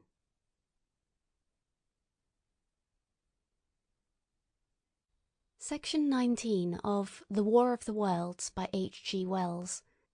Chapter 2. What we saw from the ruined house. After eating, we crept back to the scullery, and there I must have dozed again, for when presently I looked round, I was alone. The thudding vibration continued with wearisome persistence.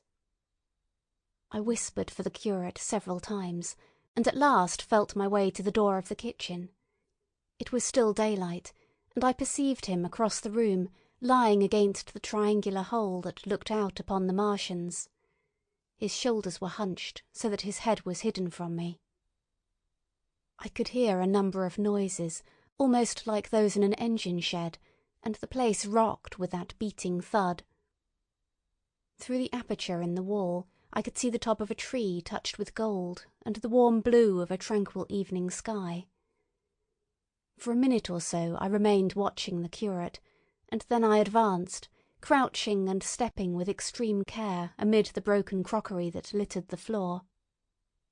I touched the curate's leg, and he started so violently that a mass of plaster went sliding down outside and fell with a loud impact. I gripped his arm, fearing he might cry out, and for a long time we crouched motionless.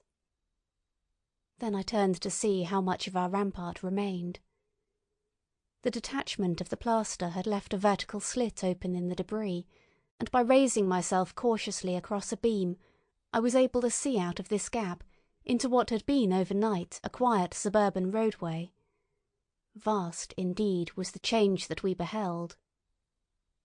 The fifth cylinder must have fallen right into the midst of the house we had first visited. The building had vanished, completely smashed, pulverized, and dispersed by the blow. The cylinder now lay far beneath the original foundations, deep in a hole, already vastly larger than the pit I had looked into at Woking. The earth all round it had splashed under that tremendous impact, splashed is the only word, and lay in heaped piles that hid the masses of the adjacent houses. It had behaved exactly like mud under the violent blow of a hammer. Our house had collapsed backward. The front portion, even on the ground floor, had been destroyed completely. By a chance the kitchen and scullery had escaped, and stood buried now under soil and ruins, closed in by tons of earth on every side, save towards the cylinder. Over that aspect we hung now, on the very edge of the great circular pit the Martians were engaged in making. The heavy beating sound was evidently just behind us, and ever and again a bright green vapour drove up like a veil across our peephole. The cylinder was already opened in the centre of the pit, and on the farther edge of the pit, amid the smashed and gravel-heaped shrubbery, one of the great fighting machines, deserted by its occupant, stood stiff and tall against the evening sky. At first I scarcely noticed the pit and the cylinder, although it has been convenient to describe them first, on account of the extraordinary glittering mechanism I saw busy in the excavation, and on account of the strange creatures that were crawling slowly and painfully across the heaped mould near it. The mechanism it certainly was that held my attention first. It was one of those complicated fabrics that have since been called handling machines, and the study of which has already given such an enormous impetus to terrestrial invention. As it dawned upon me first, it presented a sort of metallic spider, with 5 jointed, agile legs, and with an extraordinary number of jointed levers, bars, and reaching and clutching tentacles about its body. Most of its arms were retracted, but with 3 long tentacles it was fishing out a number of rods, plates, and bars, which lined the covering and apparently strengthened the walls of the cylinder. These, as it extracted them, were lifted out and deposited upon a level surface of earth behind it. Its motion was so swift, complex, and perfect that at first I did not see it as a machine, in spite of its metallic glitter. The fighting machines were coordinated and animated to an extraordinary pitch, but nothing to compare with this. People who have never seen these structures, and have only the ill-imagined efforts of artists or the imperfect descriptions of such eyewitnesses as myself to go upon, scarcely realise that living quality. I recall particularly the illustration of one of the first pamphlets to give a consecutive account of the war. The artist had evidently made a hasty study of one of the fighting machines, and there his knowledge ended. He presented them as tilted, stiff tripods, without either flexibility or subtlety, and with an altogether misleading monotony of effect. The pamphlet containing these renderings had a considerable vogue, and I mention them here simply to warn the reader against the impression they may have created. They were no more like the Martians I saw in action than a Dutch doll is like a human being. To my mind, the pamphlet would have been much better without them. At first, I say, the handling machine did not impress me as a machine, but as a crab-like creature with a glittering integument. The controlling Martian whose delicate tentacles actuated its movements, seeming to be simply the equivalent of the crab's cerebral portion. But then I perceived the resemblance of its grey-brown, shiny, leathery integument to that of the other sprawling bodies beyond, and the true nature of this dexterous workman dawned upon me.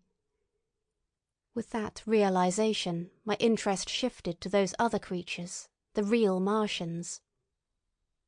Already I had had a transient impression of these, and the first nausea no longer obscured my observation. Moreover, I was concealed and motionless, and under no urgency of action. They were, I now saw, the most unearthly creatures it is possible to conceive. They were huge round bodies, or rather heads, about 4 feet in diameter, each body having in front of it a face. This face had no nostrils. Indeed, the Martians do not seem to have had any sense of smell, but it had a pair of very large dark-coloured eyes, and just beneath this a kind of fleshy beak. In the back of this head or body, I scarcely know how to speak of it, was the single tight tympanic surface, since known to be anatomically an ear, though it must have been almost useless in our dense air. In a group round the mouth were 16 slender, almost whip-like tentacles, arranged in 2 bunches of 8 each. These bunches have since been named rather aptly by that distinguished anatomist, Professor Howes, the hands. Even as I saw these Martians for the first time, they seemed to be endeavouring to raise themselves on these hands, but of course, with the increased weight of terrestrial conditions, this was impossible. There is reason to suppose that on Mars they may have progressed upon them with some facility. The internal anatomy, I may remark here, as dissection has since shown, was almost equally simple. The greater part of the structure was the brain, sending enormous nerves to the eyes, ear, and tactile tentacles. Besides this were the bulky lungs, into which the mouth opened, and the heart and its vessels. The pulmonary distress caused by the denser atmosphere and greater gravitational attraction was only too evident in the convulsive movements of the outer skin. And this was the sum of the Martian organs. Strange as it may seem to a human being, all the complex apparatus of digestion, which makes up the bulk of our bodies, did not exist in the Martians. They were heads, merely heads. Entrails they had none. They did not eat, much less digest. Instead, they took the fresh, living blood of other creatures and injected it into their own veins. I have myself seen this being done, as I shall mention in its place. But, squeamish as I may seem, I cannot bring myself to describe what I could not endure even to continue watching. Let it suffice to say, blood obtained from a still living animal, in most cases from a human being, was run directly, by means of a little pipette, into the recipient canal. The bare idea of this is, no doubt, horribly repulsive to us, but at the same time I think that we should remember how repulsive our carnivorous habits would seem to an intelligent rabbit. The physiological advantages of the practice of injection are undeniable, if one thinks of the tremendous waste of human time and energy occasioned by eating and the digestive process. Our bodies are half made up of glands and tubes and organs, occupied in turning heterogeneous food into blood. The digestive processes and their reaction upon the nervous system sap our strength and colour our minds. Men go happy or miserable as they have healthy or unhealthy livers or sound gastric glands. But the Martians were lifted above all these organic fluctuations of mood and emotion. Their undeniable preference for men as their source of nourishment is partly explained by the nature of the remains of the victims they had brought with them as provisions from Mars. These creatures, to judge from the shrivelled remains that have fallen into human hands, were bipeds with flimsy siliceous skeletons, almost like those of the siliceous sponges, and feeble musculature, standing about 6 feet high, and having round, erect heads and large eyes in flinty sockets. 2 or 3 of these seemed to have been brought in each cylinder, and all were killed before Earth was reached. It was just as well for them, for the mere attempt to stand upright upon our planet would have broken every bone in their bodies. And while I am engaged in this description, I may add in this place certain further details which, although they were not all evident to us at the time, will enable the reader who is unacquainted with them to form a clearer picture of these offensive creatures. In 3 other points their physiology differed strangely from ours. Their organisms did not sleep, any more than the heart of man sleeps. Since they had no extensive muscular mechanism to recuperate, that periodical extinction was unknown to them. They had little or no sense of fatigue, it would seem. On Earth they could never have moved without effort, yet even to the last they kept in action. In 24 hours they did 24 hours of work, as even on Earth is perhaps the case with the ants. In the next place, wonderful as it seems in a sexual world, the Martians were absolutely without sex, and therefore without any of the tumultuous emotions that arise from that difference among men. A young Martian, there can now be no dispute, was really born upon Earth during the war, and it was found attached to its parent, partially budded off, just as young lily bulbs bud off, or like the young animals in the freshwater polyp. In man, in all the higher terrestrial animals, such a method of increase has disappeared, but even on this earth it was certainly the primitive method. Among the lower animals, even up to those first cousins of the vertebrated animals, the tunicates, the 2 processes occur side by side, but finally the sexual method superseded its competitor altogether. On Mars, however, just the reverse has apparently been the case. It is worthy of remark that a certain speculative writer of quasi-scientific repute, writing long before the Martian invasion, did forecast for man a final structure not unlike the actual Martian condition. His prophecy, I remember, appeared in November or December 1893 in a long-defunct publication, the Pall Mall Budget, and I recall a caricature of it in a pre-Martian periodical called Punch. He pointed out, writing in a foolish, facetious tone, that the perfection of mechanical appliances must ultimately supersede limbs, the perfection of chemical devices digestion, that such organs as hair, external nose, teeth, ears and chin were no longer essential parts of the human being, and that the tendency of natural selection would lie in the direction of their steady diminution through the coming ages. The brain alone remained a cardinal necessity. Only one other part of the body had a strong case for survival, and that was the hand, teacher and agent of the brain. While the rest of the body dwindled, the hands would grow larger. There is many a true word written in jest, and here in the Martians we have beyond dispute the actual accomplishment of such a suppression of the animal side of the organism by the intelligence. To me it is quite credible that the Martians may be descended from beings not unlike ourselves, by a gradual development of brain and hands, the latter giving rise to the two bunches of delicate tentacles at last, at the expense of the rest of the body.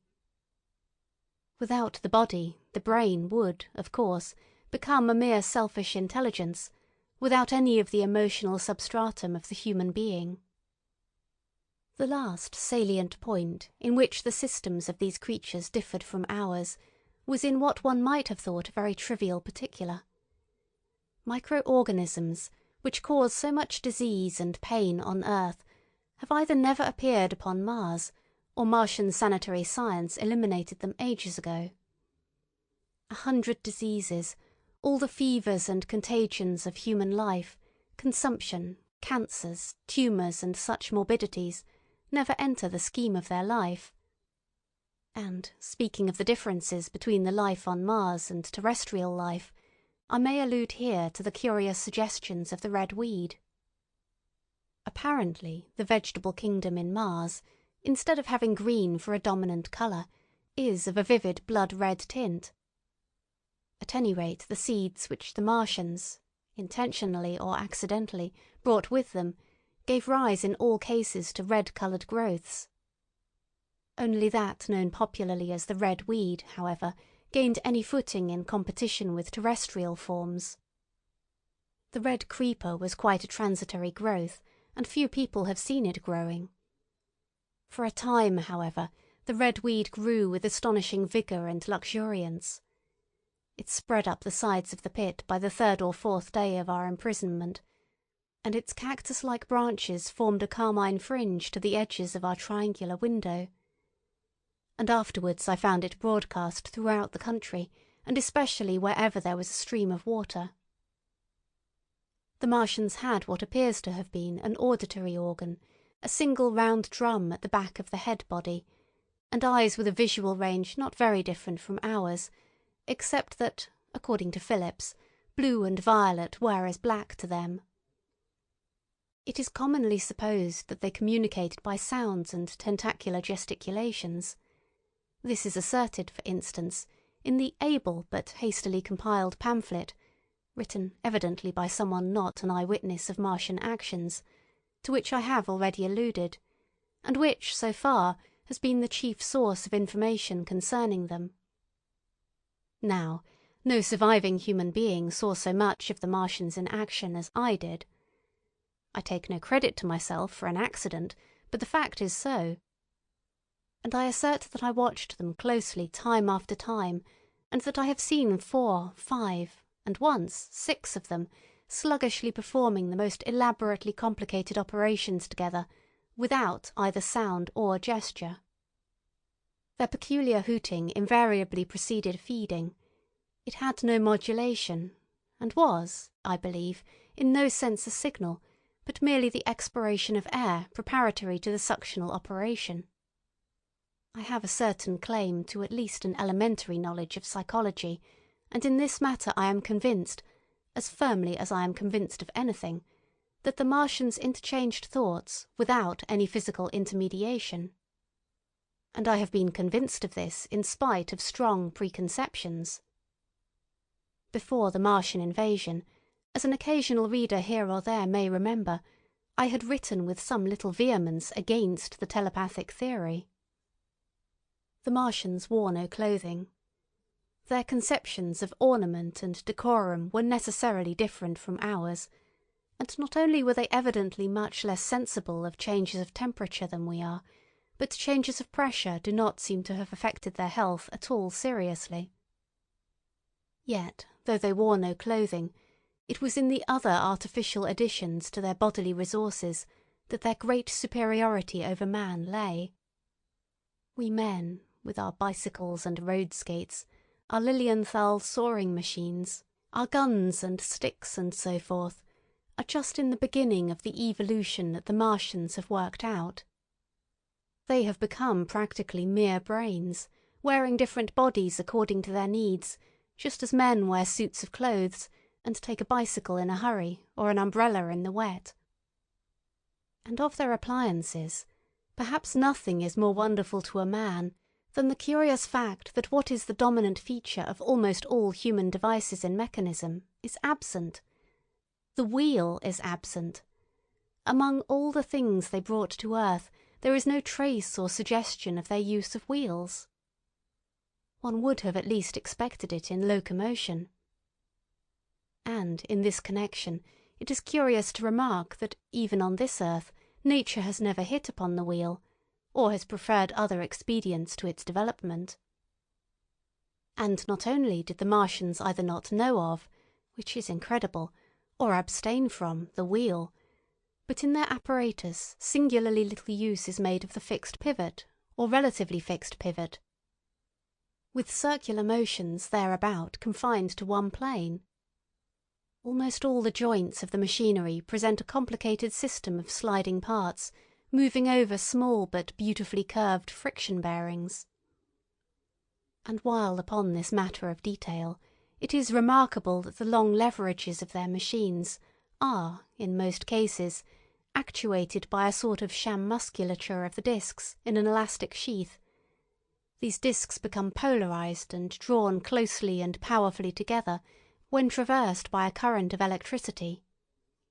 In this way the curious parallelism to human motions, which was so striking and disturbing to the human beholder, was attained. Such quasi-muscles abounded in the crab-like handling machine, which, on my first peeping out of the slit, I watched unpacking the cylinder. It seemed infinitely more alive than the actual Martians lying beyond it in the sunset light, panting, stirring ineffectual tentacles, and moving feebly after their vast journey across space. While I was still watching their sluggish motions in the sunlight, and noting each strange detail of their form, the curate reminded me of his presence by pulling violently at my arm. I turned to a scowling face and silent, eloquent lips. He wanted the slit, which permitted only one of us to peep through, and so I had to forego watching them for a time while he enjoyed that privilege. When I looked again, the busy handling machine had already put together several of the pieces of apparatus it had taken out of the cylinder into a shape having an unmistakable likeness to its own, and down on the left a busy little digging mechanism had come into view, emitting jets of green vapour and working its way round the pit, excavating and embanking in a methodical and discriminating manner. This it was which had caused the regular beating noise and the rhythmic shocks that had kept our ruinous refuge quivering. It piped and whistled as it worked. So far as I could see, the thing was without a directing Martian at all. End of section 19.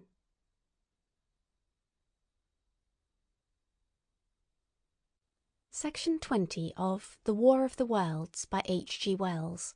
Chapter 3. The Days of Imprisonment. The arrival of a second fighting machine drove us from our peephole into the scullery, for we feared that from his elevation the Martian might see down upon us behind our barrier. At a later date we began to feel less in danger of their eyes, for to an eye in the dazzle of the sunlight outside our refuge must have been blank blackness, but at first the slightest suggestion of approach drove us into the scullery in heart-throbbing retreat. Yet, terrible as was the danger we incurred, the attraction of peeping was, for both of us, irresistible. And I recall now, with a sort of wonder, that, in spite of the infinite danger in which we were between starvation and a still more terrible death, we could yet struggle bitterly for that horrible privilege of sight. We would race across the kitchen in a grotesque way between eagerness and the dread of making a noise, and strike each other and thrust and kick within a few inches of exposure. The fact is that we had absolutely incompatible dispositions and habits of thought and action, and our danger and isolation only accentuated the incompatibility. At Halliford I had already come to hate the curate's trick of helpless exclamation, his stupid rigidity of mind. His endless muttering monologue vitiated every effort I made to think out a line of action, and drove me at times, thus pent up and intensified, almost to the verge of craziness. He was as lacking in restraint as a silly woman. He would weep for hours together, and I verily believe that to the very end this spoiled child of life thought his weak tears in some way efficacious. And I would sit in the darkness, unable to keep my mind off him by reason of his importunities. He ate more than I did, and it was in vain I pointed out that our only chance of life was to stop in the house until the Martians had done with their pit, that in that long patience a time might presently come when we should need food. He ate and drank impulsively in heavy meals at long intervals. He slept little. As the days wore on, his utter carelessness of any consideration so intensified our distress and danger that I had, much as I loathed doing it, to retort to threats, and at last to blows. That brought him to reason for a time. But he was one of those weak souls, void of pride, timorous, anemic, hateful souls, full of shifty cunning, who face neither God nor man, who face not even themselves. It is disagreeable for me to recall and write these things, but I set them down that my story may lack nothing. Those who have escaped the dark and terrible aspects of life will find my brutality, my flash of rage in our final tragedy, easy enough to blame, for they know what is wrong as well as any, but not what is possible to tortured men.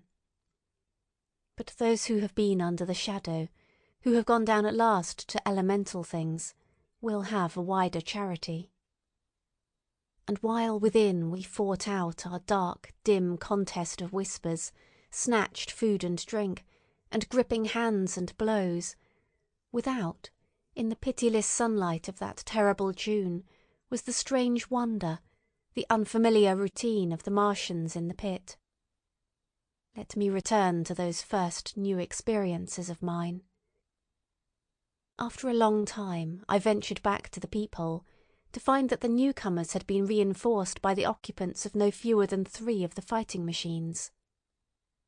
These last had brought with them certain fresh appliances that stood in an orderly manner about the cylinder. The second handling machine was now completed, and was busied in serving one of the novel contrivances the big machine had brought. This was a body resembling a milk can in its general form, above which oscillated a pear-shaped receptacle, and from which a stream of white powder flowed into a circular basin below. The oscillatory motion was imparted to this by one tentacle of the handling machine.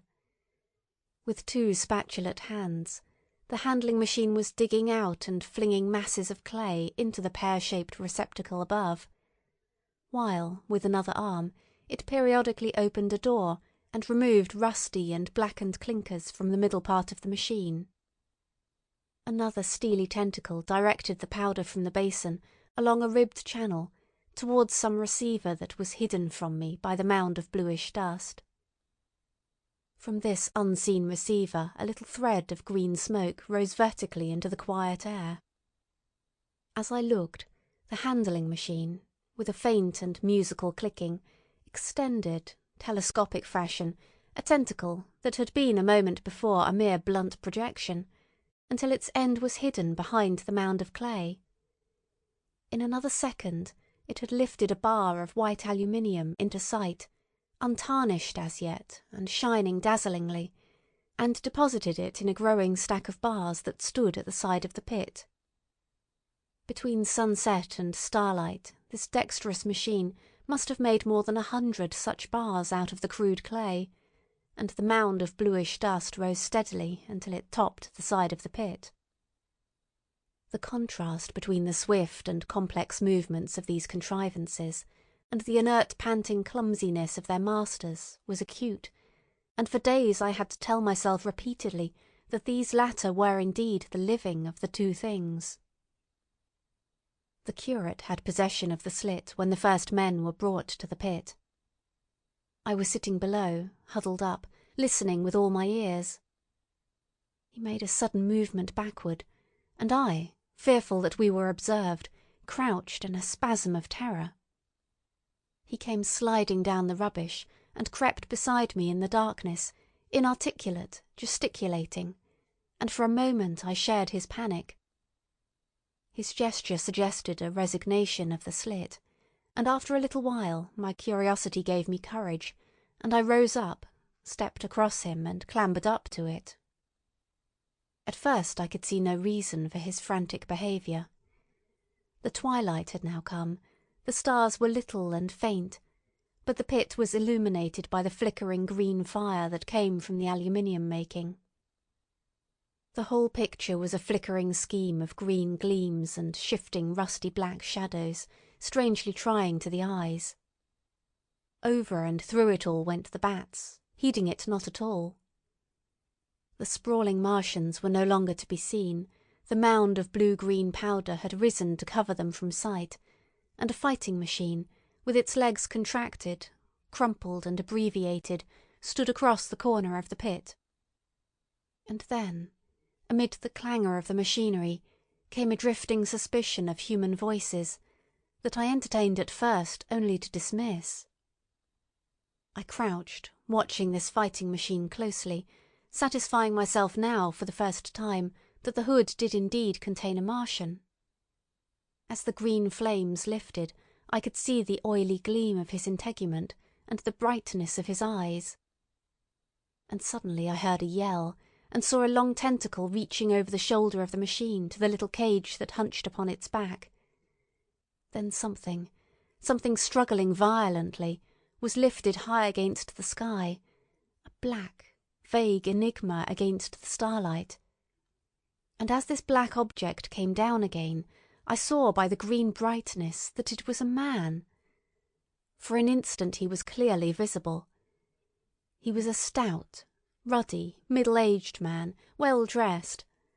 3 days before he must have been walking the world, a man of considerable consequence. I could see his staring eyes and gleams of light on his studs and watch-chain. He vanished behind the mound, and for a moment there was silence. And then began a shrieking and a sustained and cheerful hooting from the Martians. I slid down the rubbish, struggled to my feet, clapped my hands over my ears, and bolted into the scullery.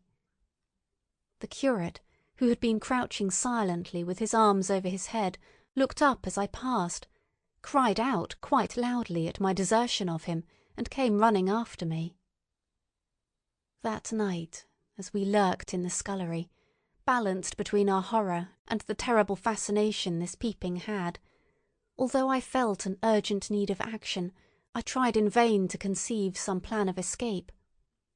But afterwards, during the second day, I was able to consider our position with great clearness. The curate, I found, was quite incapable of discussion. This new and culminating atrocity had robbed him of all vestiges of reason or forethought. Practically, he had already sunk to the level of an animal.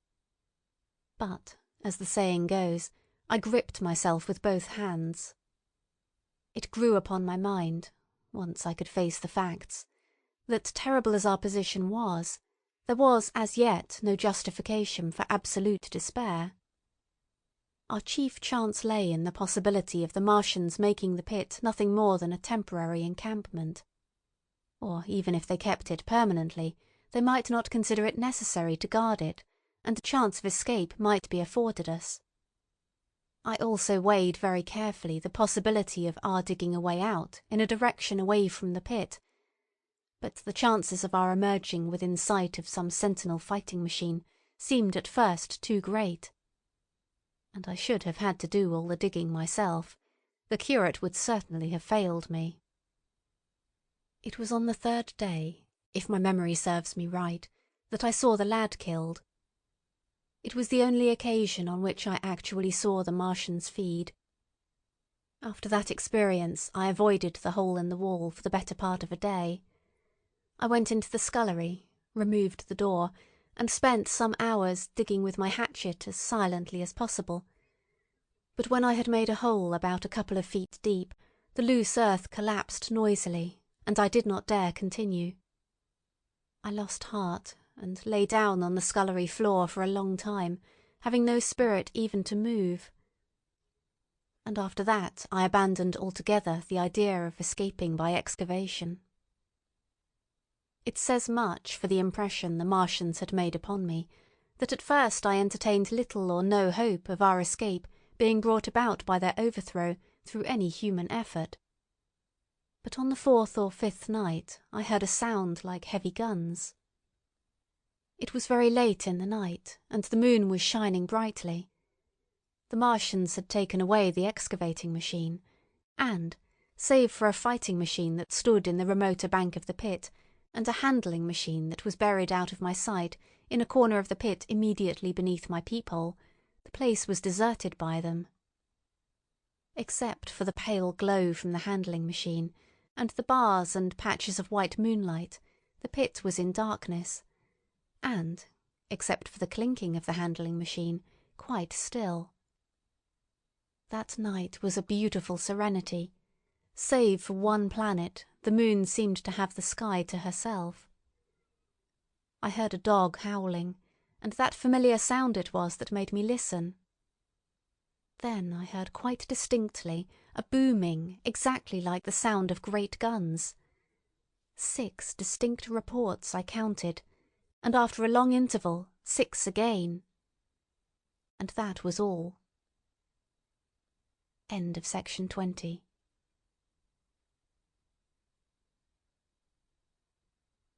Section 21 of The War of the Worlds by H.G. Wells.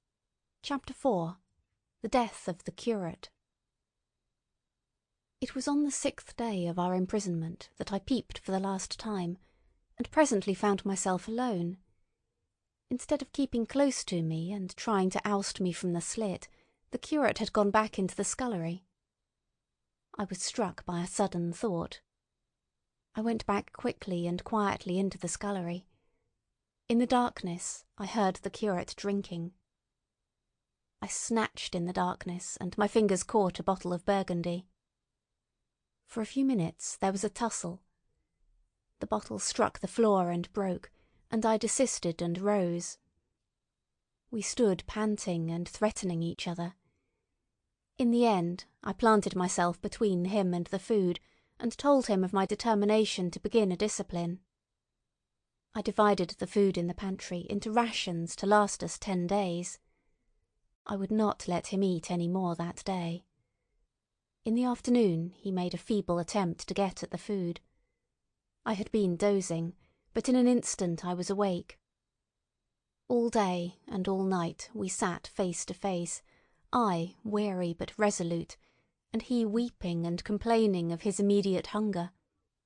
It was, I know, a night and a day, but to me it seems now, an interminable length of time. And so our widened incompatibility ended at last in open conflict. For 2 vast days we struggled in undertones and wrestling contests. There were times when I beat and kicked him madly, times when I cajoled and persuaded him, and once I tried to bribe him with the last bottle of Burgundy, for there was a rainwater pump from which I could get water. But neither force nor kindness availed. He was indeed beyond reason. He would neither desist from his attacks on the food, nor from his noisy babbling to himself. The rudimentary precautions to keep our imprisonment endurable he would not observe. Slowly I began to realise the complete overthrow of his intelligence, to perceive that my sole companion in this close and sickly darkness was a man insane. From certain vague memories, I am inclined to think my own mind wandered at times. I had strange and hideous dreams whenever I slept. It sounds paradoxical, but I am inclined to think that the weakness and insanity of the curate warned me, braced me, and kept me a sane man. On the 8th day he began to talk aloud instead of whispering, and nothing I could do would moderate his speech. "It is just, O God," he would say over and over again. "It is just. On me and mine be the punishment laid. We have sinned. We have fallen short. There was poverty, sorrow. The poor were trodden in the dust, and I held my peace. I preached acceptable folly. My God, what folly! When I should have stood up, though I died for it, and called upon them to repent. Repent! Oppressors of the poor and needy, the winepress of God." Then he would suddenly revert to the matter of the food I withheld from him, praying, begging, weeping, at last threatening. He began to raise his voice. I prayed him not to. He perceived a hold on me. He threatened he would shout and bring the Martians upon us. For a time that scared me, but any concession would have shortened our chance of escape beyond estimating. I defied him, although I felt no assurance that he might not do this thing. But that day, at any rate, he did not. He talked with his voice rising slowly, through the greater part of the 8th and 9th days, threats, entreaties, mingled with a torrent of half-sane and always frothy repentance for his vacant sham of God's service, such as made me pity him. Then he slept a while, and began again with renewed strength, so loudly that I must needs make him desist. "Be still," I implored. He rose to his knees, for he had been sitting in the darkness near the copper. "I have been still too long," he said, in a tone that must have reached the pit. "And now I must bear my witness. Woe unto this unfaithful city! Woe, woe, woe, woe, woe to the inhabitants of the earth by reason of the other voices of the trumpet!" "Shut up," I said, rising to my feet, and in a terror lest the Martians should hear us. "For God's sake!" "Nay!" shouted the curate at the top of his voice, standing likewise and extending his arms. "Speak! The word of the Lord is upon me!" In 3 strides he was at the door leading into the kitchen. "I must bear my witness. I go. It has already been too long delayed." I put out my hand and felt the meat chopper hanging to the wall. In a flash I was after him. I was fierce with fear. Before he was halfway across the kitchen I had overtaken him. With one last touch of humanity I turned the blade back and struck him with the butt. He went headlong forward and lay stretched on the ground. I stumbled over him and stood panting. He lay still. Suddenly I heard a noise without, the run and smash of slipping plaster, and the triangular aperture in the wall was darkened. I looked up and saw the lower surface of a handling machine coming slowly across the hole. One of its gripping limbs curled amid the debris. Another limb appeared, feeling its way over the fallen beams. I stood petrified, staring. Then I saw through a sort of glass plate near the edge of the body the face, as we may call it, and the large dark eyes of a Martian peering, and then a long metallic snake of tentacle came feeling slowly through the hole. I turned by an effort, stumbled over the curate, and stopped at the scullery door. The tentacle was now some way, 2 yards or more in the room, and twisting and turning with queer, sudden movements this way and that. For a while I stood fascinated by that slow, fitful advance. Then, with a faint, hoarse cry, I forced myself across the scullery. I trembled violently. I could scarcely stand upright. I opened the door of the coal cellar and stood there in the darkness, staring at the faintly lit doorway into the kitchen and listening. Had the Martian seen me? What was it doing now? Something was moving to and fro there, very quietly. Every now and then it tapped against the wall, or started on its movements with a faint metallic ringing, like the movements of keys on a split ring. Then a heavy body, I knew too well what, was dragged across the floor of the kitchen towards the opening. Irresistibly attracted, I crept to the door and peeped into the kitchen. In the triangle of bright outer sunlight I saw the Martian, in its Briareus of a handling machine, scrutinizing the curate's head. I thought at once that it would infer my presence from the mark of the blow I had given him. I crept back to the coal cellar, shut the door, and began to cover myself up as much as I could and as noiselessly as possible in the darkness, amid the firewood and coal therein. Every now and then I paused, rigid, to hear if the Martian had thrust its tentacles through the opening again. Then the faint metallic jingle returned. I traced it slowly, feeling over the kitchen. Presently I heard it nearer, in the scullery, as I judged. I thought that its length might be insufficient to reach me. I prayed copiously. It passed, scraping faintly across the cellar door.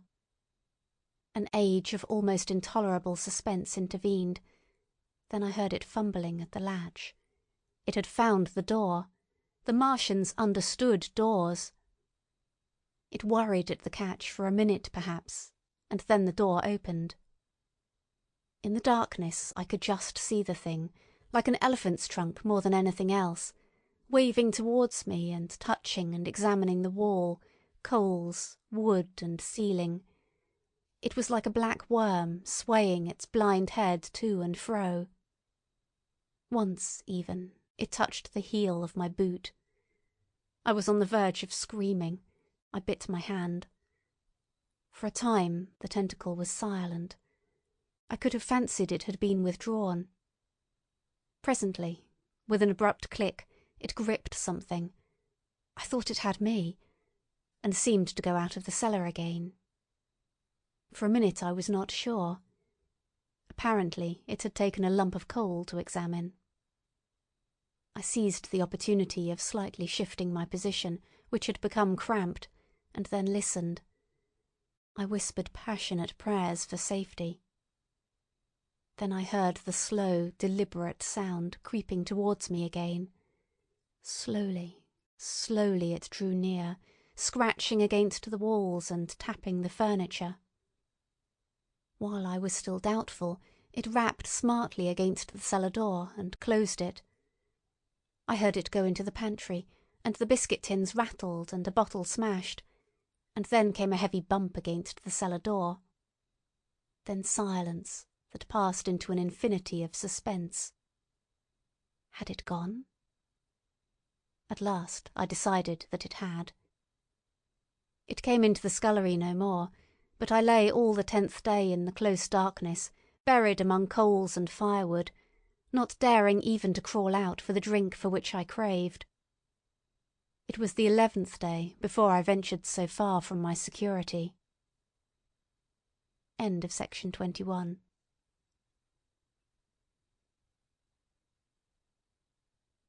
Section 22 of The War of the Worlds by H. G. Wells.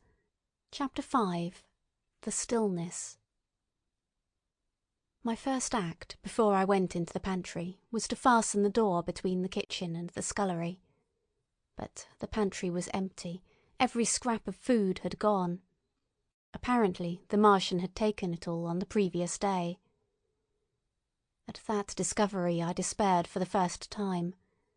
I took no food, or no drink either, on the 11th or the 12th day. At first my mouth and throat were parched, and my strength ebbed sensibly. I sat about in the darkness of the scullery in a state of despondent wretchedness. My mind ran on eating. I thought I had become deaf, for the noises of movement I had been accustomed to hear from the pit had ceased absolutely. I did not feel strong enough to crawl noiselessly to the peephole, or I would have gone there. On the 12th day my throat was so painful that, taking the chance of alarming the Martians, I attacked the creaking rain-water pump that stood by the sink, and got a couple of glassfuls of blackened and tainted rain-water. I was greatly refreshed by this, and emboldened by the fact that no inquiring tentacle followed the noise of my pumping. During these days, in a rambling, inconclusive way, I thought much of the curate and of the manner of his death. On the 13th day I drank some more water, and dozed, and thought disjointedly of eating and of vague, impossible plans of escape. Whenever I dozed, I dreamt of horrible phantasms, of the death of the curate, or of sumptuous dinners. But, asleep or awake, I felt a keen pain that urged me to drink again and again. The light that came into the scullery was no longer grey, but red. To my disordered imagination it seemed the colour of blood. On the 14th day I went into the kitchen, and I was surprised to find that the fronds of the red weed had grown right across the hole in the wall, turning the half-light of the place into a crimson-coloured obscurity. It was early on the 15th day that I heard a curious, familiar sequence of sounds in the kitchen, and, listening, identified it as the snuffing and scratching of a dog. Going into the kitchen, I saw a dog's nose peering in through a break among the ruddy fronds. This greatly surprised me. At the scent of me, he barked shortly. I thought if I could induce him to come into the place quietly, I should be able, perhaps, to kill and eat him, and in any case it would be advisable to kill him, lest his actions attracted the attention of the Martians. I crept forward, saying, "Good dog," very softly, but he suddenly withdrew his head and disappeared. I listened. I was not deaf, but certainly the pit was still. I heard a sound like the flutter of a bird's wings and a horse croaking, but that was all. For a long while I lay close to the peephole, but not daring to move aside the red plants that obscured it. Once or twice I heard a faint pitter-patter, like the feet of the dog going hither and thither on the sand far below me, and there were more bird-like sounds, but that was all. At length, encouraged by the silence, I looked out. Except in the corner, where a multitude of crows hopped and fought over the skeletons of the dead the Martians had consumed, there was not a living thing in the pit. I stared about me, scarcely believing my eyes. All the machinery had gone. Save for the big mound of greyish-blue powder in one corner, certain bars of aluminium in another, the black birds and the skeletons of the killed, the place was merely an empty, circular pit in the sand. Slowly I thrust myself out through the red weed and stood upon the mound of rubble. I could see in any direction save behind me, to the north, and neither Martians nor sign of Martians were to be seen. The pit dropped sheerly from my feet, but a little way along the rubbish afforded a practicable slope to the summit of the ruins. My chance of escape had come. I began to tremble. I hesitated for some time, and then, in a gust of desperate resolution, and with a heart that throbbed violently, I scrambled to the top of the mound in which I had been buried so long. I looked about again. To the northward, too, no Martian was visible. When I had last seen this part of Sheen in the daylight, it had been a straggling street of comfortable white and red houses, interspersed with abundant shady trees. Now I stood on a mound of smashed brickwork, clay and gravel, over which spread a multitude of red cactus-shaped plants, knee-high, without a solitary terrestrial growth to dispute their footing. The trees near me were dead and brown, but further a network of red thread scaled the still living stems. The neighbouring houses had all been wrecked, but none had been burned. Their walls stood, sometimes to the second story, with smashed windows and shattered doors. The red weed grew tumultuously in their roofless rooms. Below me was the great pit, with the crows struggling for its refuse. A number of other birds hopped about among the ruins. Far away I saw a gaunt cat slink crouchingly along a wall, but traces of men there were none. The day seemed, by contrast with my recent confinement, dazzlingly bright, the sky a glowing blue. A gentle breeze kept the red weed that covered every scrap of unoccupied ground gently swaying. And oh, the sweetness of the air. End of section 22.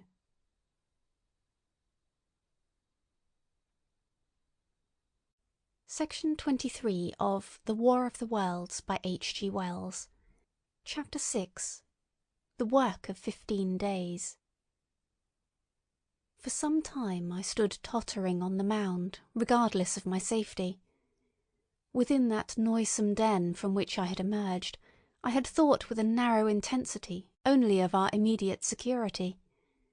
I had not realized what had been happening to the world, had not anticipated this startling vision of unfamiliar things. I had expected to see Sheen in ruins.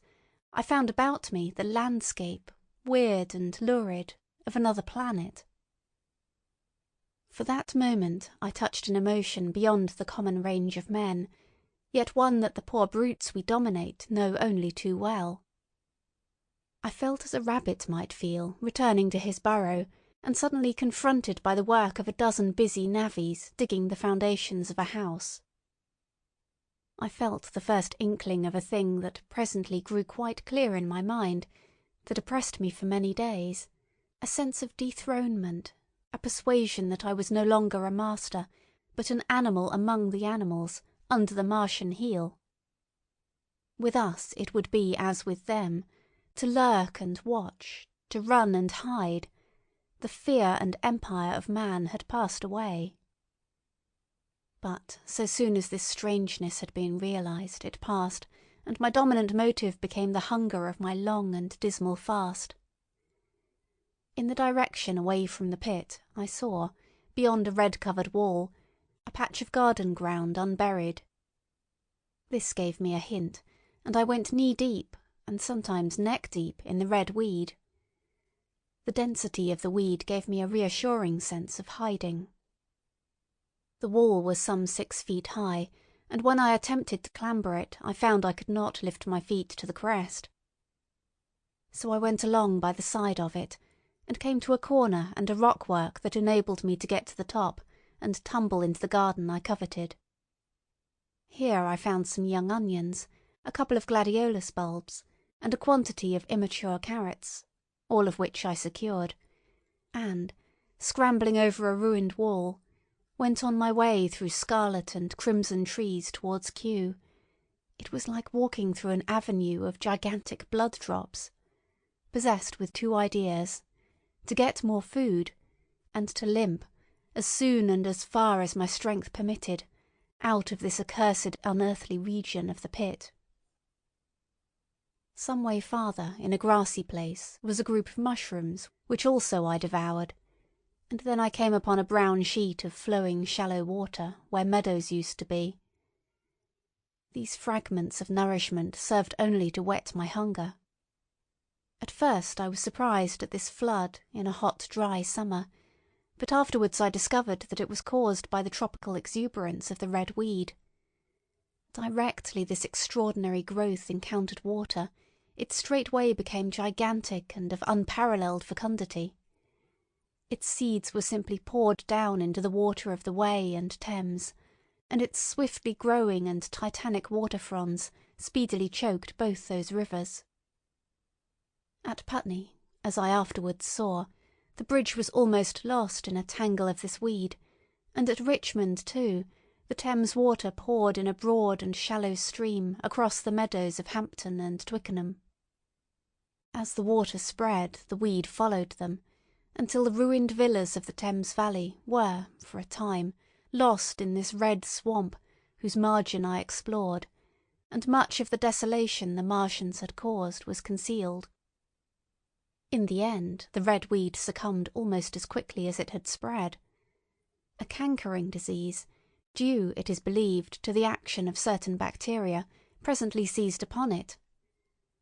Now, by the action of natural selection, all terrestrial plants have acquired a resisting power against bacterial diseases. They never succumb without a severe struggle. But the red weed rotted like a thing already dead. The fronds became bleached, and then shrivelled and brittle. They broke off at the least touch, and the waters that had stimulated their early growth carried their last vestiges out to sea. My first act on coming to this water was, of course, to slake my thirst. I drank a great deal of it, and, moved by an impulse, gnawed some fronds of red weed, but they were watery and had a sickly metallic taste. I found the water was sufficiently shallow for me to wade securely, although the red weed impeded my feet a little. But the flood evidently got deeper towards the river, and I turned back to Mortlake. I managed to make out the road by means of occasional ruins of its villas and fences and lamps, and so presently I got out of this spate and made my way to the hill going up towards Roehampton, and came out on Putney Common. Here the scenery changed from the strange and unfamiliar to the wreckage of the familiar. Patches of ground exhibited the devastation of a cyclone, and in a few score yards I would come upon perfectly undisturbed spaces, houses with their blinds trimly drawn and doors closed, as if they had been left for a day by the owners, or as if their inhabitants slept within. The red weed was less abundant. The tall trees along the lane were free from the red creeper. I hunted for food among the trees, finding nothing, and I also raided a couple of silent houses, but they had already been broken into and ransacked.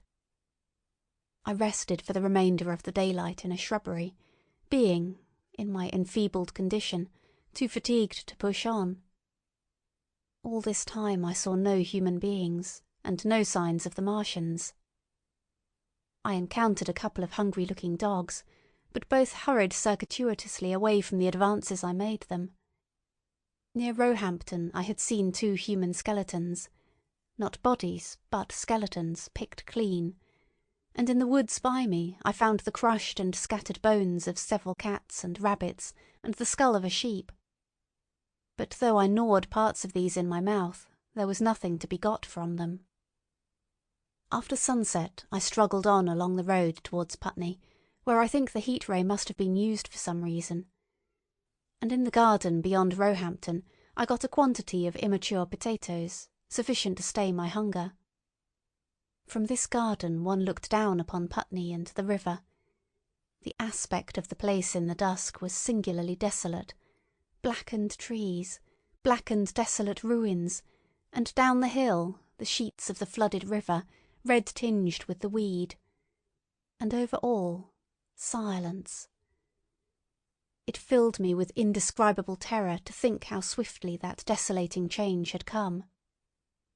For a time I believed that mankind had been swept out of existence, and that I stood there alone, the last man left alive. Hard by the top of Putney Hill I came upon another skeleton, with the arms dislocated and removed several yards from the rest of the body.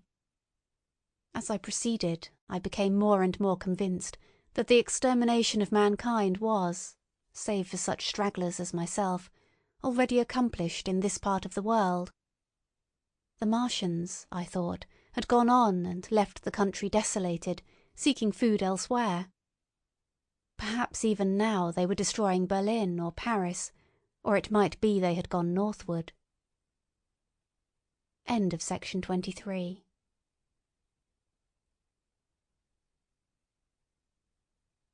Section 24 of The War of the Worlds by H. G. Wells. Chapter 7. The Man on Putney Hill.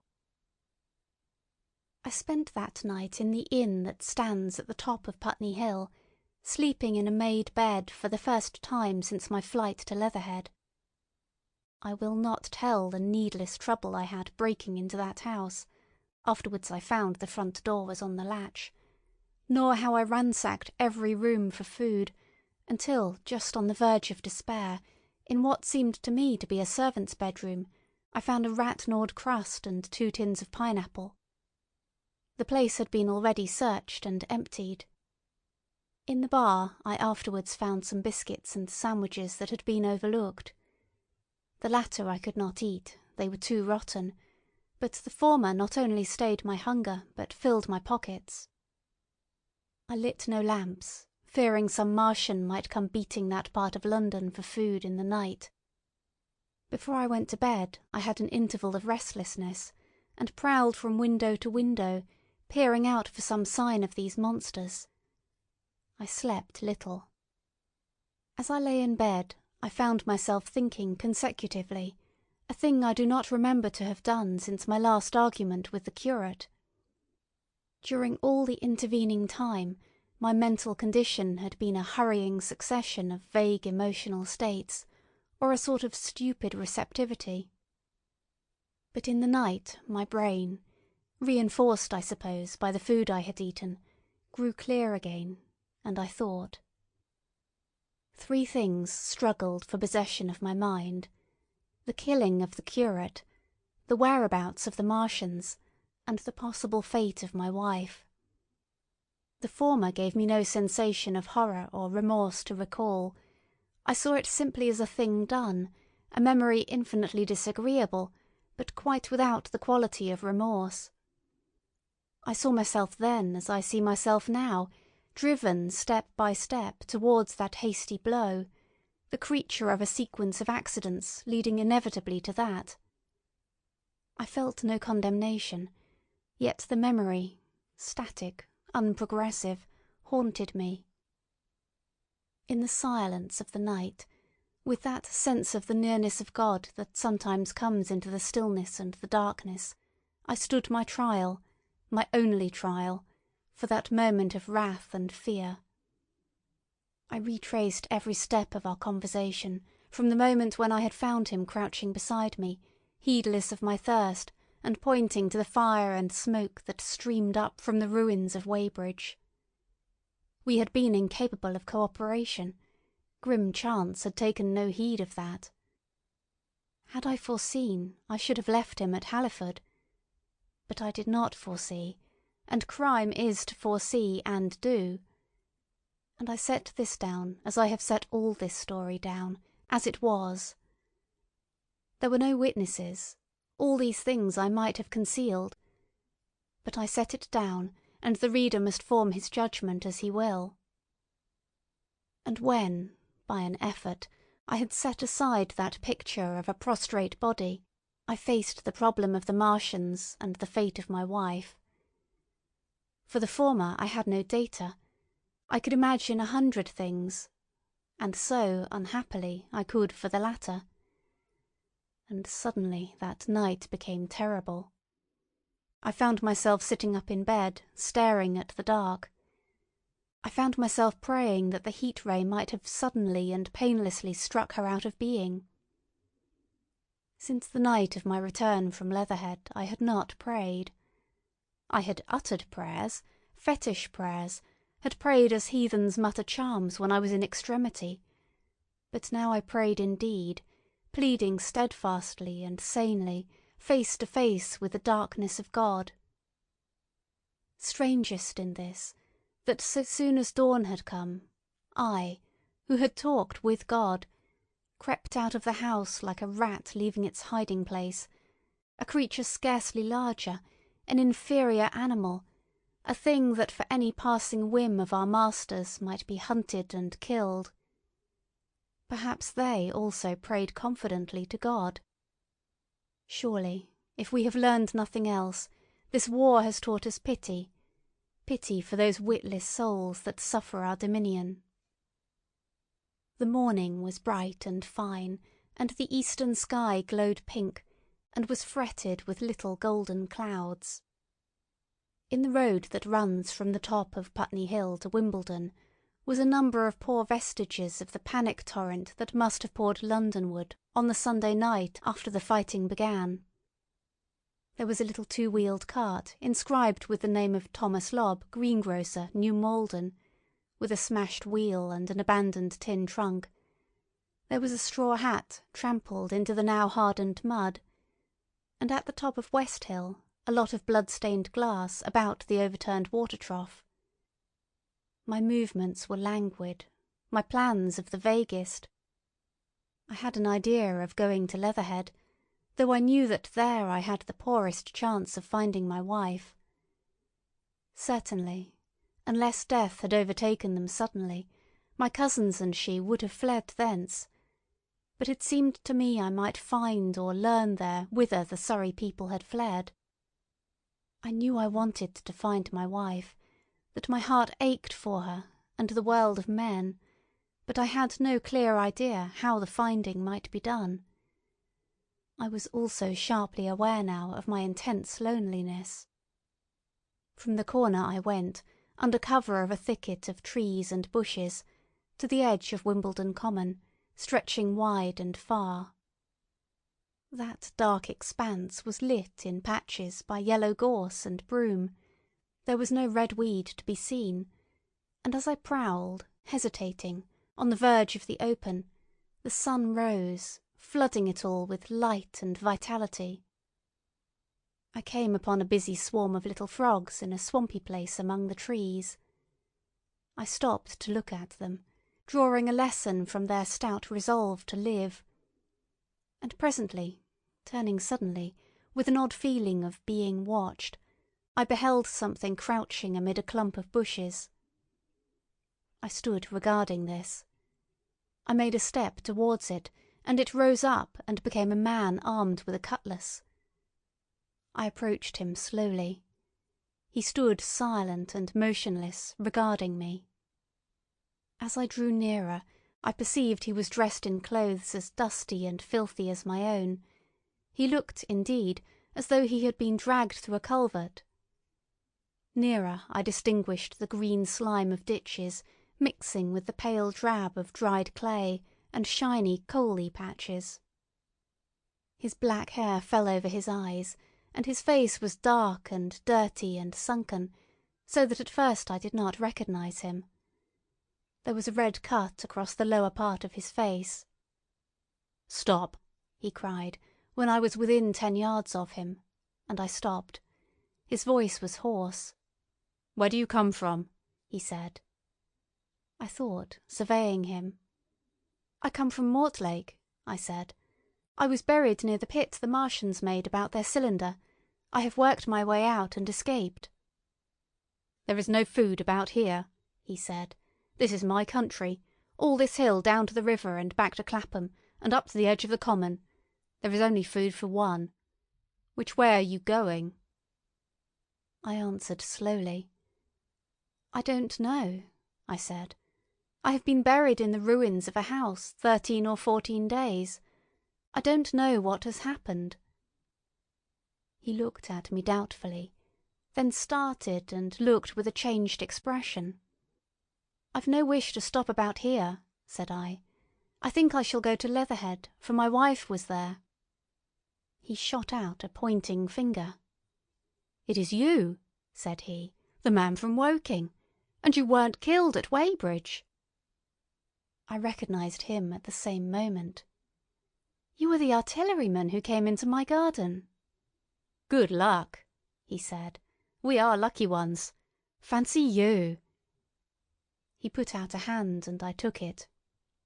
"I crawled up a drain," he said, "but they didn't kill everyone, and after they went away I got off towards Walton across the fields. But It's not 16 days altogether, and your hair is grey." He looked over his shoulder suddenly. "Only a rook," he said. "One gets to know that birds have shadows these days. This is a bit open. Let us crawl under those bushes and talk." "Have you seen any Martians?" I said. "Since I crawled out." "They've gone away across London," he said. "I guess they've got a bigger camp there. Of a night, all over there, Hampstead way, the sky is alive with their lights. It's like a great city, and in the glare you can just see them moving. By daylight you can't. But nearer, I haven't seen them—" he counted on his fingers. "5 days. Then I saw a couple across Hammersmith way carrying something big. And the night before last—" He stopped and spoke impressively. "It was just a matter of lights, but it was something up in the air. I believe they've built a flying machine and are learning to fly." I stopped on hands and knees, for we had come to the bushes. "Fly?" "Yes," he said. "Fly." I went on into a little bower and sat down. "It is all over with humanity," I said. "If they can do that, they will simply go round the world." He nodded. "They will. But it will relieve things over here a bit. And besides—" He looked at me. "Aren't you satisfied at ease up with humanity? I am. We're down. We're beat." I stared. Strange as it may seem, I had not arrived at this fact, a fact perfectly obvious so soon as he spoke. I had still held a vague hope. Rather, I had kept a lifelong habit of mind. He repeated his words. "We're beat." They carried absolute conviction. "It's all over," he said. "They've lost one, just one. And they've made their footing good and crippled the greatest power in the world. They've walked over us. The death of that one at Weybridge was an accident. And these are only pioneers. They kept on coming. These green stars, I've seen none these 5 or 6 days, but I've no doubt they're falling somewhere every night. Nothing's to be done. We're under. We're beat." I made him no answer. I sat staring before me, trying in vain to devise some countervailing thought. "This isn't a war," said the artilleryman. "It never was a war, any more than there's war between man and ants." Suddenly I recalled the night in the observatory. After the 10th shot they fired no more, at least until the first cylinder came. "How do you know?" said the artilleryman. I explained. He thought. "Something wrong with the gun," he said. "But what if there is? They'll get it right again. And even if there's a delay, how can it alter the end? It's just men and ants. There's the ants build their cities, live their lives, have wars, revolutions, until the men want them out of the way, and then they go out of the way. That's what we are now, just ants. Only—" "Yes," I said. "We're eatable ants." We sat looking at each other. "And what will they do with us?" I said. "That's what I've been thinking," he said. "That's what I've been thinking. After Weybridge I went south, thinking. I saw what was up. Most of the people were hard at it, squealing and exciting themselves. But I'm not so fond of squealing. I've been in sight of death once or twice. I'm not an ornamental soldier, and at the best and worst, death. It's just death. And it's the man that keeps on thinking comes through. I saw everyone tracking away south. Says I, food won't last this way, and I turned right back. I went for the Martians like a sparrow goes for man. All round." He waved a hand to the horizon. "They're starving in heaps, bolting, treading on each other." He saw my face and halted awkwardly. "No doubt lots who have money have gone away to France," he said.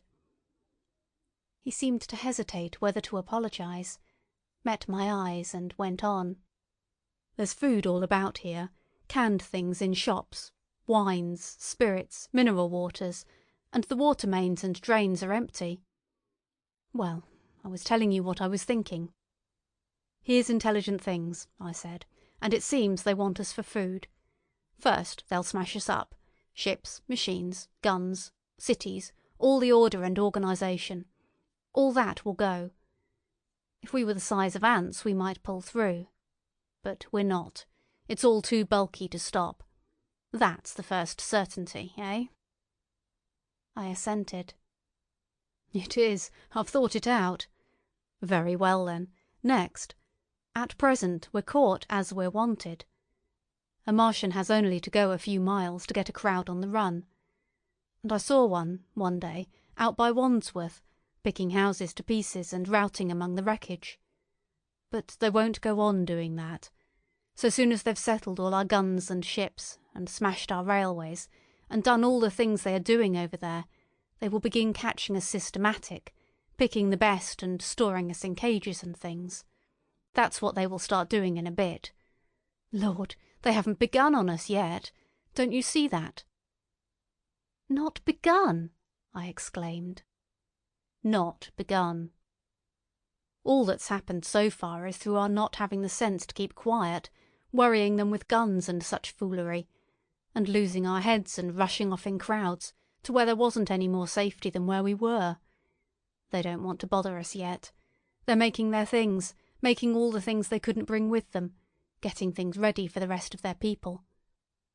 Very likely that's why the cylinders have stopped for a bit, for fear of hitting those who are here. And instead of our rushing about blind, on the howl, or getting dynamite on the chance of busting them up, we've got to fix ourselves up according to the new state of affairs. That's how I figure it out. It isn't quite according to what a man wants for his species, but it's about what the facts point to. And that's the principle I acted upon. Cities, nations, civilization, progress. It's all over. That game's up. We're beat.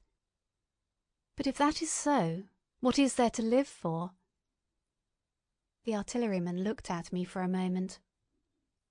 There won't be any more blessed concerts for 1,000,000 years or so. There won't be any Royal Academy of Arts, and no nice little feeds at restaurants. If it's amusement you're after, I reckon the game is up. If you've got any drawing-room manners, or a dislike to eating peas with a knife or dropping H's, you better chuck 'em away. They ain't no further use. You mean? I mean that men like me are going on living, for the sake of the breed. I tell you, I'm grim set on living. And if I'm not mistaken, you'll show what insides you've got too, before long. We aren't going to be exterminated. And I don't mean to be caught either, and tamed and fattened and bred like a thundering ox. Ugh, fancy those brown creepers. You don't mean to say... I do. I'm going on, under their feet. I've got it planned. I've thought it out. We men are beat. We don't know enough. We've got to learn before we've got a chance. And we've got to live and keep independent while we learn. See, that's what has to be done. I stared, astonished, and stirred profoundly by the man's resolution. Great God! Cried I. But you are a man indeed. And suddenly I gripped his hand. Eh? He said, with his eyes shining. I've thought it out, eh? Go on, I said. Well, those who mean to escape their catching must get ready. I'm getting ready. Mind you, it isn't all of us that are made for wild beasts, and that's what it's got to be. That's why I watched you. I had my doubts. You're slender. I didn't know that it was you see, or just how you'd been buried. All these... the sort of people that lived in these houses, and all those damn little clerks that used to live down that way, they'd be no good. They haven't any spirit in them, no proud dreams and no proud lusts, and a man who hasn't one or the other, Lord, what is he but funk and precautions? They just used to skedaddle off to work. I've seen hundreds of 'em, bit of breakfast in hand, running wild and shining to catch their little season ticket train, for fear they'd get dismissed if they didn't. working at businesses they were afraid to take the trouble to understand, skedaddling back for fear they wouldn't be in time for dinner, keeping indoors after dinner for fear of the back streets, and sleeping with the wives they married, not because they wanted them, but because they had a bit of money that would make for safety in their one little miserable skedaddle through the world. Lives insured and a bit invested for fear of accidents. And on Sundays, fear of the hereafter, as if hell was built for rabbits. Well, the Martians will be just a godsend to these. Nice roomy cages, fattening food, careful breeding, no worry. After a week or so chasing about the fields and lands on empty stomachs, they'll come and be caught cheerful. They'll be quite glad after a bit. They'll wonder what people did before there were Martians to take care of them. And the bar loafers and mashers and singers, I can imagine them. I can imagine them, he said, with a sort of sombre gratification. There'll be any amount of sentiment and religion loose among them. There's hundreds of things I saw with my eyes that I've only begun to see clearly these last few days. There's lots will take things as they are, fat and stupid, and lots will be worried by a sort of feeling that it's all wrong and that they ought to be doing something. Now, whenever things are so that a lot of people feel they ought to be doing something, the weak, and those who go weak with a lot of complicated thinking, always make for a sort of do-nothing religion, very pious and superior, and submit to persecution and the will of the Lord. Very likely you've seen the same thing. It's energy in a gale of funk, and turned clean inside out. These cages will be full of psalms and hymns and piety. And those of a less simple sort will work in a bit of, what is it, eroticism. He paused. Very likely these Martians will make pets of some of them, train them to do tricks. Who knows? Get sentimental over the pet boy who grew up and had to be killed. And some, maybe, they will train to hunt us. No, I cried. That's impossible. No human being. What's the good of going on with such lies? Said the artilleryman. There's men who'd do it cheerful. What nonsense to pretend there isn't. And I succumbed to his conviction. If they come after me, he said. Lord, if they come after me. And subsided into a grim meditation. I sat contemplating these things. I could find nothing to bring against this man's reasoning. In the days before the invasion, no one would have questioned my intellectual superiority to his. I, a professed and recognised writer on philosophical themes, and he a common soldier.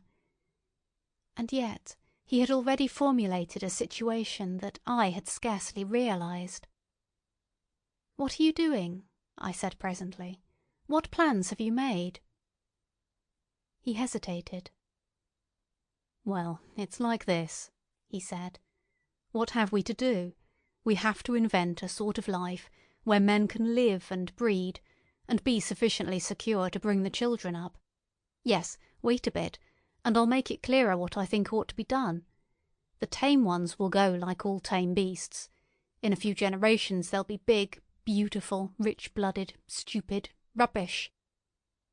The risk is that we who keep wild will go savage, degenerate into a sort of big savage rat. You see, how I mean to live is underground. I've been thinking about the drains.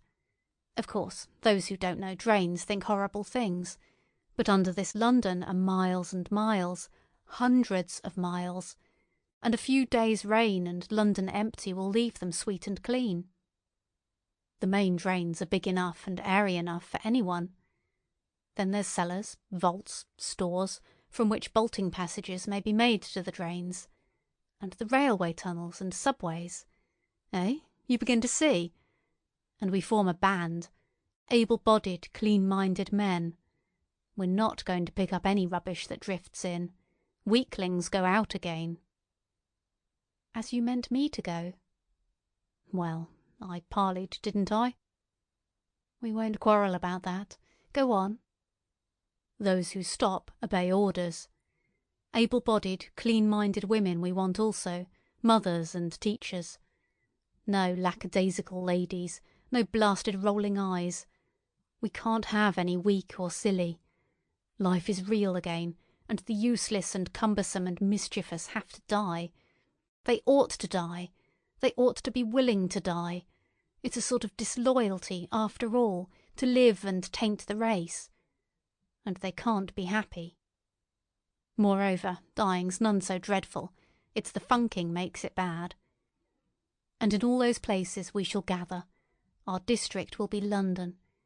And we may even be able to keep a watch and run about in the open when the Martians keep away.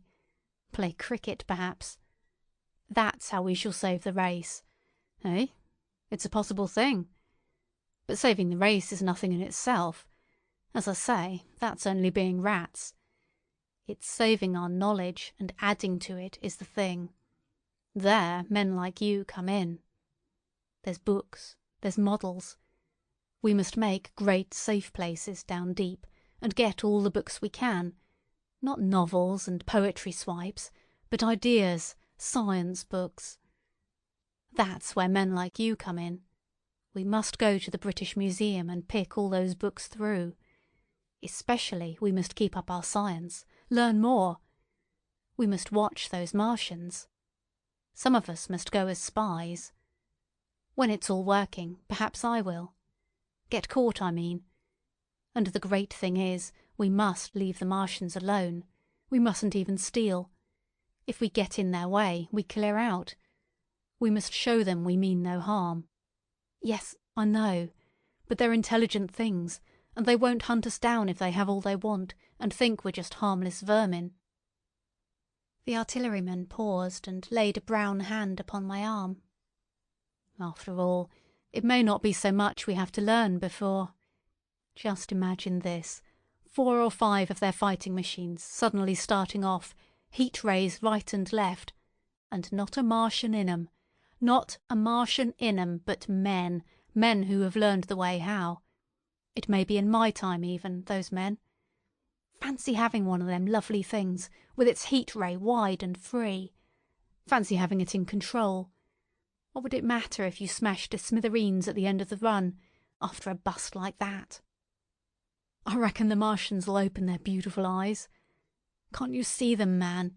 Can't you see them hurrying, puffing and blowing and hooting to their other mechanical affairs? Something out of gear in every case. And swish, bang, rattle, swish.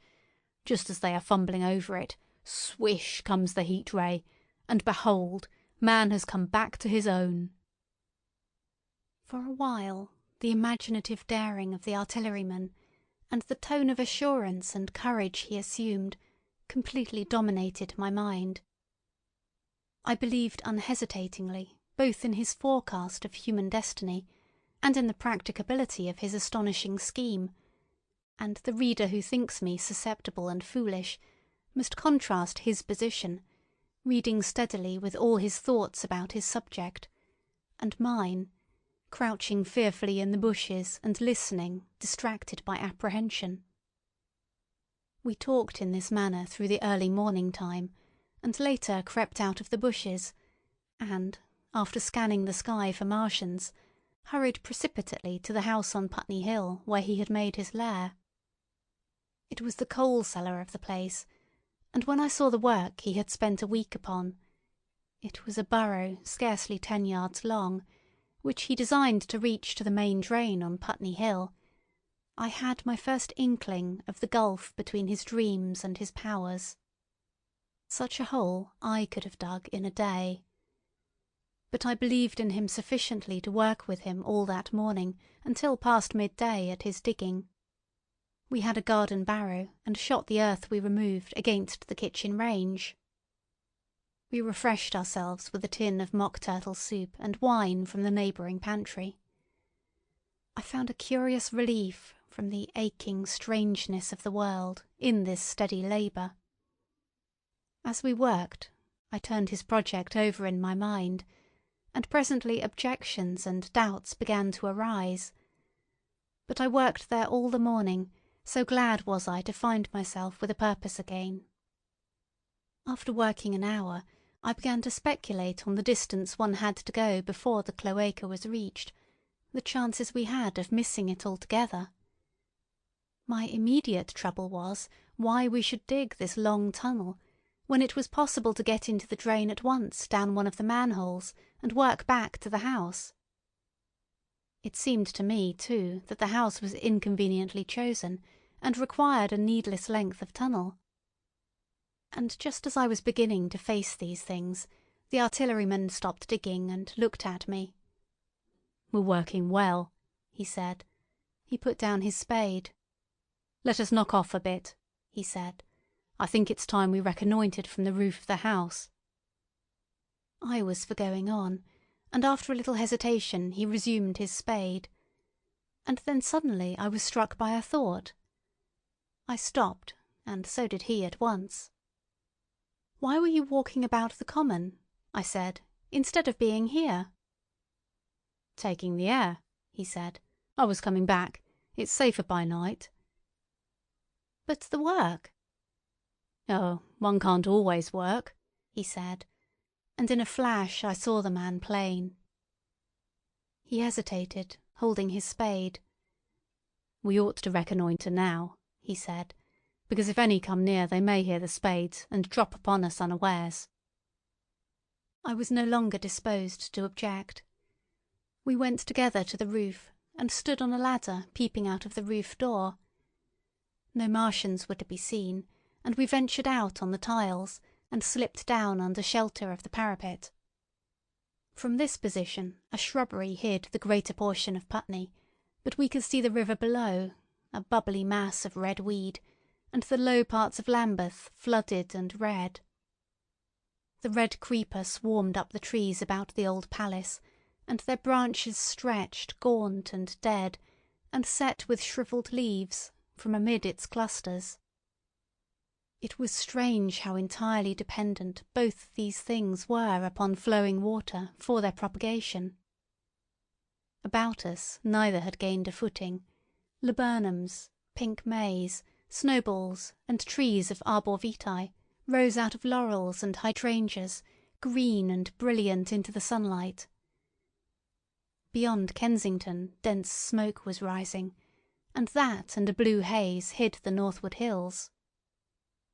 The artilleryman began to tell me of the sort of people who still remained in London. "One night last week," he said, "some fools got the electric light in order, and there was all Regent Street and the Circus ablaze, crowded with painted and ragged drunkards, men and women, dancing and shouting till dawn. A man who was there told me. And as the day came, they became aware of a fighting machine standing near by the Langham and looking down at them. Heaven knows how long he had been there. It must have given some of them a nasty turn. He came down the road towards them and picked up nearly 100 too drunk or frightened to run away." Grotesque gleam of a time no history will ever fully describe. From that, in answer to my questions, he came round to his grandiose plans again. He grew enthusiastic. He talked so eloquently of the possibility of capturing a fighting machine that I more than half believed in him again. But now that I was beginning to understand something of his quality, I could divine the stress he laid on doing nothing precipitately. And I noted that now there was no question that he personally was to capture and fight the great machine. After a time we went down to the cellar. Neither of us seemed disposed to resume digging, and when he suggested a meal I was nothing loath. He became suddenly very generous, and when we had eaten he went away and returned with some excellent cigars. We lit these, and his optimism glowed. He was inclined to regard my coming as a great occasion. "There's some champagne in the cellar," he said. "We can dig better on this Thames-side Burgundy," said I. "No," said he. "I am host today. Champagne. Great God, we've a heavy enough task before us. Let us take a rest and gather strength while we may. Look at these blistered hands." and, pursuant to this idea of a holiday, he insisted upon playing cards after we had eaten. He taught me euchre, and after dividing London between us, I taking the north side and he the southern, we played for parish points. Grotesque and foolish as this will seem to the sober reader, it is absolutely true, and what is more remarkable, I found the card game and several others we played extremely interesting. Strange mind of man, that, with our species upon the edge of extermination or appalling degradation, with no clear prospect before us but the chance of a horrible death, we could sit following the chance of this painted pasteboard, and playing the joker with vivid delight. Afterwards he taught me poker, and I beat him at 3 tough chess games. When dark came, we decided to take the risk, and lit a lamp. After an interminable string of games, we supped, and the artilleryman finished the champagne. We went on smoking the cigars. He was no longer the energetic regenerator of his species I had encountered in the morning. He was still optimistic, but it was a less kinetic, a more thoughtful optimism. I remember he wound up with my health, proposed in a speech of small variety and considerable intermittence. I took a cigar and went upstairs to look at the lights of which he had spoken, that blazed so greenly along the Highgate hills. At first I stared unintelligently across the London valley. The northern hills were shrouded in darkness, the fires near Kensington glowed redly, and now and then an orange-red tongue of flame flashed up and vanished in the deep blue night. All the rest of London was black. Then, nearer, I perceived a strange light, a pale, violet-purple fluorescent glow quivering under the night breeze. For a space I could not understand it, and then I knew that it must be the red weed from which this faint irradiation proceeded. With that realization, my dormant sense of wonder, my sense of the proportion of things, awoke again. I glanced from that to Mars, red and clear, glowing high in the west, and then gazed long and earnestly at the darkness of Hampstead and Highgate. I remained a very long time upon the roof, wondering at the grotesque changes of the day. I recalled my mental states, from the midnight prayer to the foolish card-playing. I had a violent revulsion of feeling. I remember I flung away the cigar with a certain wasteful symbolism. My folly came to me with glaring exaggeration. I seemed a traitor to my wife and to my kind. I was filled with remorse. I resolved to leave this strange, undisciplined dreamer of great things to his drink and gluttony, and to go on into London. There, it seemed to me, I had the best chance of learning what the Martians and my fellow men were doing. I was still upon the roof when the late moon rose. End of section 24.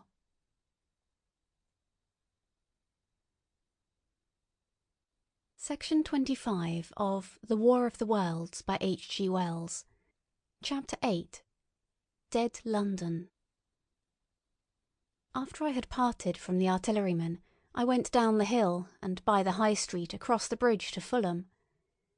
The red weed was tumultuous at that time, and nearly choked the bridge roadway, but its fronds were already whitening in patches by the spreading disease that presently removed it so swiftly. At the corner of the lane that runs to Putney Bridge Station, I found a man lying. He was as black as a sweep with the black dust, alive, but helplessly and speechlessly drunk. I could get nothing from him but curses and furious lunges at my head. I think I should have stayed by him, but for the brutal expression of his face.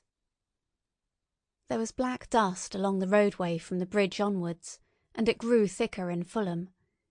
The streets were horribly quiet. I got food, sour, hard and mouldy, but quite eatable, in a baker's shop here, Some way towards Walham Green the streets became clear of powder, and I passed a white terrace of houses on fire. The noise of the burning was an absolute relief. Going on towards Brompton, the streets were quiet again. Here I came once more upon the black powder in the streets, and upon dead bodies.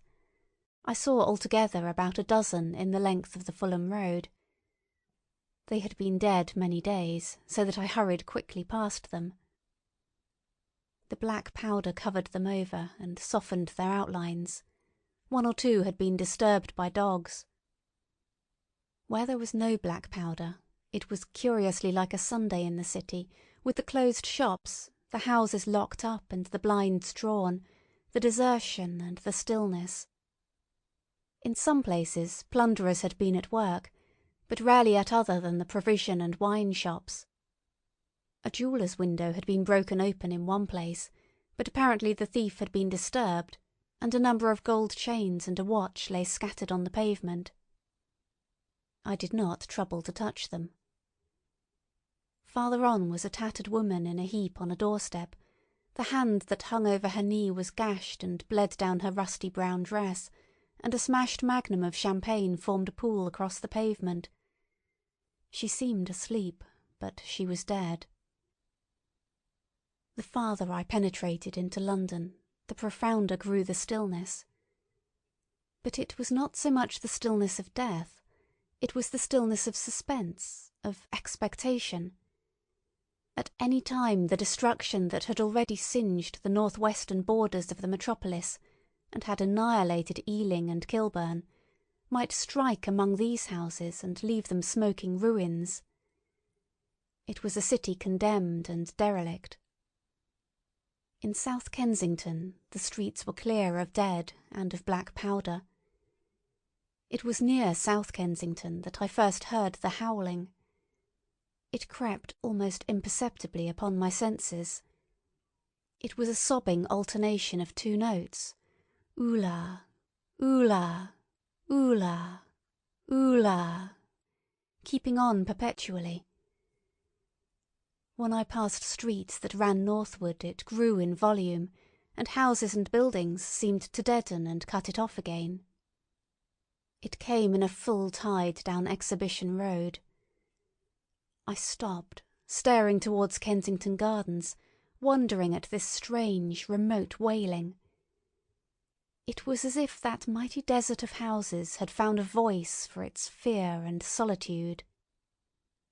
Oola, oola, oola, oola, wailed that superhuman note, great waves of sound sweeping down the broad sunlit roadway between the tall buildings on each side. I turned northwards, marvelling, towards the iron gates of Hyde Park. I had half a mind to break into the Natural History Museum and find my way up to the summits of the towers in order to see across the park. But I decided to keep to the ground, where quick hiding was possible, and so went on up the Exhibition Road. All the large mansions on each side of the road were empty and still, and my footsteps echoed against the sides of the houses. At the top, near the park gate, I came upon a strange sight, a bus overturned, and the skeleton of a horse picked clean. I puzzled over this for a time, and then went on to the bridge over the Serpentine. The voice grew stronger and stronger, though I could see nothing above the housetops on the north side of the park, save a haze of smoke to the northwest. Oola, oola, oola, oola, cried the voice, coming, as it seemed to me, from the district about Regent's Park. The desolating cry worked upon my mind. The mood that had sustained me passed. The wailing took possession of me. I found I was intensely weary, footsore, and now again hungry and thirsty. It was already past noon. Why was I wandering alone in this city of the dead? Why was I alone when all London was lying in state and in its black shroud? I felt intolerably lonely. My mind ran on old friends that I had forgotten for years. I thought of the poisons in the chemists' shops, of the liquors the wine merchants stored. I recalled the two sodden creatures of despair, who, so far as I knew, shared the city with myself. I came into Oxford Street by the Marble Arch, and here again were black powder and several bodies, and an evil, ominous smell from the gratings of the cellars of some of the houses. I grew very thirsty after the heat of my long walk. With infinite trouble I managed to break into a public house and get food and drink. I was weary after eating, and went into the parlour behind the bar, and slept on a black horsehair sofa I found there. I awoke to find that dismal howling still in my ears. Oolah, oolah, oolah, oolah. It was now dusk, and after I had routed out some biscuits and a cheese in the bar—there was a meat safe, but it contained nothing but maggots—I wandered on through the silent residential squares to Baker Street. Portman Square is the only one I can name, and so came out at last upon Regent's Park. And as I emerged from the top of Baker Street, I saw far away over the trees, in the clearness of the sunset, the hood of the Martian giant from which this howling proceeded. I was not terrified. I came upon him as if it were a matter of course. I watched him for some time, but he did not move. He appeared to be standing and yelling, for no reason that I could discover. I tried to formulate a plan of action. That perpetual sound of oolah, oolah, oolah, oolah confused my mind. Perhaps I was too tired to be very fearful. Certainly I was more curious to know the reason of this monotonous crying than afraid. I turned back away from the park and struck into Park Road, intending to skirt the park, went along under the shelter of the terraces, and got a view of this stationary, howling Martian from the direction of St. John's Wood. A couple of 100 yards out of Baker Street I heard a yelping chorus, and saw, first a dog with a piece of putrescent red meat in his jaws coming headlong towards me, and then a pack of starving mongrels in pursuit of him. He made a wide curve to avoid me, as though he feared I might prove a fresh competitor. As the yelping died away down the silent road, the wailing sound of oolah, oolah, oolah, oolah reasserted itself. I came upon the wrecked handling machine halfway to St. John's Wood Station. At first I thought a house had fallen across the road. It was only as I clambered among the ruins that I saw, with a start, this mechanical Samson lying, with its tentacles bent and smashed and twisted, among the ruins it had made. The forepart was shattered. It seemed as if it had driven blindly straight at the house, and had been overwhelmed in its overthrow. It seemed to me then that this might have happened by a handling machine escaping from the guidance of its Martian.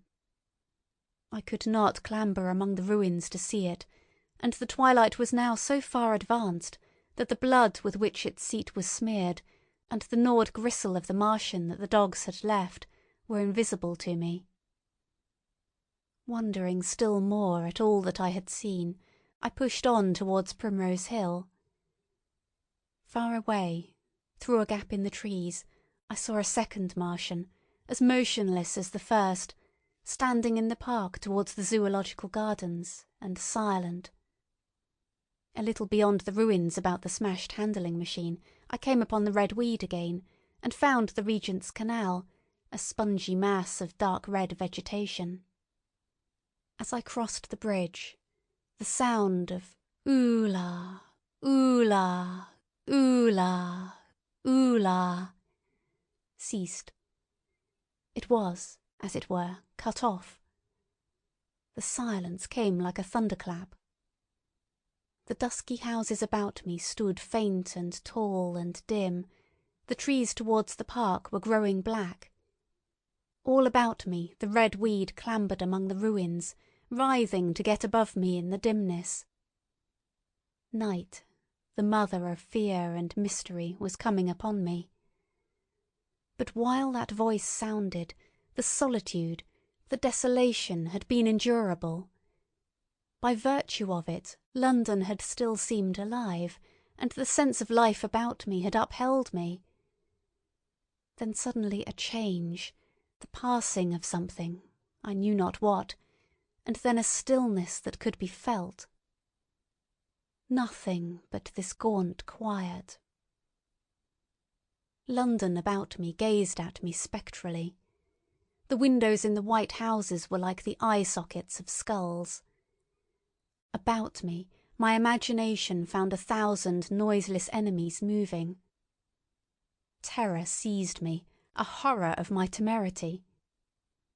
In front of me, the road became pitchy black, as though it was tarred, and I saw a contorted shape lying across the pathway. I could not bring myself to go on. I turned down St. John's Wood Road and ran headlong from this unendurable stillness towards Kilburn. I hid from the night and the silence until long after midnight in a cabmen's shelter in Harrow Road. But before the dawn my courage returned, and while the stars were still in the sky, I turned once more towards Regent's Park. I missed my way among the streets, and presently saw down a long avenue, in the half-light of the early dawn, the curve of Primrose Hill. On the summit, towering up to the fading stars, was a third Martian, erect and motionless like the others. An insane resolve possessed me. I would die and end it, and I would save myself even the trouble of killing myself. I marched on recklessly towards this Titan, and then, as I drew nearer and the light grew, I saw that a multitude of black birds was circling and clustering about the hood. At that, my heart gave a bound, and I began running along the road.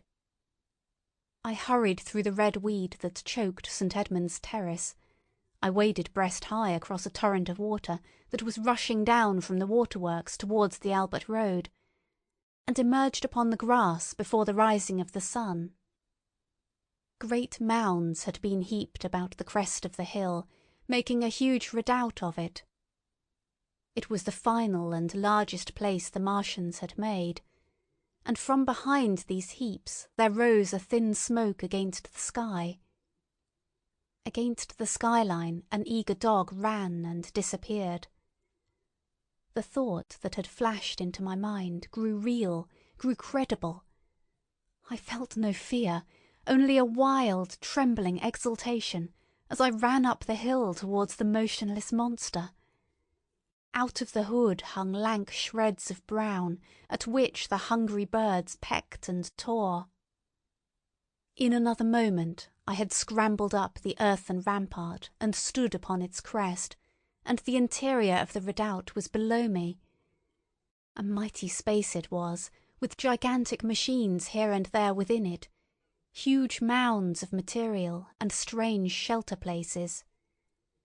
And scattered about it, some in their overturned war machines, some in the now rigid handling machines, and a dozen of them stark and silent and laid in a row, were the Martians, dead, slain by the putrefactive and disease bacteria against which their systems were unprepared, slain as the red weed was being slain, slain after all man's devices had failed, by the humblest things that God, in his wisdom, has put upon this earth.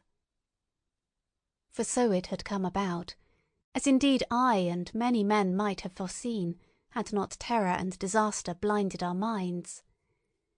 These germs of disease have taken toll of humanity since the beginning of things, taken toll of our pre-human ancestors since life began here. But, by virtue of this natural selection of our kind, we have developed resisting power, To no germs do we succumb without a struggle, and to many, those that cause putrefaction in dead matter, for instance, our living frames are altogether immune. But there are no bacteria in Mars, and, directly these invaders arrived, directly they drank and fed, our microscopic allies began to work their overthrow. Already when I watched them they were irrevocably doomed, dying and rotting even as they went to and fro. It was inevitable. By the toll of 1 billion deaths man has bought his birthright of the earth, and it is his against all comers. It would still be his were the Martians 10 times as mighty as they are, for neither do men live nor die in vain. Here and there they were scattered, nearly 50 altogether, in that great gulf they had made, overtaken by a death that must have seemed to them as incomprehensible as any death could be. To me also at that time this death was incomprehensible. All I knew was that these things that had been alive and so terrible to men were dead. For a moment I believed that the destruction of Sennacherib had been repeated, that God had repented, that the angel of death had slain them in the night. I stood staring into the pit, and my heart lightened gloriously, even as the rising sun struck the world to fire about me with his rays. The pit was still in darkness. The mighty machines, so great and wonderful in their power and complexity, so unearthly in their tortuous forms, rose weird and vague and strange out of the shadows towards the light. A multitude of dogs, I could hear, fought over the bodies that lay darkly in the depth of the pit, far below me.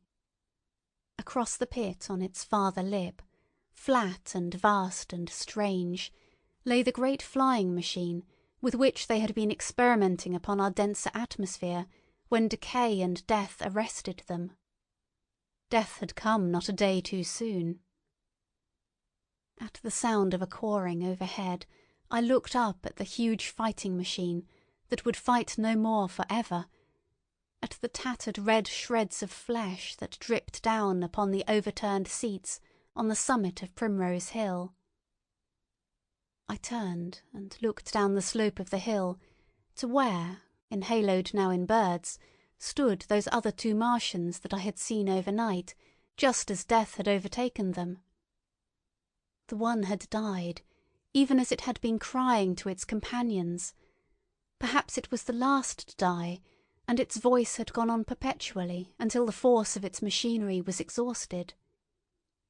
They glittered now, harmless tripod towers of shining metal, in the brightness of the rising sun. All about the pit, and saved as by a miracle from everlasting destruction, stretched the great mother of cities. Those who have only seen London veiled in her sombre robes of smoke can scarcely imagine the naked clearness and beauty of the silent wilderness of houses. Eastward, over the blackened ruins of the Albert Terrace and the splintered spire of the church, the sun blazed dazzling in a clear sky, and here and there some facet in the great wilderness of roofs caught the light and glared with a white intensity. Northward were Kilburn and Hampstead, blue and crowded with houses. Westward the great city was dimmed, and southward, beyond the Martians, the green waves of Regent's Park, the Langham Hotel, the dome of the Albert Hall, the Imperial Institute, and the giant mansions of the Brompton Road came out clear and little in the sunrise, the jagged ruins of Westminster rising hazily beyond. Far away and blue were the Surrey Hills, and the towers of the Crystal Palace glittered like 2 silver rods. The dome of St. Paul's was dark against the sunrise, and injured, I saw for the first time, by a huge gaping cavity on its western side.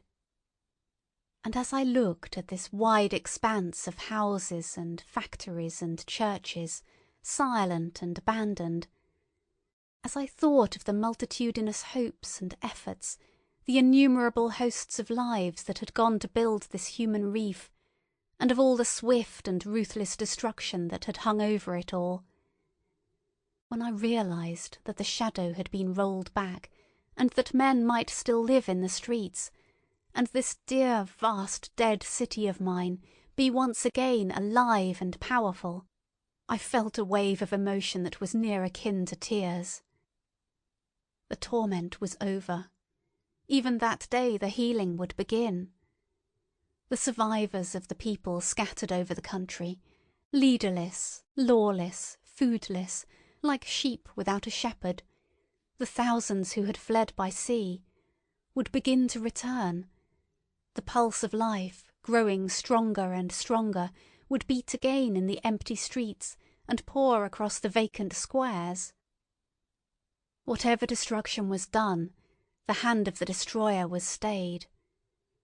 All the gaunt wrecks, the blackened skeletons of houses that stared so dismally at the sunlit grass of the hill, would presently be echoing with the hammers of the restorers and ringing with the tapping of their trowels.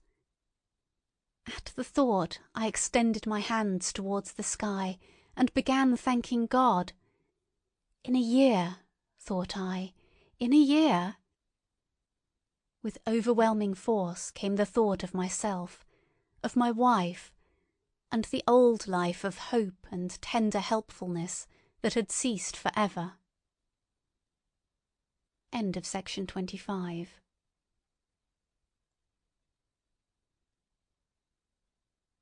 Section 26 of The War of the Worlds by H. G. Wells.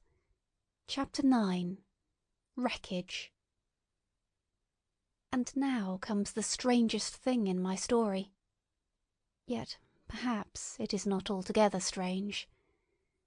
I remember, clearly and coldly and vividly, all that I did that day until the time that I stood weeping and praising God upon the summit of Primrose Hill, and then I forget. Of the next 3 days I know nothing. I have learned since that, so far from my being the first discoverer of the Martian overthrow, several such wanderers as myself had already discovered this on the previous night.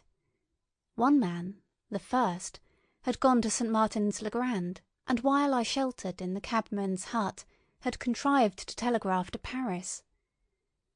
Thence the joyful news had flashed all over the world. 1,000 cities, chilled by ghastly apprehensions, suddenly flashed into frantic illuminations. They knew of it in Dublin, Edinburgh, Manchester, Birmingham, at the time when I stood upon the verge of the pit. Already men, weeping with joy, as I have heard, shouting and staying their work to shake hands and shout, were making up trains, even as near as Crewe, to descend upon London. The church bells that had ceased a fortnight since suddenly caught the news, until all England was bell-ringing. Men on cycles, lean-faced, unkempt, scorched along every country lane, shouting of unhoped deliverance, shouting to gaunt, staring faces of despair. And for the food, across the Channel, across the Irish Sea, across the Atlantic, corn, bread, and meat were tearing to our relief. All the shipping in the world seemed going Londonward in those days. But of all this I have no memory. I drifted, a demented man. I found myself in a house of kindly people, who had found me on the 3rd day, wandering, weeping and raving through the streets of St. John's Wood. They have told me since that I was singing some insane doggerel about "the last man left alive, hurrah, the last man left alive." Troubled as they were with their own affairs, these people, whose name, much as I would like to express my gratitude to them, I may not even give here, nevertheless cumbered themselves with me, sheltered me, and protected me from myself. Apparently they had learned something of my story from me during the days of my lapse. Very gently, when my mind was assured again, did they break to me what they had learned of the fate of Leatherhead. 2 days after I was imprisoned, it had been destroyed, with every soul in it, by a Martian.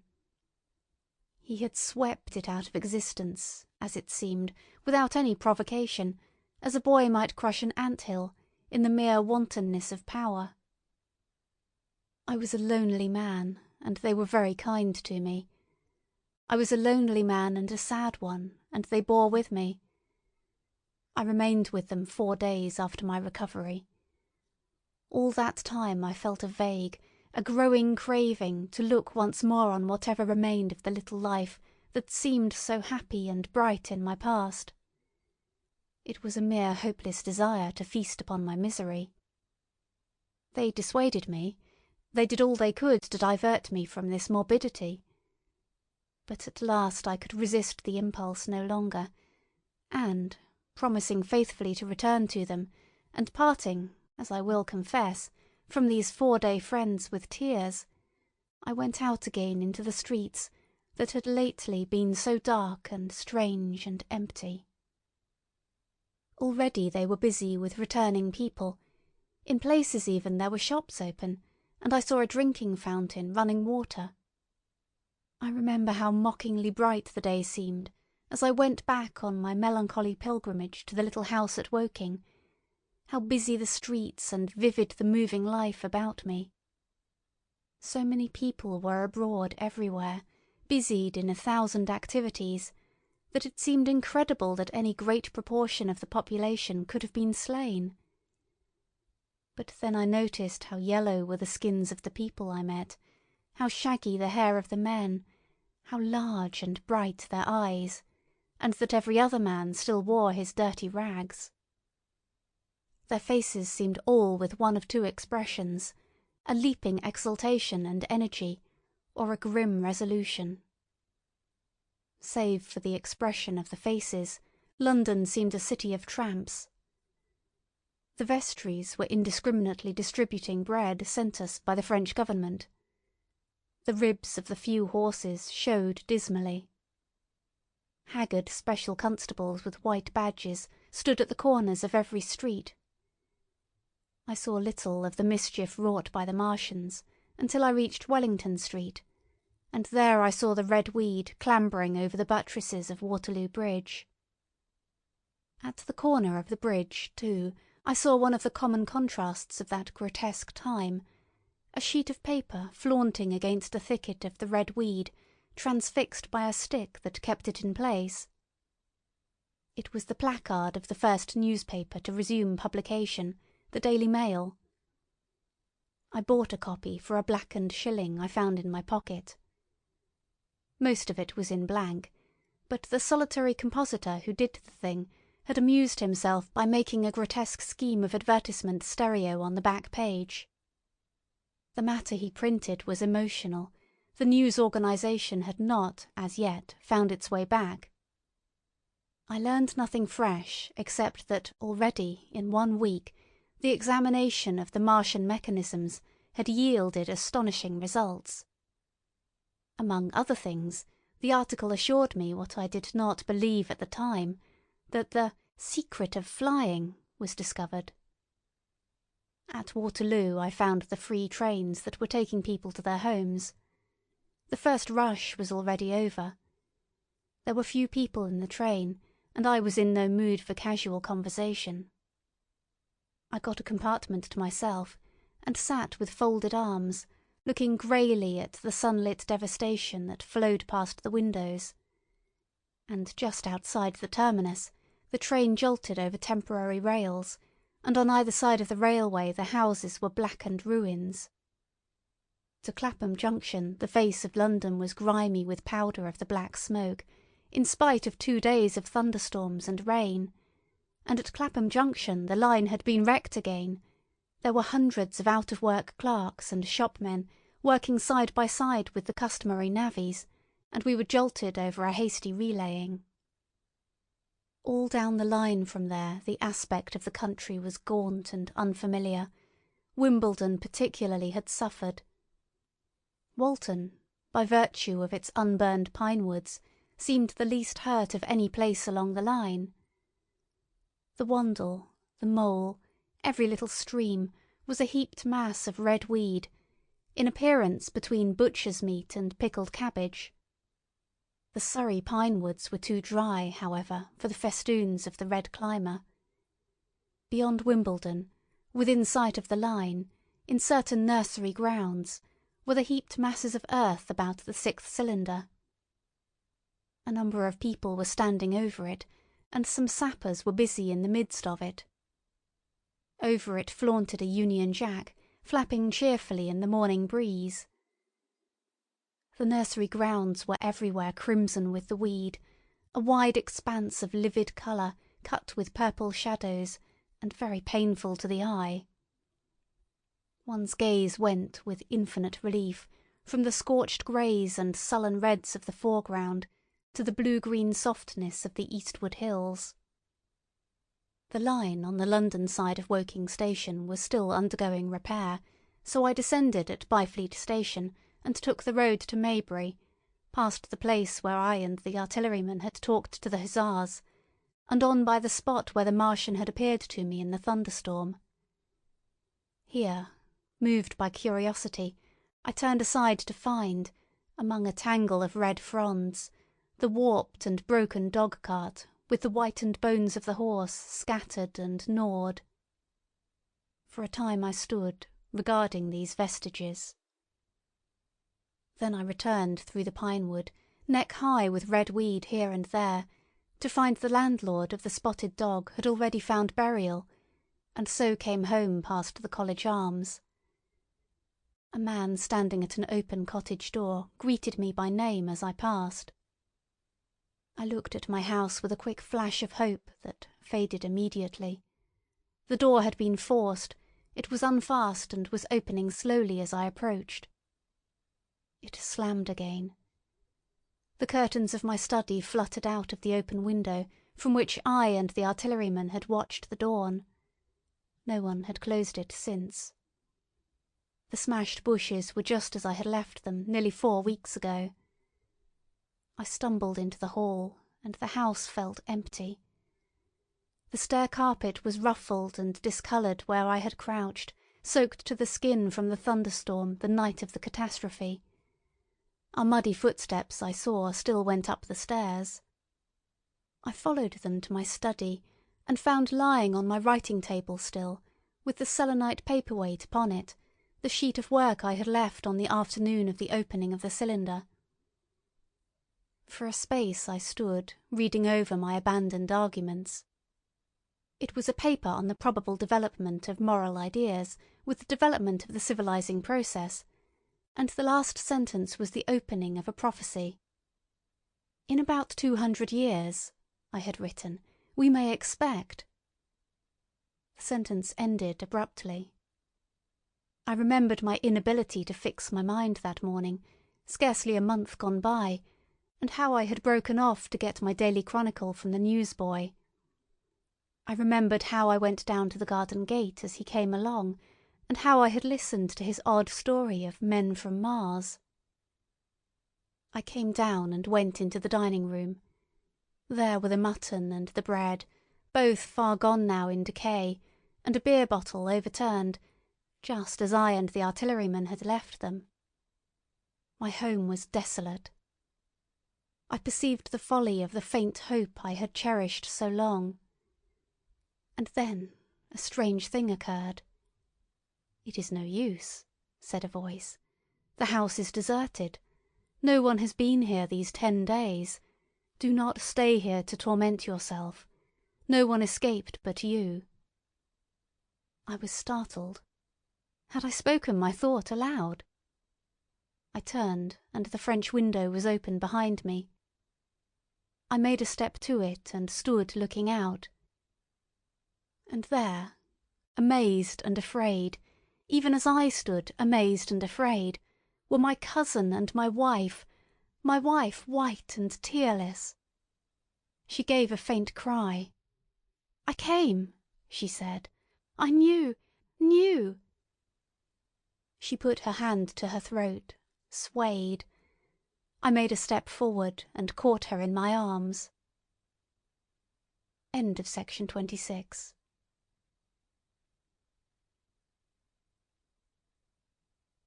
Section 27 of The War of the Worlds by H. G. Wells. Chapter 10. The Epilogue. I cannot but regret, now that I am concluding my story, how little I am able to contribute to the discussion of the many debatable questions which are still unsettled. In one respect I shall certainly provoke criticism. My particular province is speculative philosophy. My knowledge of comparative physiology is confined to a book or two, but it seems to me that Carver's suggestions as to the reason of the rapid death of the Martians is so probable as to be regarded almost as a proven conclusion. I have assumed that in the body of my narrative. At any rate, in all the bodies of the Martians that were examined after the war, no bacteria except those already known as terrestrial species were found. That they did not bury any of their dead, and the reckless slaughter they perpetrated, point also to an entire ignorance of the putrefactive process. But, probable as this seems, it is by no means a proven conclusion. Neither is the composition of the black smoke known, which the Martians used with such deadly effect, and the generator of the heat rays remains a puzzle. The terrible disasters at the Ealing and South Kensington laboratories have disinclined analysts for further investigations upon the latter. Spectrum analysis of the black powder points unmistakably to the presence of an unknown element, with a brilliant group of 3 lines in the green, and it is possible that it combines with argon to form a compound which acts at once with deadly effect upon some constituent in the blood.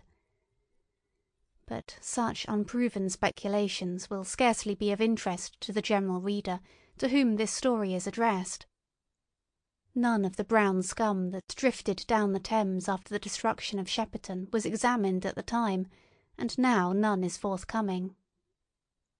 The results of an anatomical examination of the Martians, so far as the prowling dogs had left such an examination possible, I have already given. But everyone is familiar with the magnificent and almost complete specimen in spirits at the Natural History Museum, and the countless drawings that have been made from it, and beyond that the interest of their physiology and structure is purely scientific. A question of graver and universal interest is the possibility of another attack from the Martians. I do not think that nearly enough attention is being given to this aspect of the matter. At present, the planet Mars is in conjunction, but with every return to opposition, I, for one, anticipate a renewal of their adventure. In any case, we should be prepared. It seems to me that it should be possible to define the position of the gun from which the shots are discharged, to keep a sustained watch upon this part of the planet, and to anticipate the arrival of the next attack. In that case, the cylinder might be destroyed with dynamite or artillery before it was sufficiently cool for the Martians to emerge, or they might be butchered by means of guns so soon as the screw opened. It seems to me that they have lost a vast advantage in the failure of their first surprise. Possibly they see it in the same light. Lessing has advanced excellent reasons for supposing that the Martians have actually succeeded in effecting a landing on the planet Venus. 7 months ago now, Venus and Mars were in alignment with the Sun. That is to say, Mars was in opposition from the point of view of an observer on Venus. Subsequently, a peculiar luminous and sinuous marking appeared on the unillumined half of the inner planet, and almost simultaneously a faint dark mark of a similar sinuous character was detected upon a photograph of the Martian disk. One needs to see the drawings of these appearances in order to appreciate fully their remarkable resemblance in character. At any rate, whether we expect another invasion or not, our views of the human future must be greatly modified by these events.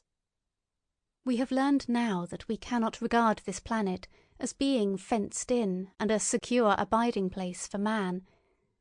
We can never anticipate the unseen good or evil that may come upon us suddenly out of space. It may be that in the larger design of the universe, this invasion from Mars is not without its ultimate benefit for men. It has robbed us of that serene confidence in the future which is the most fruitful source of decadence. The gifts to human science it has brought are enormous, and it has done much to promote the conception of the commonweal of mankind. It may be that across the immensity of space the Martians have watched the fate of these pioneers of theirs and learned their lesson, and that on the planet Venus they have found a securer settlement. Be that as it may, for many years yet there will certainly be no relaxation of the eager scrutiny of the Martian disk, and those fiery darts of the sky, the shooting stars, will bring with them as they fall an unavoidable apprehension to all the sons of men. The broadening of men's views that has resulted can scarcely be exaggerated. Before the cylinder fell, there was a general persuasion that through all the deep of space no life existed beyond the petty surface of our minute sphere. Now we see further. If the Martians can reach Venus, there is no reason to suppose that the thing is impossible for men, and when the slow cooling of the sun makes this earth uninhabitable, as at last it must do, it may be that the thread of life that has begun here will have streamed out and caught our sister planet within its toils. Dim and wonderful is the vision I have conjured up in my mind of life spreading slowly from this little seedbed of the solar system throughout the inanimate vastness of sidereal space. But that is a remote dream. It may be, on the other hand, that the destruction of the Martians is only a reprieve. To them, and not to us, perhaps, is the future ordained. I must confess the stress and danger of the time have left an abiding sense of doubt and insecurity in my mind. I sit in my study writing by lamplight, and suddenly I see again the healing valley below set with writhing flames, and feel the house behind and about me empty and desolate. I go out into the Byfleet Road, and vehicles pass me, a butcher boy in a cart, a cab full of visitors, a workman on a bicycle, children going to school, and suddenly they become vague and unreal, and I hurry again with the artilleryman through the hot, brooding silence. Of a night I see the black powder darkening the silent streets, and the contorted bodies shrouded in that lair. They rise upon me tattered and dog-bitten. They gibber and grow fiercer, paler, uglier, mad distortions of humanity at last, and I wake, cold and wretched, in the darkness of the night. I go to London and see the busy multitudes in Fleet Street and the Strand, and it comes across my mind that they are but the ghosts of the past, haunting the streets that I have seen silent and wretched, going to and fro, phantasms in a dead city, the mockery of life in a galvanized body. And strange, too, it is to stand on Primrose Hill, as I did but a day before writing this last chapter, to see the great province of houses, dim and blue through the haze of the smoke and mist, vanishing at last into the vague lower sky, to see the people walking to and fro among the flower-beds on the hill, to see the sightseers about the Martian machine that stands there still, to hear the tumult of playing children, and to recall the time when I saw it all bright and clear-cut, hard and silent, under the dawn of that last great day. And strangest of all is it to hold my wife's hand again, and to think that I have counted her, and that she has counted me, among the dead. End of section 27. End of The War of the Worlds by H. G. Wells.